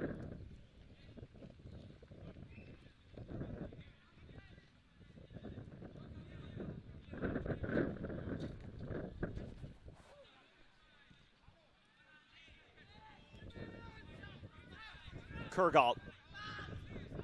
A number of blue shirts with him. Tried to play it through to Mejia.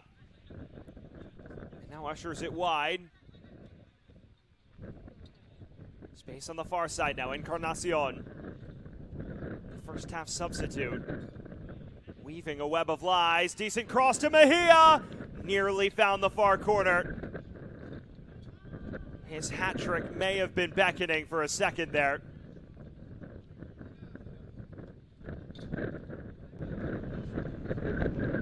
Great work. Castillo's the man who ultimately crosses this in. It does take a slight touch off of what appears to be Mejia, but rolls well wide in the end. And it does go out for a Dominican Republic corner kick.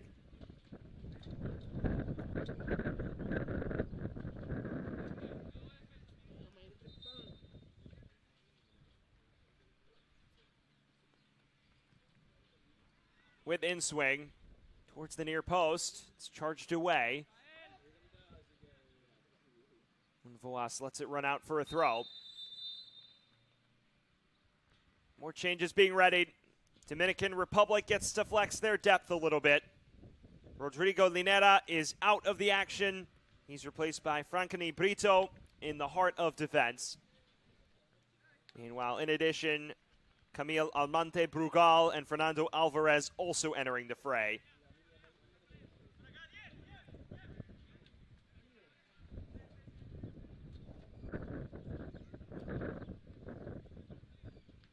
And the creative playmakers will now exit to a well-deserved applause from their touchlines. Jose Mejia and Camille Castillo both out as this result is effectively sealed.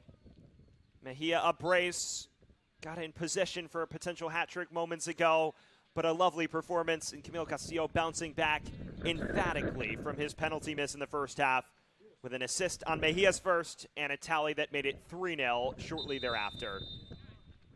It is Brito for Linera, Alvarez for Mejia, and Almonte Brugal for Castillo. And as we're inside the final 20 minutes, the question becomes, is the route on? Or will Dominican Republic lag a touch behind Guatemala on the goal difference front?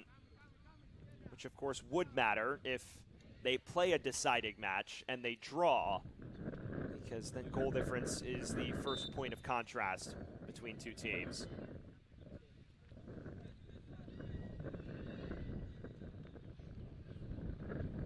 Unvoas. There are the substitutions confirmed. Brito for Linera. And then the changes on the front line, which have helped Dominican Republic rest some of their key starters. Mejia and Castillo have been everything as advertised, and then some.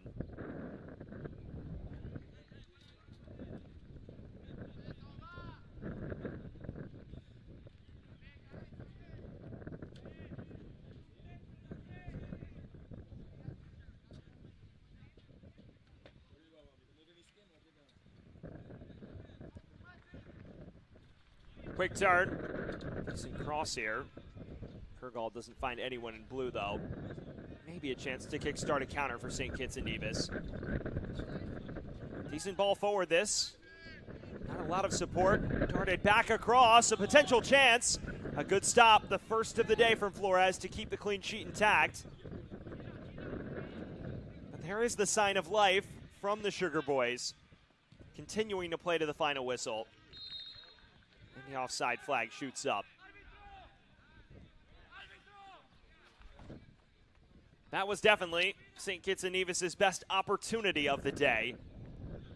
Flores, though, had the angle covered and did rather well. And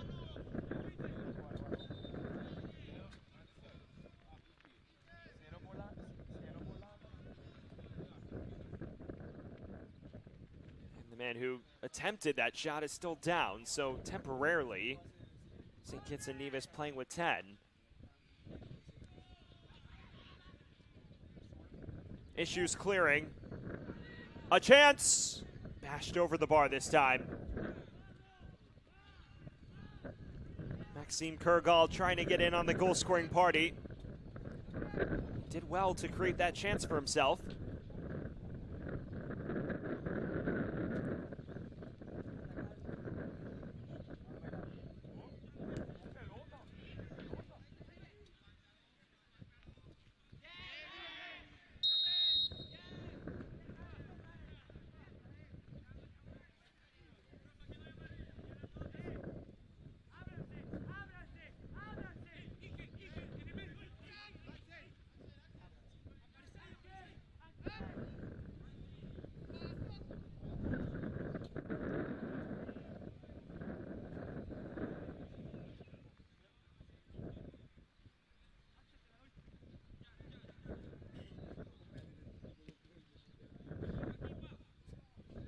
Unvoas' delivery.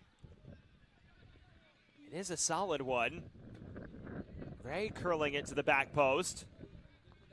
Stays in play.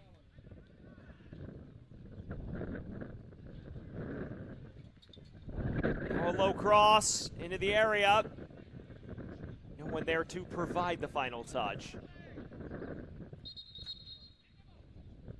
As we inch closer to the final 10 minutes, Los Quisqueyanos showing no signs of slowing down.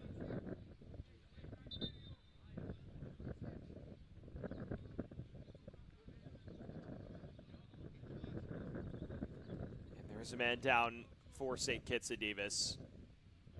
It is important to remember temperatures exceeding 90 degrees and very humid in Aruba, where this match is being contested, where all of League B is being played at the Estadion Jose Weaver.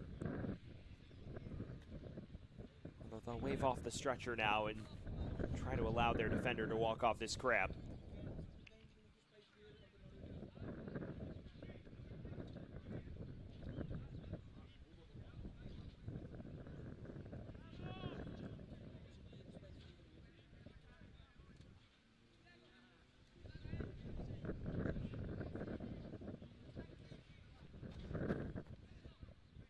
Substitution will take place, but it will come on the Dominican Republic side of things.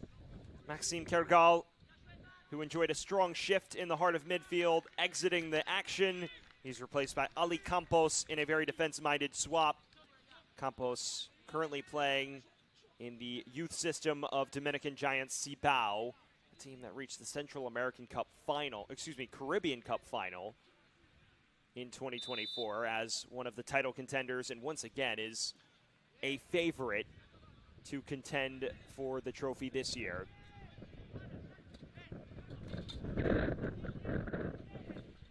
Concacaf event getting underway later on this month. The regional competitions in Concacaf at the senior level already have gotten going. The likes of the Central American Cup in full swing now.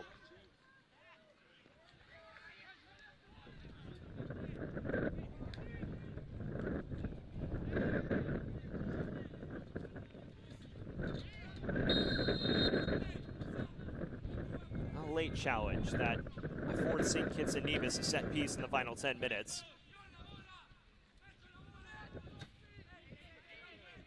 And at this point, it's a question of whether they can get on the score sheet and add a layer of respectability to the goal difference. Losing by 4 certainly doesn't help matters, especially when one team progresses. It effectively eliminates any hope you have at progressing to the next round and reaching the knockouts. Pinged wide. There are red shirts in the area. Comes to the near post. Took a final touch off of the St. Kitts and Nevis player, though. I've seen Bradshaw get into some decent spots up front, but very little room to organize anything. And his defenders have tracked him expertly. Number 9 in red with a frustrating hour thus far.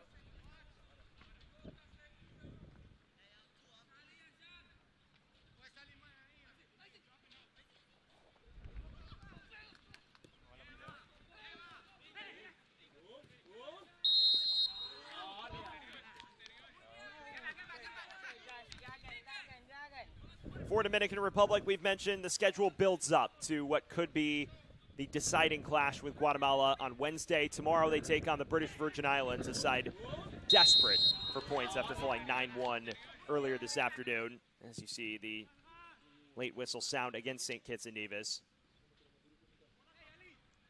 Meanwhile, for St. Kitts and Nevis, it gets harder. Guatemala next, and then finally the British Virgin Islands to round out group play.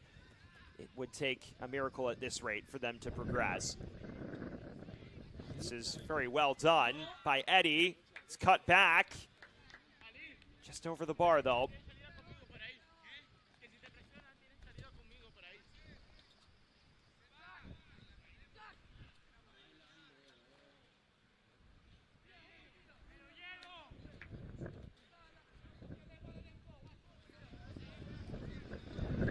You see the chances begin to mount now for the Sugar Boys. Eddie ushers it across, a first-time hit that never truly tests Flores. It at least is an eyebrow-raising moment for St. Kitts and Nevis going forward. They've had very few of those on the afternoon, especially since that second flew in for Dominican Republic. Seen them a bit demoralized since.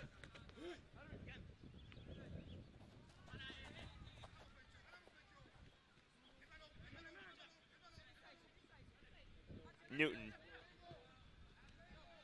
And Voss. Recollected in midfield by the Sugar Boys.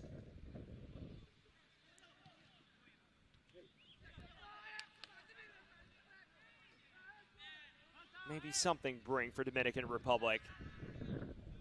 Ramirez into the half space. Nobody there waiting on it around the edge of the area. And there is a St. Kitts and Nevis player down.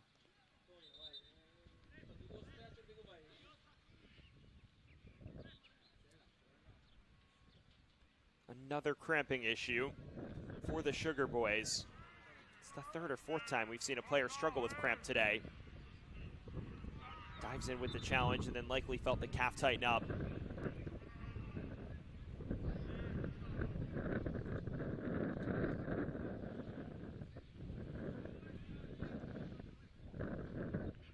The stretcher will come out this time.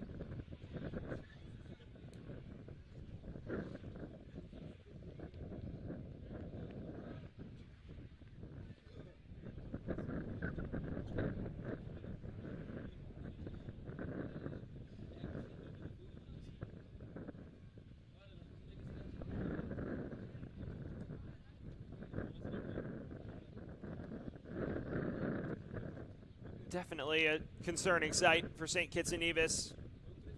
A squad that was very game for the first 30 minutes, but physically they have unfortunately faded in this one in the second half.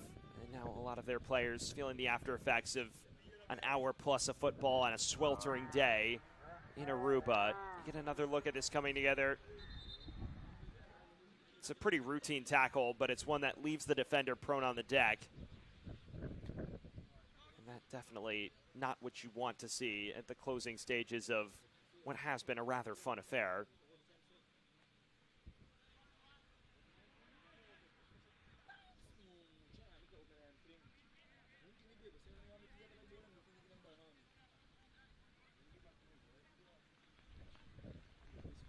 There's a rather inviting set piece now for Dominican Republic. Axel Unvoas, the lone man in the immediate vicinity at the moment, as we now tick into the final 5 minutes to round out day one of Group F play in League B in the Concacaf Boys Under 15 Championship. Dominican Republic appear on their way to 3 points. St. Kitts and Nevis, despite a strong first half by their standards, fading in the second. It's darted across. Decent chance here. It's bashed directly at Collins, though.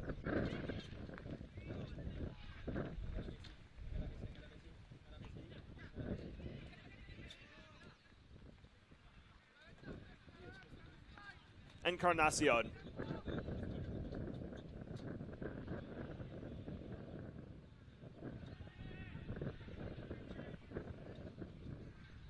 Goes out for another Dominican Republic corner.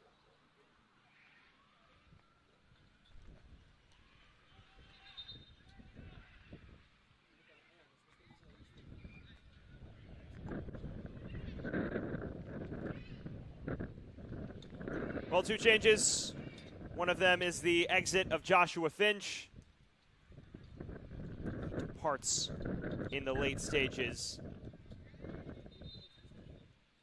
for this double swap for St. Kitts and Nevis. One of the men into the action is Leslie Thomas. This is a decent ball from the corner. One there to provide the final touch.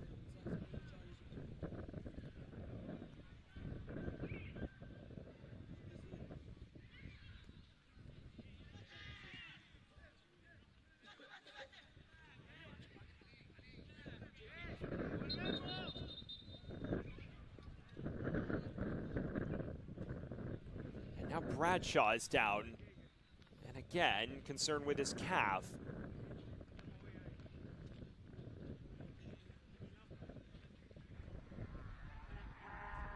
It's been a recurring theme for St. Kitts and Nevis in the second half. Bradshaw this time feeling what appears to be the effects of cramp. Now a fourth Sugar Boy that has suffered the same fate in this unyielding heat.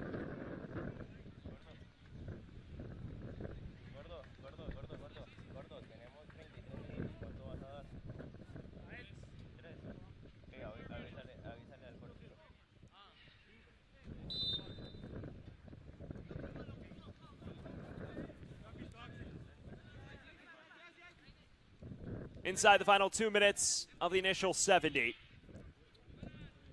At this point, the result seems effectively wrapped up.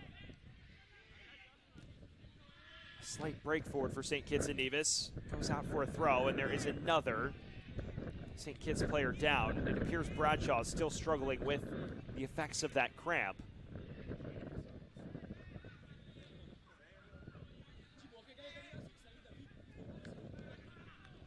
Corner now on the way. St. Kitts and Nevis find a way on the board before the end of the 70 minutes.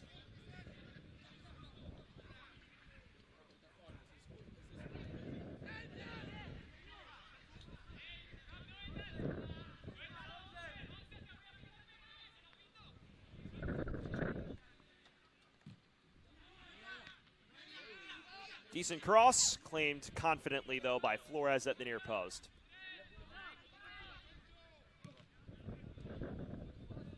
At this point, it all appears academic between these two sides. Neither opening day match in Group F comes down to the wire.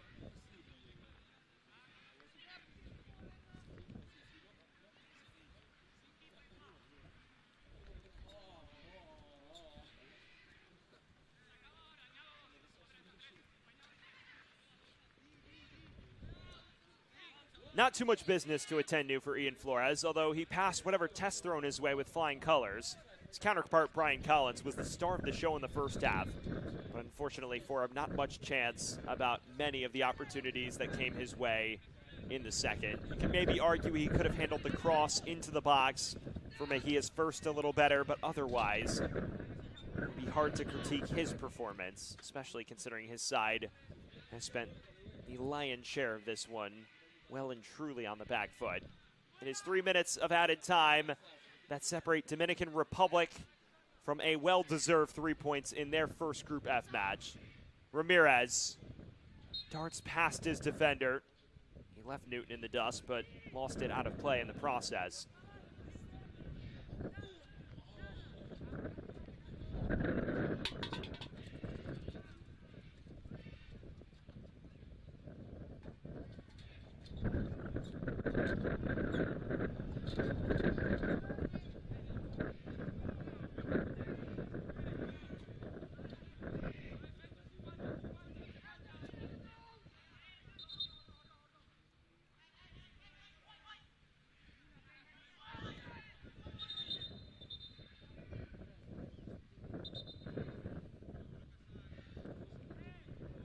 Referee briefly stopping play here in stoppage time.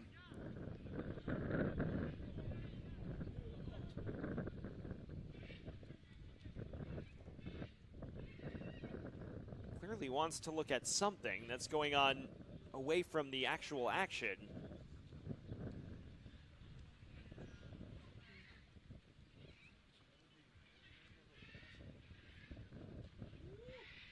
And now he appears to resume the action.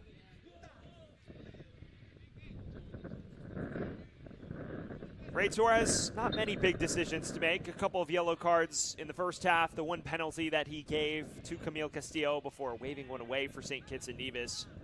Otherwise, though, rather clean game by, I'm sure, as far as he's concerned. Ramirez has provided some moments of brilliance. Has yet to directly translate that to the final third, though. Does win one final corner for the Dominican Republic.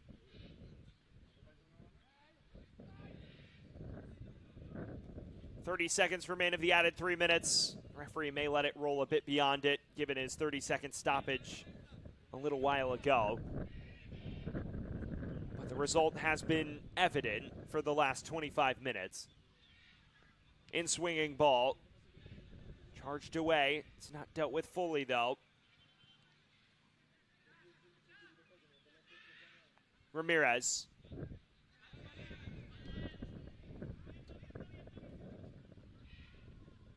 Unvoas. Now he goes down.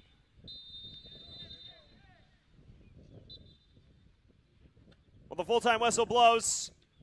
A game effort from St. Kitts and Nevis in the first half, but it falls considerably short in the end. A 4-0 dominant victory by Dominican Republic to keep pace with Guatemala on the opening day of Group F action. They now move into second in the Group F table and notch a much-needed 3 points to begin their 2025 Concacaf Boys Under 15 Championship. For St. Kitts and Nevis, strong first half. There were even moments where they suggested that maybe they could go on and cause some trouble with it 1-0. But following that, things unraveled rather quickly. 2 goals in as many minutes in the second half and the result was never really in doubt after the 40-minute mark.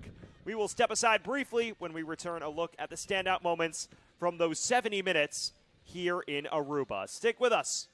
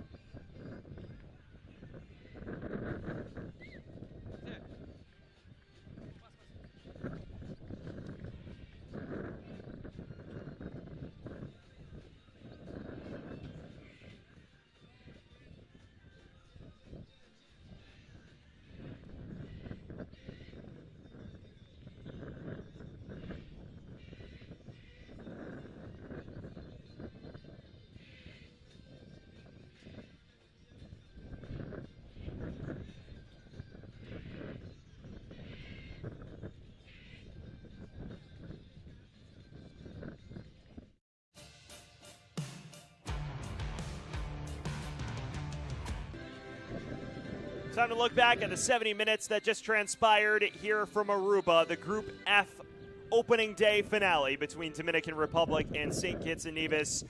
And it was a strong start for Dominican Republic, knowing they needed to win to keep pace with Guatemala's dominant victory earlier in the day. And, well, that they did. And it came rather quickly. The opener inside 90 seconds. Axel Unvoas at the back post, pouncing after the scuffed effort in front of goal. And it looked like maybe it would be a romp for Dominican Republic throughout the first half.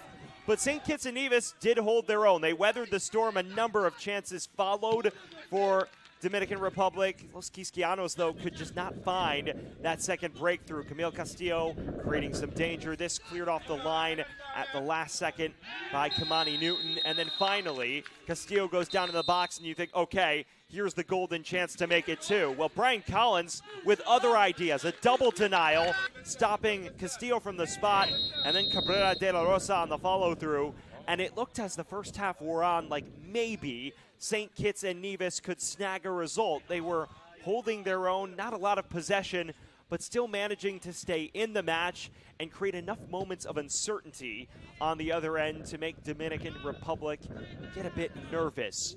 And you saw them, especially towards the end of the first half, draw them into some late challenges, some yellow cards.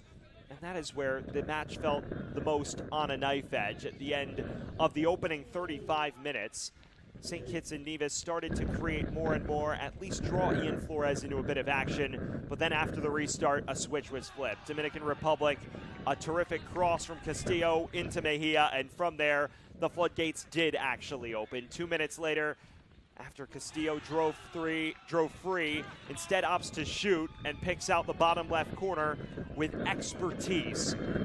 From there, it became a romp for the Dominican Republic, up 3-0 inside 40 minutes. They added a fourth relatively shortly thereafter after creating a number of chances going forward. It was one-way traffic effectively, with the exception of this one chance from Joshua Nias and this one penalty shout that was immediately waved away by our lead official, Ray Torres.